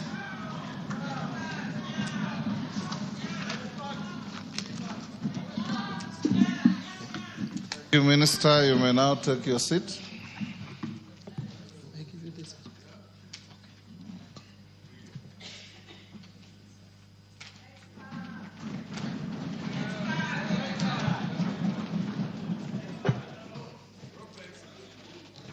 Thank you, CS, for just above 2 hours well spent in presenting your first budget highlights to this House. Honourable members, I wish to thank the Cabinet Secretary for the National Treasury and Economic Planning for ably making a public pronouncement of the budget policy highlights and the revenue-raising measures for the national government for the financial year 2025-2026 and the medium term. I confirm that in conformity with the provisions of Section 39 and 39A of the Public Finance Management Act, Cap 412A, and the Standing Order 244C, the Cabinet Secretary had already submitted to the National Assembly the relevant legislative proposals necessary to actualize the revenue-raising measures to finance the 2025-2026 budget. This has since culminated in the Finance Bill 2025, which is under consideration by this House. Honourable members, it is my pleasure to invite all members, the Cabinet Secretary for the National Treasury and Economic Planning, other Cabinet Secretaries, and all invited guests to a reception at the Parliamentary Courtyard. Honourable members, the time now being 5:23 p.m., this House stands adjourned until Tuesday, 17th June 2025 at 2:30 p.m. I thank you.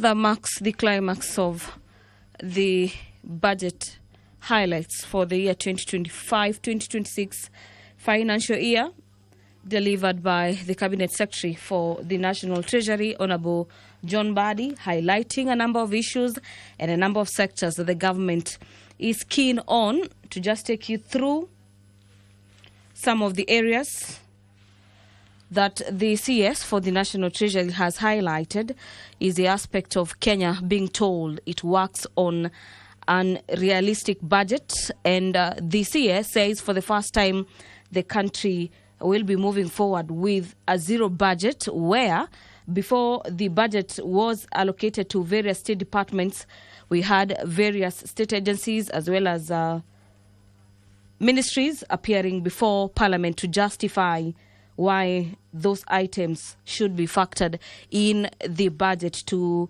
align the aspect of the allocation of budget and to streamline the allocation of funds. There has been monies allocated to the universal health care coverage and the affordable housing. And in a nutshell, the CS for the National Treasury says the government is committed to delivering a stable interest rate country where the interest rates are not staggering over and above, to improve the economies of the business sector. Among the issues that the CS has highlighted that are set to streamline the business industry is the streamlining of the public procurement reforms. And rolling out of these public procurement reforms is by ensuring that the e-procurement system is up and running by July of this year. The public sector wage bill is also set to be reduced, with the priority being on development. On the issue of pending bills, 229 billion shillings have been recommended for settlements. This is pending cabinet approval. So that is some of the issues highlighted in this coming year, financial year. And so kindly allow me to hand over back to the Broadcasting House for more analysis on these budget estimates for the financial year 2025-2026. On behalf of the team that made this broadcast possible, allow me to thank you for watching and continue following us courtesy of our live platforms.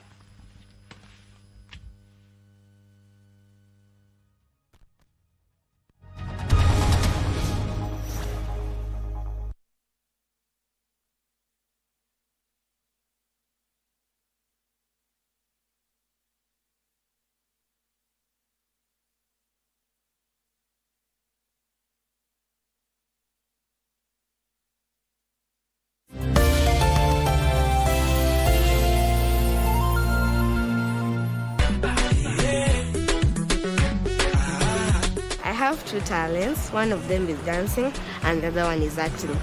Dancing makes me feel like I'm flying. And today's book is The Wolf and the 7 Little Kids. My name is Abigail Kuleche, and today I'll be making an Italian dish, lasagna. Today I'll be making the beef version. For Father's Day, we're going to make a card.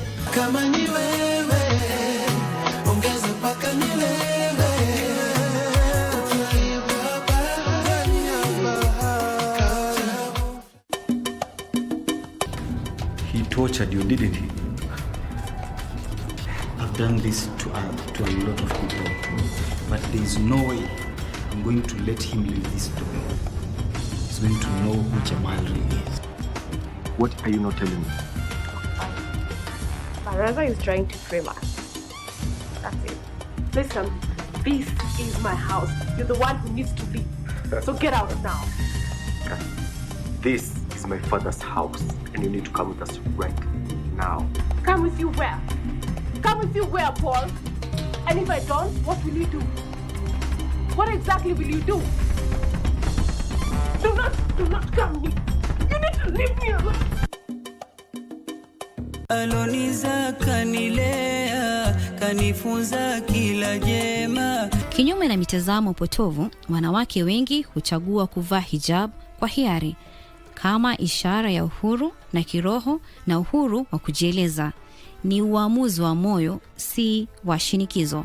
Na Mtume sallallahu alaihi wasallam pia katika hadithi akatuambia ijtanibu sab'a muabikat, jiepusheni na mambo 7 zenye kuangamiza watu. Na miongoni mwa hizo mambo 7 akataja Mtume sallallahu alaihi wasallam kuwa ni ashirku billah, ni mtu kumshirikisha Allah subhanahu wa ta'ala.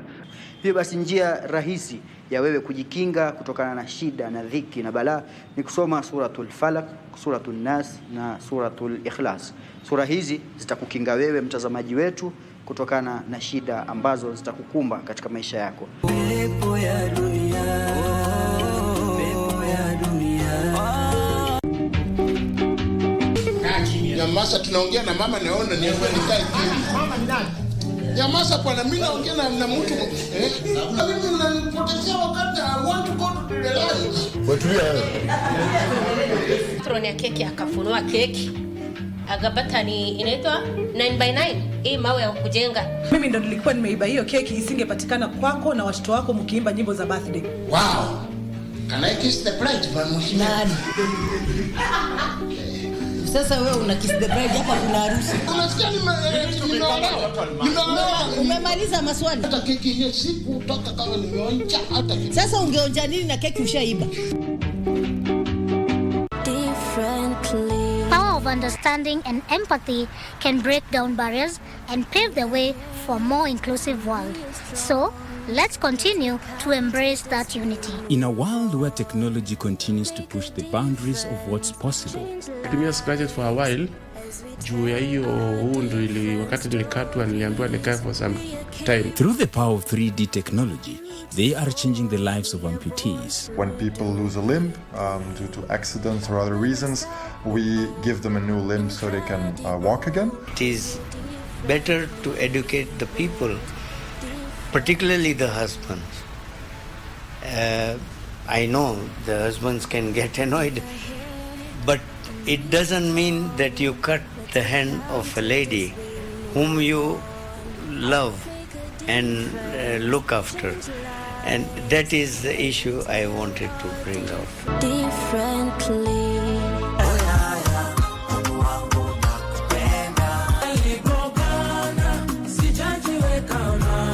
Today we'll be talking about overcoming temptation, living in a world of sin. There are many challenges, temptations that come our way. God anakupenda tu venye uko.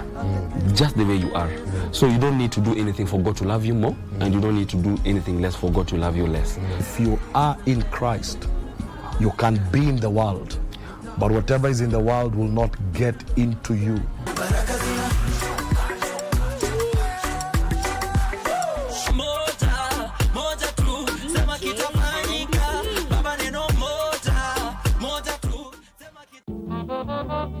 Nataka unifunze tafadhali. Nataka nijifanyie mambo mwenyewe, nijione kama mume. Sitaki kuona hapa tena. Sikujua una tabia ina hii. Tabia hivi? Umalaika wako umefikia kikomo. Umefanya nini? Wewe ni nani? Mlongo Halina, rafiki wa pili. Nani mwenzangu? Na kuonya usipotoka kwa hii nyumba utalala mbali leo. Samahani mzee kukusumbua, lakini ninahitaji msaada. Lakini mimi nautaka. Najua, lakini haiwezekani. Hata kama iwezekani itabidi iwezekane. Hata wazazi wake hawataki kulisikia jina lako. I am joined by three phenomenal gentlemen who are pushing past stereotypes, who are turning pain into purpose, and who are redefining what it means to be a father. Fatherhood is amazing. That's the one thing I must say about fatherhood. I enjoy just to connect with my children. So playing it forward, but also shaping them for the future. I became a single dad 9 years ago now. And that is the time you really understand, one, the role of a woman in a house. I think for me, the biggest surprise was that fatherhood is more about presence than provision. Don't Google everything. Go and ask, because fatherhood in the US, fatherhood in Ukambani, fatherhood in Samburu is different. Honor is your character, that you build your character in such a way that your children would want to be like you.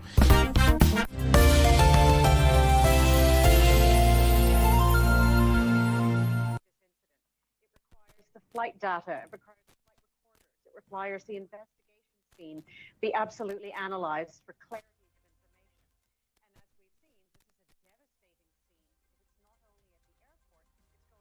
of information. And as we've seen, this is a devastating scene because it's not only at the airport, it's going into a residential area.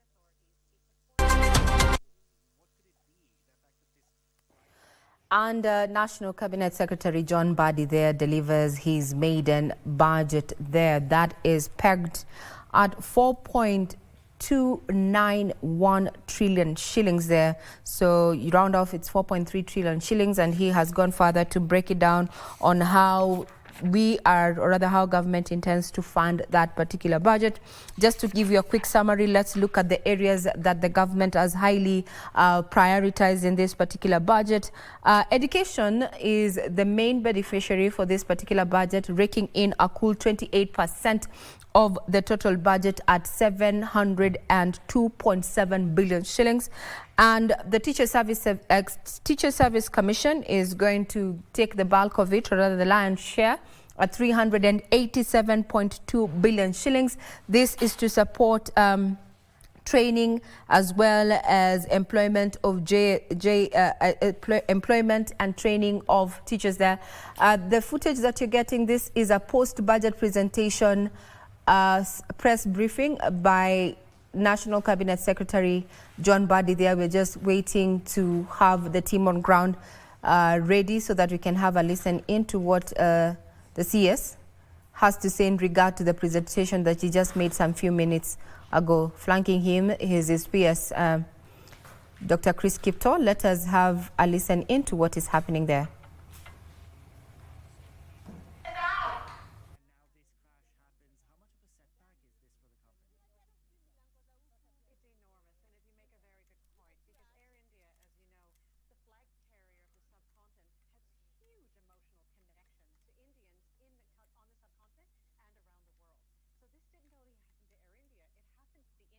It seems we are having a bit of a technical glitch down there at Parliament, where we're expecting to have a listen in to National Cabinet Secretary John Mbadi give his maiden post-budget presentation speech there. But earlier on, had just told you that he'd made that presentation, and he went further to just highlight the areas that the government is going to be keenly focusing on in terms of budgetary allocations, or aligned to the bottom-up economic transformation agenda. But a key priority area in this budget, in as far as how much the value of the budgetary allocation, is education there, with the TSC carrying the lion's share at 387.2 billion shillings. This is towards intern teachers as well as CBC capacity building. Also, 28 billion has been set aside for JSS, while 5.9 billion shillings has been set aside for exams. Remember, the Ministry of Education had appeared before the budgetary committee there and gave recommendations in terms of having the monies set aside for exams increased from what had been proposed at 2.9 billion. Now it has come up to 5.9 billion, but what is required is around 11.1 billion shillings according to that particular presentation. 59 billion has been set aside for the capitation. That was key because there's a lot of conversation in regard to what happens in as far as capitation is concerned. It seems we are back online. Let's have a listen in to what National Cabinet Secretary John Mbadi has to say post-budget. Kenyans have the finance bill. Kenyans have had budget estimate for well now close to 2 months. So unless there are questions, yes.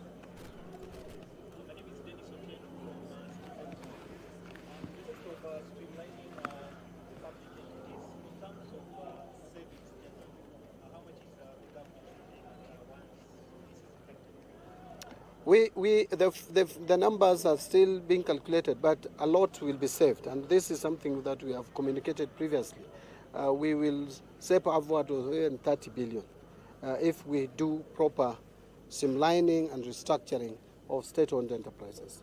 And again, it is not just the saving; it's also to ensure efficiency in the way those state-owned enterprises are being run.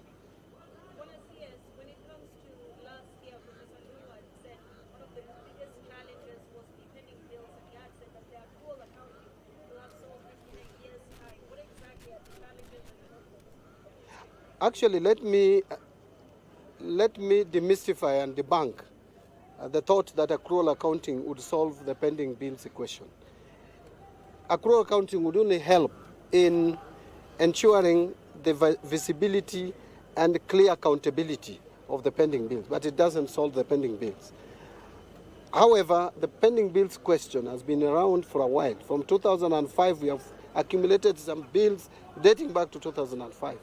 The government has taken a proactive approach by constituting a committee which has assessed these bills, and as I've mentioned, and the 229 which have been cleared for payment, about 80 billion, which is relating to road sector, is being paid as we speak. The rest also, once we conclude the exercise, we will take a proposal to the cabinet through CAB memo, which then would give us the go-ahead to come up with strategies of paying the other pending bills. But the accrual accounting will help first in clearly in capturing the data accurately of government, and so that there will be above the above line items, as opposed to now when they're just being reported to as notes and you don't even check the accuracy of the same. Yes.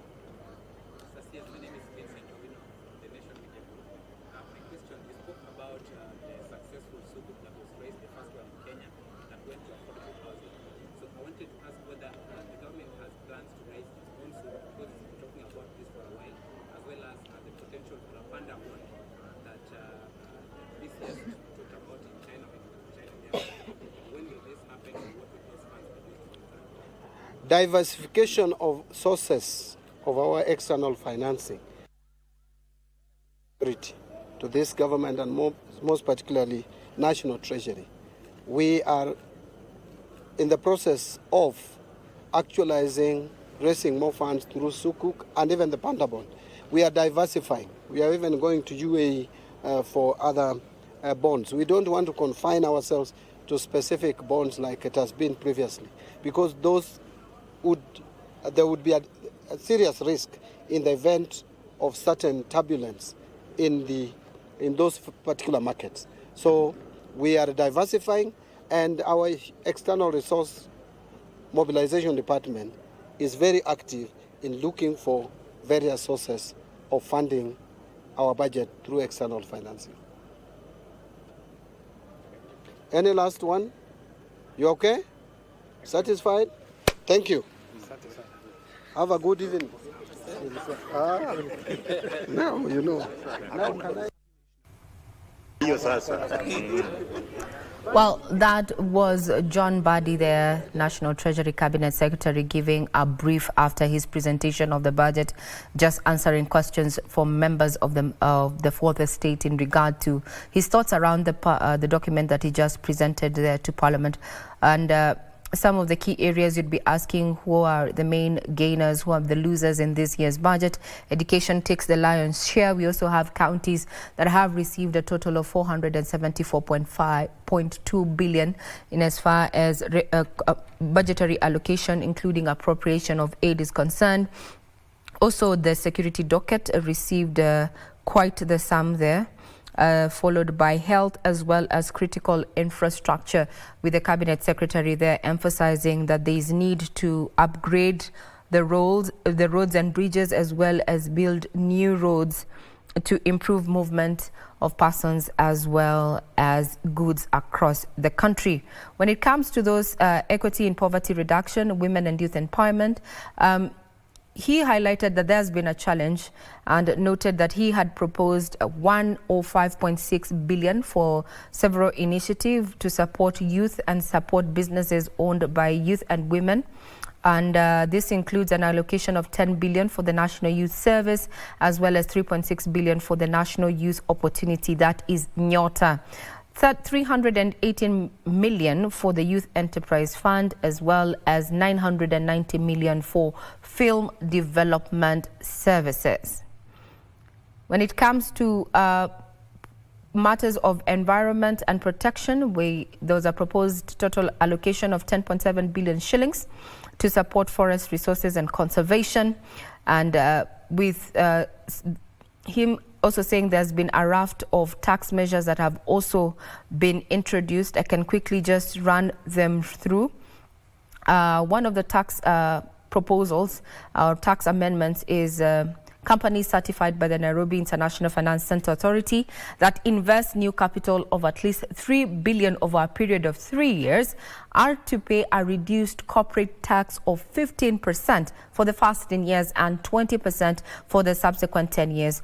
These companies that qualify for this will require to, however, employ Kenyans at senior management levels. Also, startups got a reprieve that are certified by the Nairobi International Financial Center Authority, enjoying a 15% tax rate for the first 3 years and 20% for the subsequent 4 years.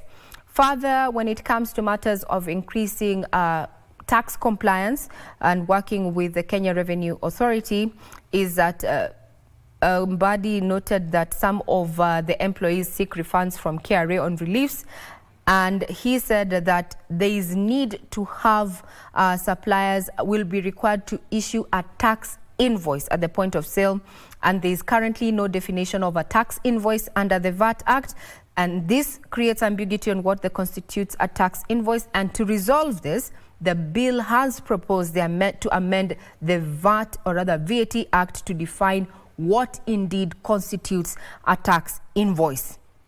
Also, to strengthen tax administration, the bill has also proposed to require the issuance of tax invoices for all supplies, whether taxable or exempt. Now, this amendment is supposed to support better record keeping going forward. Special economic zones also have proposed to recover VAT where exempted or zero-rated goods or services are used for the purposes other than what is intended. This is quite a controversial one because what criteria is going to be used? We are seeing already people online just commenting on that proposed budget. Just remember, we will have a detailed analysis as the day progresses.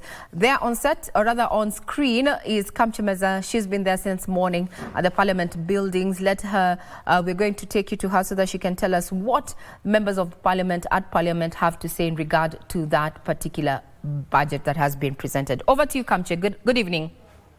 A briefing or media address by the Cabinet Secretary, Treasury and National Planning culminates today's events on the presentation of the budget highlights for the 2025-2026 financial year. And the Cabinet Secretary, as we have witnessed, gave his presentation in more than an hour, of course, indicating various issues, including the economic performance, as well as even the revenue-raising measures. Remember, at this point, the government is seeking to finance the 4.2 trillion shillings budget. So basically, this particular day actually was meant to, of course, enlighten Kenyans on what exactly is contained in the budget for the 2025-2026 financial year. So many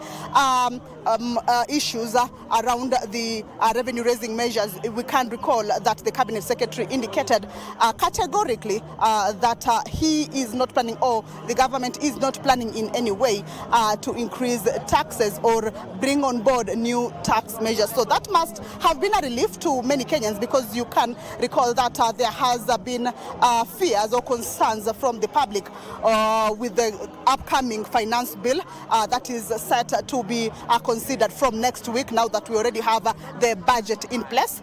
But there are a number of issues that have been raised. For now, I want to bring on board various members of Parliament who were in the chambers during the presentation of the budget this afternoon, at least to hear from them. How do they feel about the budget? What exactly is their take home? Karibu sana Mhesh. Thank you very much. The budget presentations have just been concluded. Yes. You were in the chamber. Yes, you had everything that the Cabinet Secretary said. Yes. What is your take home? Let's start from there. I think for me, the highlight of this budget is how, as a country, we seem to be digging deeper into the debt crisis. Listening to the budget, we have a deficit of 932 billion, of which 227 will be financed through external sources, but a cool 600 billion will be financed through local borrowing or domestic borrowing. And the effect of that is two. One, we crowd out the SME out of the ability to borrow from banks, which of course has slows down economic growth. And then number two, that has an effect of raising interest rates. So again, we seem to be exacerbating the debt crisis that we have been in as a country. We were at 11.5 trillion shillings. Now with this additional borrowing, we now moved to something like 12.5 trillion shillings. So for me, I still feel the Cabinet Secretary does not have a clear roadmap out of the debt crisis that we continue to face as a country. And this debt crisis is the one that is slowing down economic growth. Out of the 4.3 trillion shillings budget, at least 1.1 will be going to just servicing debt interest, not even principal, just the interest alone. So how as a country will we be able to grow? The development budget is only 600 billion shillings, and you can even see that is hardly enough to even deal with some of our stalled roads and some of our different stalled projects. Again, I have seen an attempt to deal with some functions which we thought were devolved, like agriculture. The Ministry of Agriculture has been given 42 billion shillings for policies and programs. That money should be going to the counties. So again, we are saying, this government is playing a lip service, to devolution. But overall, we continue seeing the economic challenges that we see. We do not see any tangible programs that will create unemployment. We do not see any tangible programs that will ease out the issues that the Gen Zs raised in this country, last year.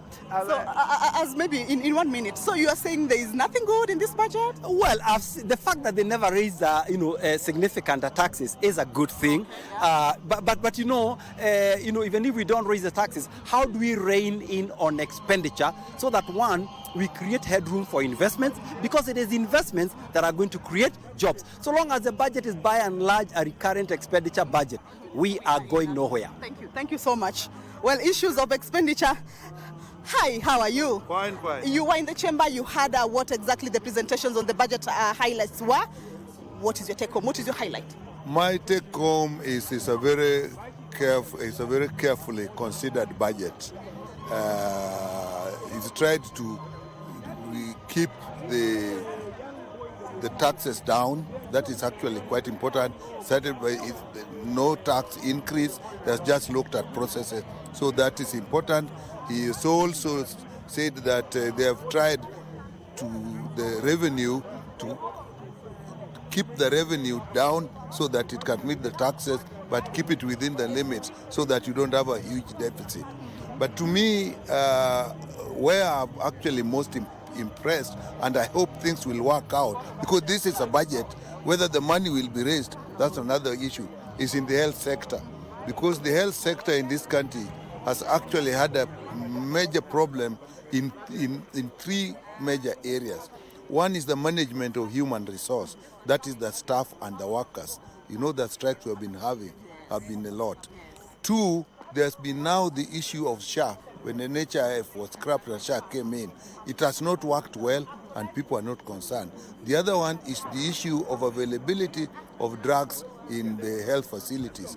And now he has addressed those areas, because the issue of human resource, the workers, he has actually put 6.1 billion to address the issue of the UHC, the workers that have been actually going on the street, Parliament. So he has put 6.1 billion to sort out their problem.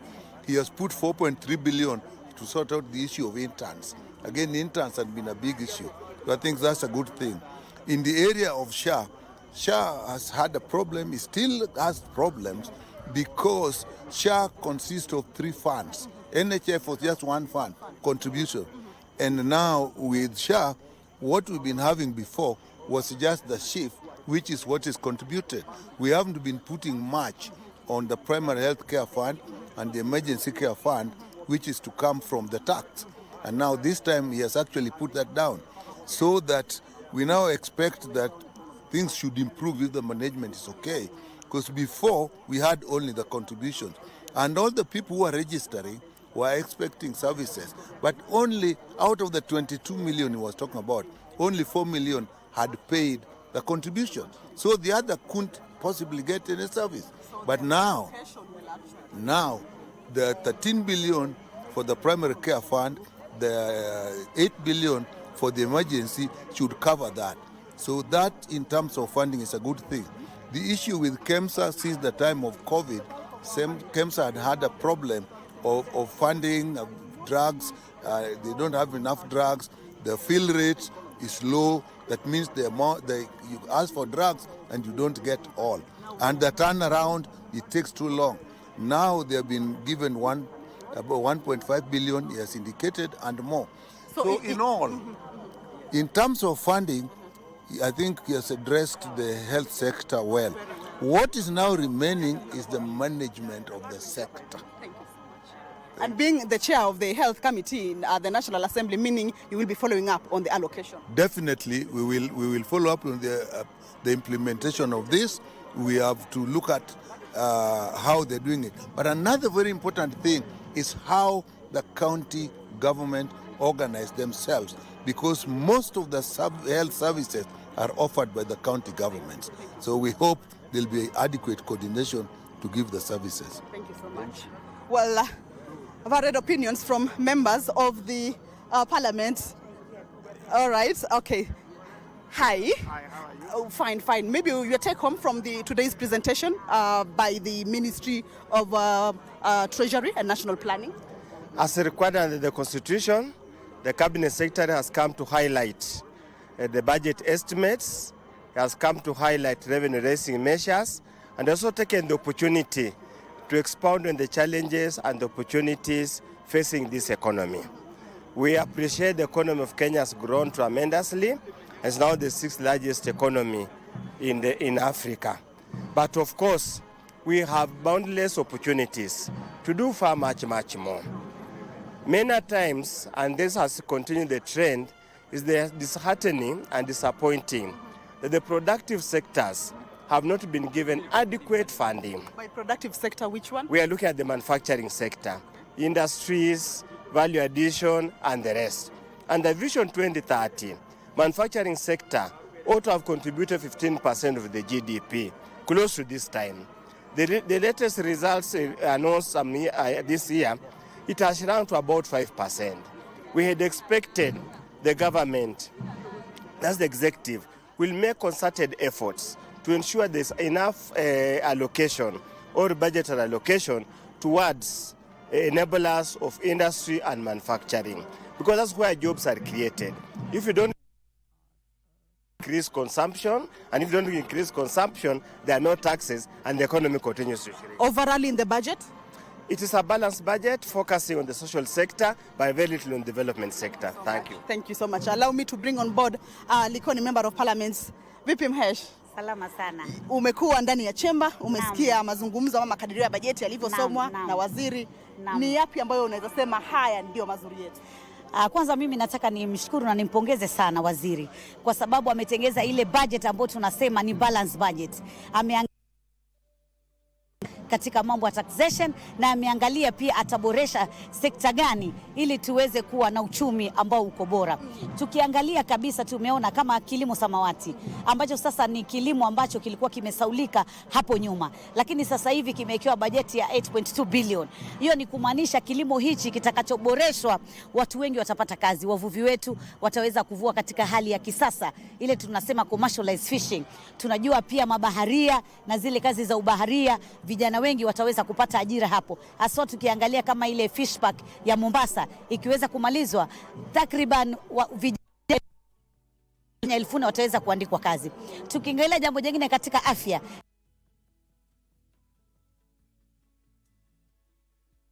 na zile referral hospitals zote zimewekewa bajeti ya pesa, zimeongezwa ili kusudi waweze kuweka zile machine na vile vifaa ambavyo vinahitajika katika kupigana na janga hili la mambo ya kansa. Alafu pia tukiangalia kule feri tumekuwa na shida sana, na tumeona tutatengezewa ramp pale Mtongwe, kivuko cha Mtongwe. Kwa hivyo hicho kinaweza kusaidiana na kivuko cha Likoni, hivyo basi msongamano utaweza kupungua. Tukiangalia pia katika ile mambo tunaita social protection, tunaona kuna wazee. Kwa hivyo wazee wengi wataingia katika hiyo shughuli ya kupata fedha kutoka kwa serikali. Pia wale watoto mayatima wataweza kuingizwa hapo, na wale pia walemavu wataweza kupata pesa ili ziweze kuwakimu katika. Unaona bajeti kubwa sana imewekwa katika elimu, pesa nyingi sana. Hivyo basi ile tunasema free basic education itaweza kupatikana, pia interns teachers wataweza kwa pale, recruitment ya teachers na scholarship pia kwa TVET na mambo mengine. Kwa hivyo skills pia kwa vijana wetu zitaweza kupatikana. Na reforms za sekta zetu za agriculture, mambo ya fertilizer itakuwa rahisi, tunaona mambo ya sugar, upande wa sukari pia itakuwa rahisi, na mambo ya vilimo kama kahawa na majani chai. Kwa hivyo tunasema wamejaribu, na pia hakuna increase ama hakuna kuongezwa kwa VAT ya taxes. Tumesema Mkenya ameumia zaidi, kwa hivyo sasa hakuna kuumiza wa Kenya. Tuangalie mambo mengine. Hii system ya procurement pia ni muhimu, itaondoa ufisadi na pesa nyingi tutaweza kuzieka, na expenditure pia itapunguzwa. Imezungumziwa vile expenditure ya serikali katika sekta nyingi zitatolewa.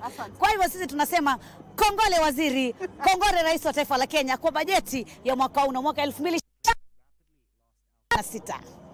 They had said that this will be that will be one of a kind budget. Do you also share the same sentiments as Mheshimiwa Mishi? Yes, first thank you for inviting me. My name is Basil, Liata Member of Parliament. The budget was fairly balanced today. If you look at the sectors like education, it's fairly budgeted. The exam for students has been catered for. If you look at the youth, kazi mtaani imerudi, and that is something to be proud of. What I would say in the budget, health has not been well factored. Of the total budget, 5% has gone to health, which is reasonably very low. So we should consider in the near future to actually revise upward money for health. so that we have doctors back to hospitals and the patients to be well taken care of in our hospitals. Yes. On the issue, maybe you could also talk about the issue, whether you think that our expenditure has been catered for in terms of the debt repayment and all that. Do you feel that the budget has catered for that, or we still have a wider gap between expenditure and development allocations? No. In developed countries, the ratio between expenditure money and money for development is supposed to be 30-70, meaning 30% should go to development and the 70% to recurrent expenditures, because these are advanced economies. In Kenya, we are developing economy. So our ratio of expenditure to development should actually be 40-60. 40% to go to recurrent expenditures and the 60%, if possible, to development. But in principle, what we have seen in most budgets, not this budget alone, we are still falling short to attain the recommended ratio of expenditure to development, because rarely are we getting to even 40% for development money. We are normally struggling to reach about 10 or 15 of our money to go to development, and that is slowing the economic growth. Our growth is still not as is anticipated as per the parameters of economics. And that's why I'm saying in the near future, we need to cut on expenditures and come up with a reasonable budget that focuses more on development. But I would say CS Band has tried, being his maiden budget. You know, that is the first budget he has read as a CS for finance and planning. So I would say he has tried. Yeah. Thank you so much. All right, more sentiments from the members of National Assembly. Karibu sana. Also, maybe you could share with us what your highlights were as the CS for Treasury was presenting the budget estimates this afternoon. Well, thank you so much. Maybe mine, let me not dwell on the expenditure, at least many people have said on that, but let me try to look at the revenue side. Looking at the budget of around 4.3 trillion for the first time in the Republic, it confirms that our budget is increasingly growing. It is growing because of the demand in terms of the needs. Looking at the servicing debt, it's becoming a challenge. 1.3 trillion is becoming a huge burden for Kenya. Personnel emolument is also growing. It is so demanding because if you look at almost 2.something trillion, it's going to personnel emolument. Of course, if you combine what counties and national government, it's becoming another burden, and it's a fixed cost that has to be serviced. Looking at what is going to devolution again is another issue. If you consolidate all of them together, we have a very thin space for development. At the same time, you reflect that space of development, it also balances with the budget deficit. It means then we have to borrow. Otherwise, we are making a budget to just service debts, interest. We are making a budget to pay salaries, which is becoming a big challenge. Another issue now that is this budget is going to call on us, especially the revenue-raising team and measures. That is Kenya Revenue and the CS National Treasury. They have to pull up their socks. Looking at the shortfall by March, we had missed a target by almost 200 billion. I don't know by the end of this month where we will be. And as we are projecting up, it means we are also growing expectation on the local ordinary revenue. That is internal funding and A&A. This one speaks a lot to us. If we have to finance this ambitious budget, that we are driven by the demand, not driven by the desire to develop and expand our scope of economic activities that is revenue and improve on our GDP, reduce on our dependency on import, industrialization, they have to do something. They have to make sure they reduce beverages, leakages, institute and inculcate culture of accountability and responsibility on those who are collecting, reduce the aspect of corruption, ensure that the system is put in place, both technological system and the human system are sound enough to give us the right ordinary revenue. Thank you so much. All right. Thank you so much. Okay, more views and opinions from the members of Hello, how are you? So maybe you could share with us your opinions with regards to the budget presentation by the Cabinet Secretary. This is a miss and this is a hit. Thank you very much. My name is Dido Rasso. I'm the MP for Saku in Marsabit. I think generally the budget was good. largely for me, it addresses the important microeconomic policies in terms of the dollar, in terms of the prices of fuel, the growth in agriculture. At this point in time in the history of Kenya, what we want is a stable economy. It may not grow, although they said the economy will grow by 4.1%, but the indicators are good that we need a lot of stability.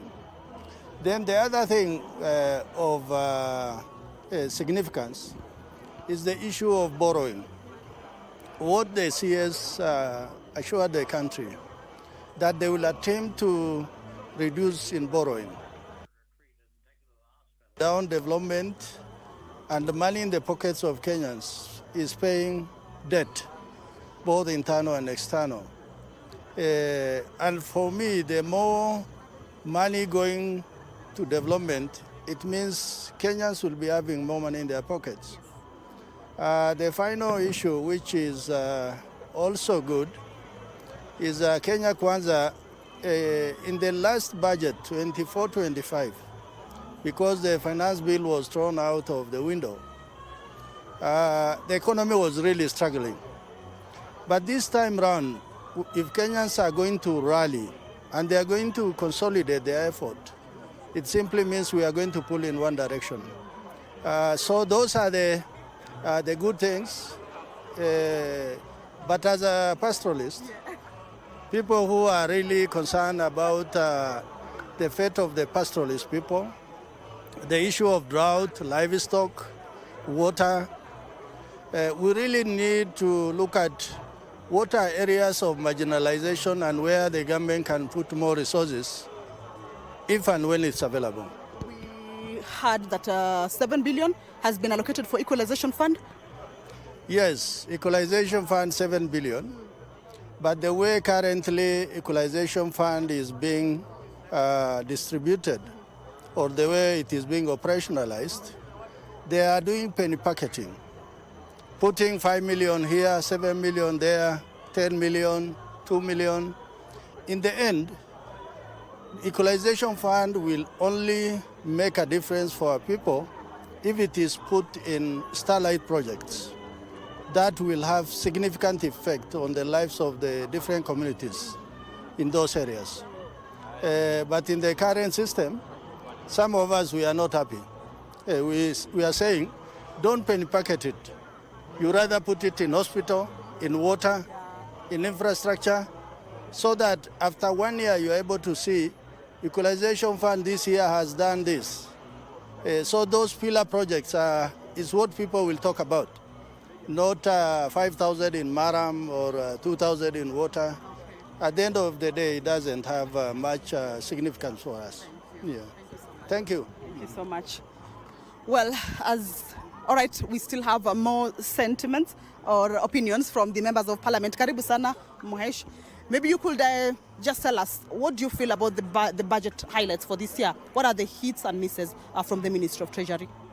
I would like to congratulate John Mbadi for a job well done. And I think first, the greatest win is to the employed people who run payslips. And I know they have complained for a long time that every year the budget has been coming and eating into their pocket. And now this year it has just given them a break and said, relax, you people, there will be no more intrusion or will not invade into the payslips. And that's a big thing. I think the other biggest win is the sector in education. We have had a considerably huge increase in the allocation in education. We had a huge problem last year with the construction of infrastructure projects and infrastructure creation for grade 9. We had a problem employing teachers. We had a huge problem of capitation. Capitation had gone to 87 shillings per child. Well, an improvement from the previous 82, 84 since 2020, but still has been not very good. So, education sector has really reaped big. health sector, especially issues that are not covered by, especially SHA. You know, we have primary health care, which is offered by government, and what we call critical care, chronic and critical care, and emergencies, which are also covered by the government. And that has really won big. It has ripped big in the budget. And that has been a problem in the past. In fact, at times we are not able to differentiate between what SHA should take care of and what government should take care of. So previously, that money has been very little, and that's why the government has. That's why there was a lot of noise around SHA, because a lot of times you go to the hospital and you don't understand why there's no and the blame has always gone to SHA. But I think now, having gotten that big incremental budget allocation, is going to help the striking. You've been seeing doctors all over town, and the monies that they had been asking for, and the CBAs that had been formed in the past that were coming to mature last year, which were making the doctors be on the road, are now going to be honored. So I feel that we have done that, and it's good.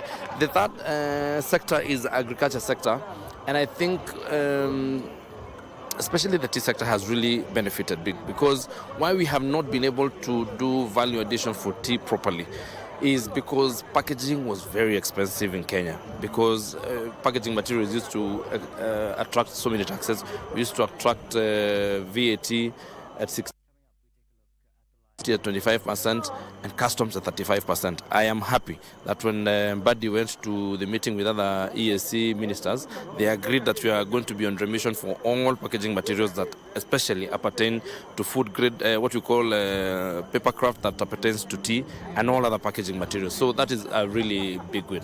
And I think generally it was a good budget. And also I must congratulate Mbadi for bringing in some sanity and making this budget feel like a Mwananchi budget. It didn't feel like it was something that has just been imposed on the people, and I guess there has been very many consultations and public participation in it. Thank you very much. Thank you so much. The sentiments, just some of the sentiments that we have received from the members of parliament here. Remember, they will be following up on the implementation of the allocations that have been put aside or set aside for the different sectors or ministries, because most of them are in different committees that will be oversighting the implementation of some of the projects in regards to the allocation that has been set aside with today's or this afternoon's budget highlights. So we now look forward to the appropriations bill coming up next week, as well as the finance bill also coming up for consideration at the National Assembly from next week. So basically that's it here from Parliament. My name is Kamche Menza. I hand it over back to you in studio, Regina Manyara. And of course, on behalf of the whole team that has been here since morning, my colleague Gladys Mungai and my producer Mugo, Jen, as well as Hemstone and Ethel, all of them, those are cameramen who have been behind all the scenes, as well as Doris Gitonga, who has been the director and producer of this whole event. It is, or rather we say thank you for watching KBC Channel 1. I hand it over back to you in studio, Ray Manyara, for other analysis or even normal programming. Bye for now.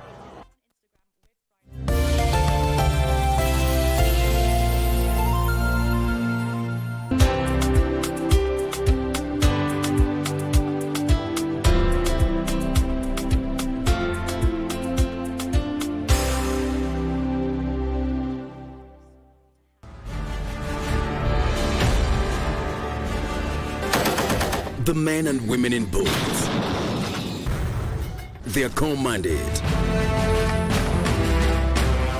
to defend and protect the sovereignty and territorial integrity of the Republic of Kenya. Their bravery knows no limits. Make a man go through the wall without breaking the wall. Laziness, it is not in our vocabulary. But what are their stories, their tales? Military Tales, every Saturday at 9 p.m. with Ben Troy Njoe.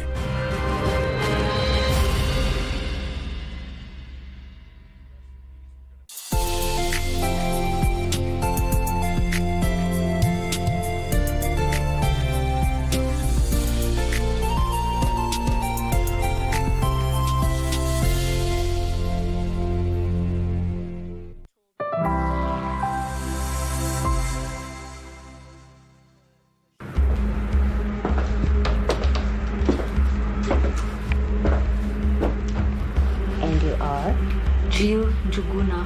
Njuguna? Just because you're Njuguna gives you the authority to sit on my seat? Hivyo unakaribishanga dadako? Dadangu. Ungekuwa dadangu ungekuwa na adabu. Get off my seat.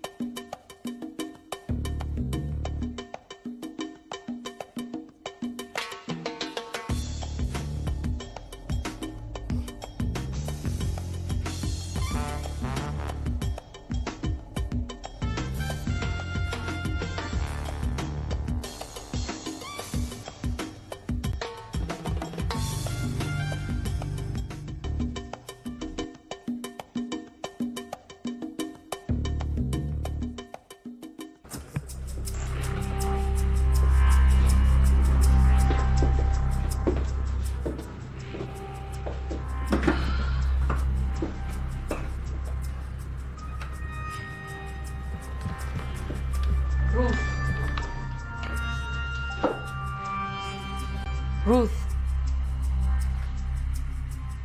Your father, Joel Njuguna. Is your father too? Get off my office now. Ruth.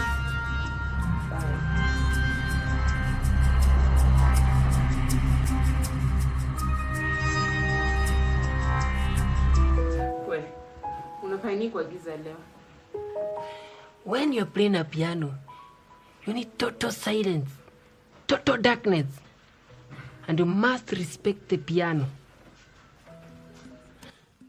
Na by the way, nini unafanya huko nungufu kwa kazi? Wewe Kisaka, si unajua job yangu pia ina involve kwa messenger. Hiyo ilikuwa kwa job description. Acha kunisumbua kati huko.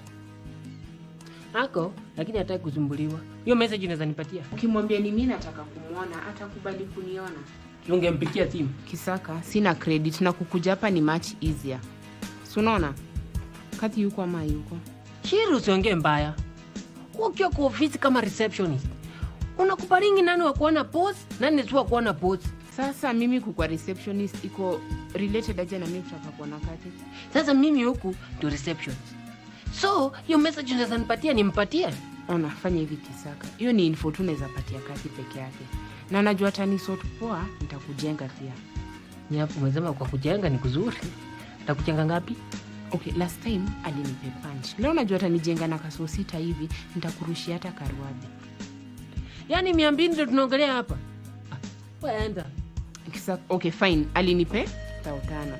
Alafu nikakurushia ka 2 KCC mbaya. Ni hapo umeongea point. Lakini ungeniambia ni message gani? Alafu ndo nikwambie ni pesa ngapi anaweza tupatia. Anaweza tupatia hata 20,000. Wacha. Lakini mbona umekuja kunisumbua nikicheza piano? Unaweza endelea kucheza piano. Kama unaweza kuacha hapo endelea kucheza piano peke yako. And please, Shiro, don't touch the keys.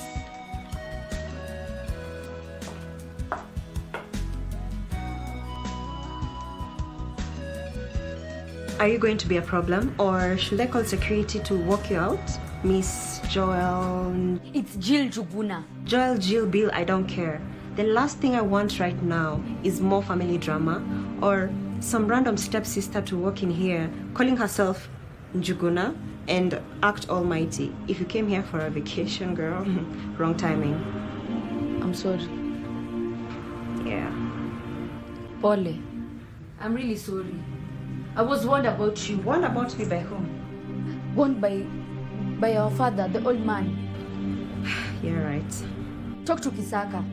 He must have been told that I was on my way. Who picked you from the airport? I took a cab. Ruth, I'm not your enemy here. And I'm not here to cause you any difficulty.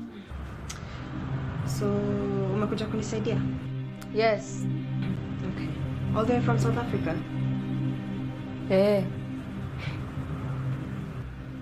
So, if you want me to go, then I'll go.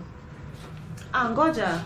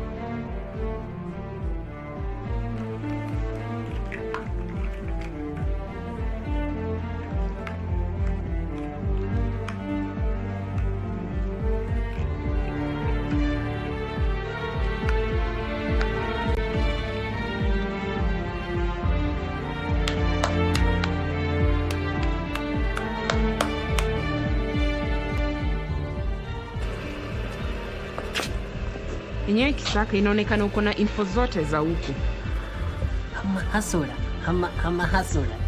Ama Okay, so sababu ushanipea do. What if Kathy akose kunipea pesa sababu ya info, ama nipe pesa kidogo, ama akose tu kunipea kabisa? Kuwa broker ni kurisk. Wewe hakuna pesa yote na risk. Kazi yako ni kupewa. Lakini ukiwa na info ya JJ, pesa leta ndakupatia pesa moto. Enyewe hapo umesema kweli. So mi acha nirudi. Before nirudi job nimekumbuka kitu. Kuna kitu Kathy alikuwa anataka. Kwani hiyo ni profit? Acha kunienjoy, sijakuwa prophet. Aliniambia hivi, anything kuhusu JNJ nikuwe namwambia, kuhusu nani amelala wapi, amekula wapi, ameenda wapi nikuwe namwambia. Shiro, hiyo si info. Unaweza enda kazi. Sunipeta kasombili Kisaka. Shiro, hata upati. Haina mambo. Bye. Enjoy the rain. Go buy goggles.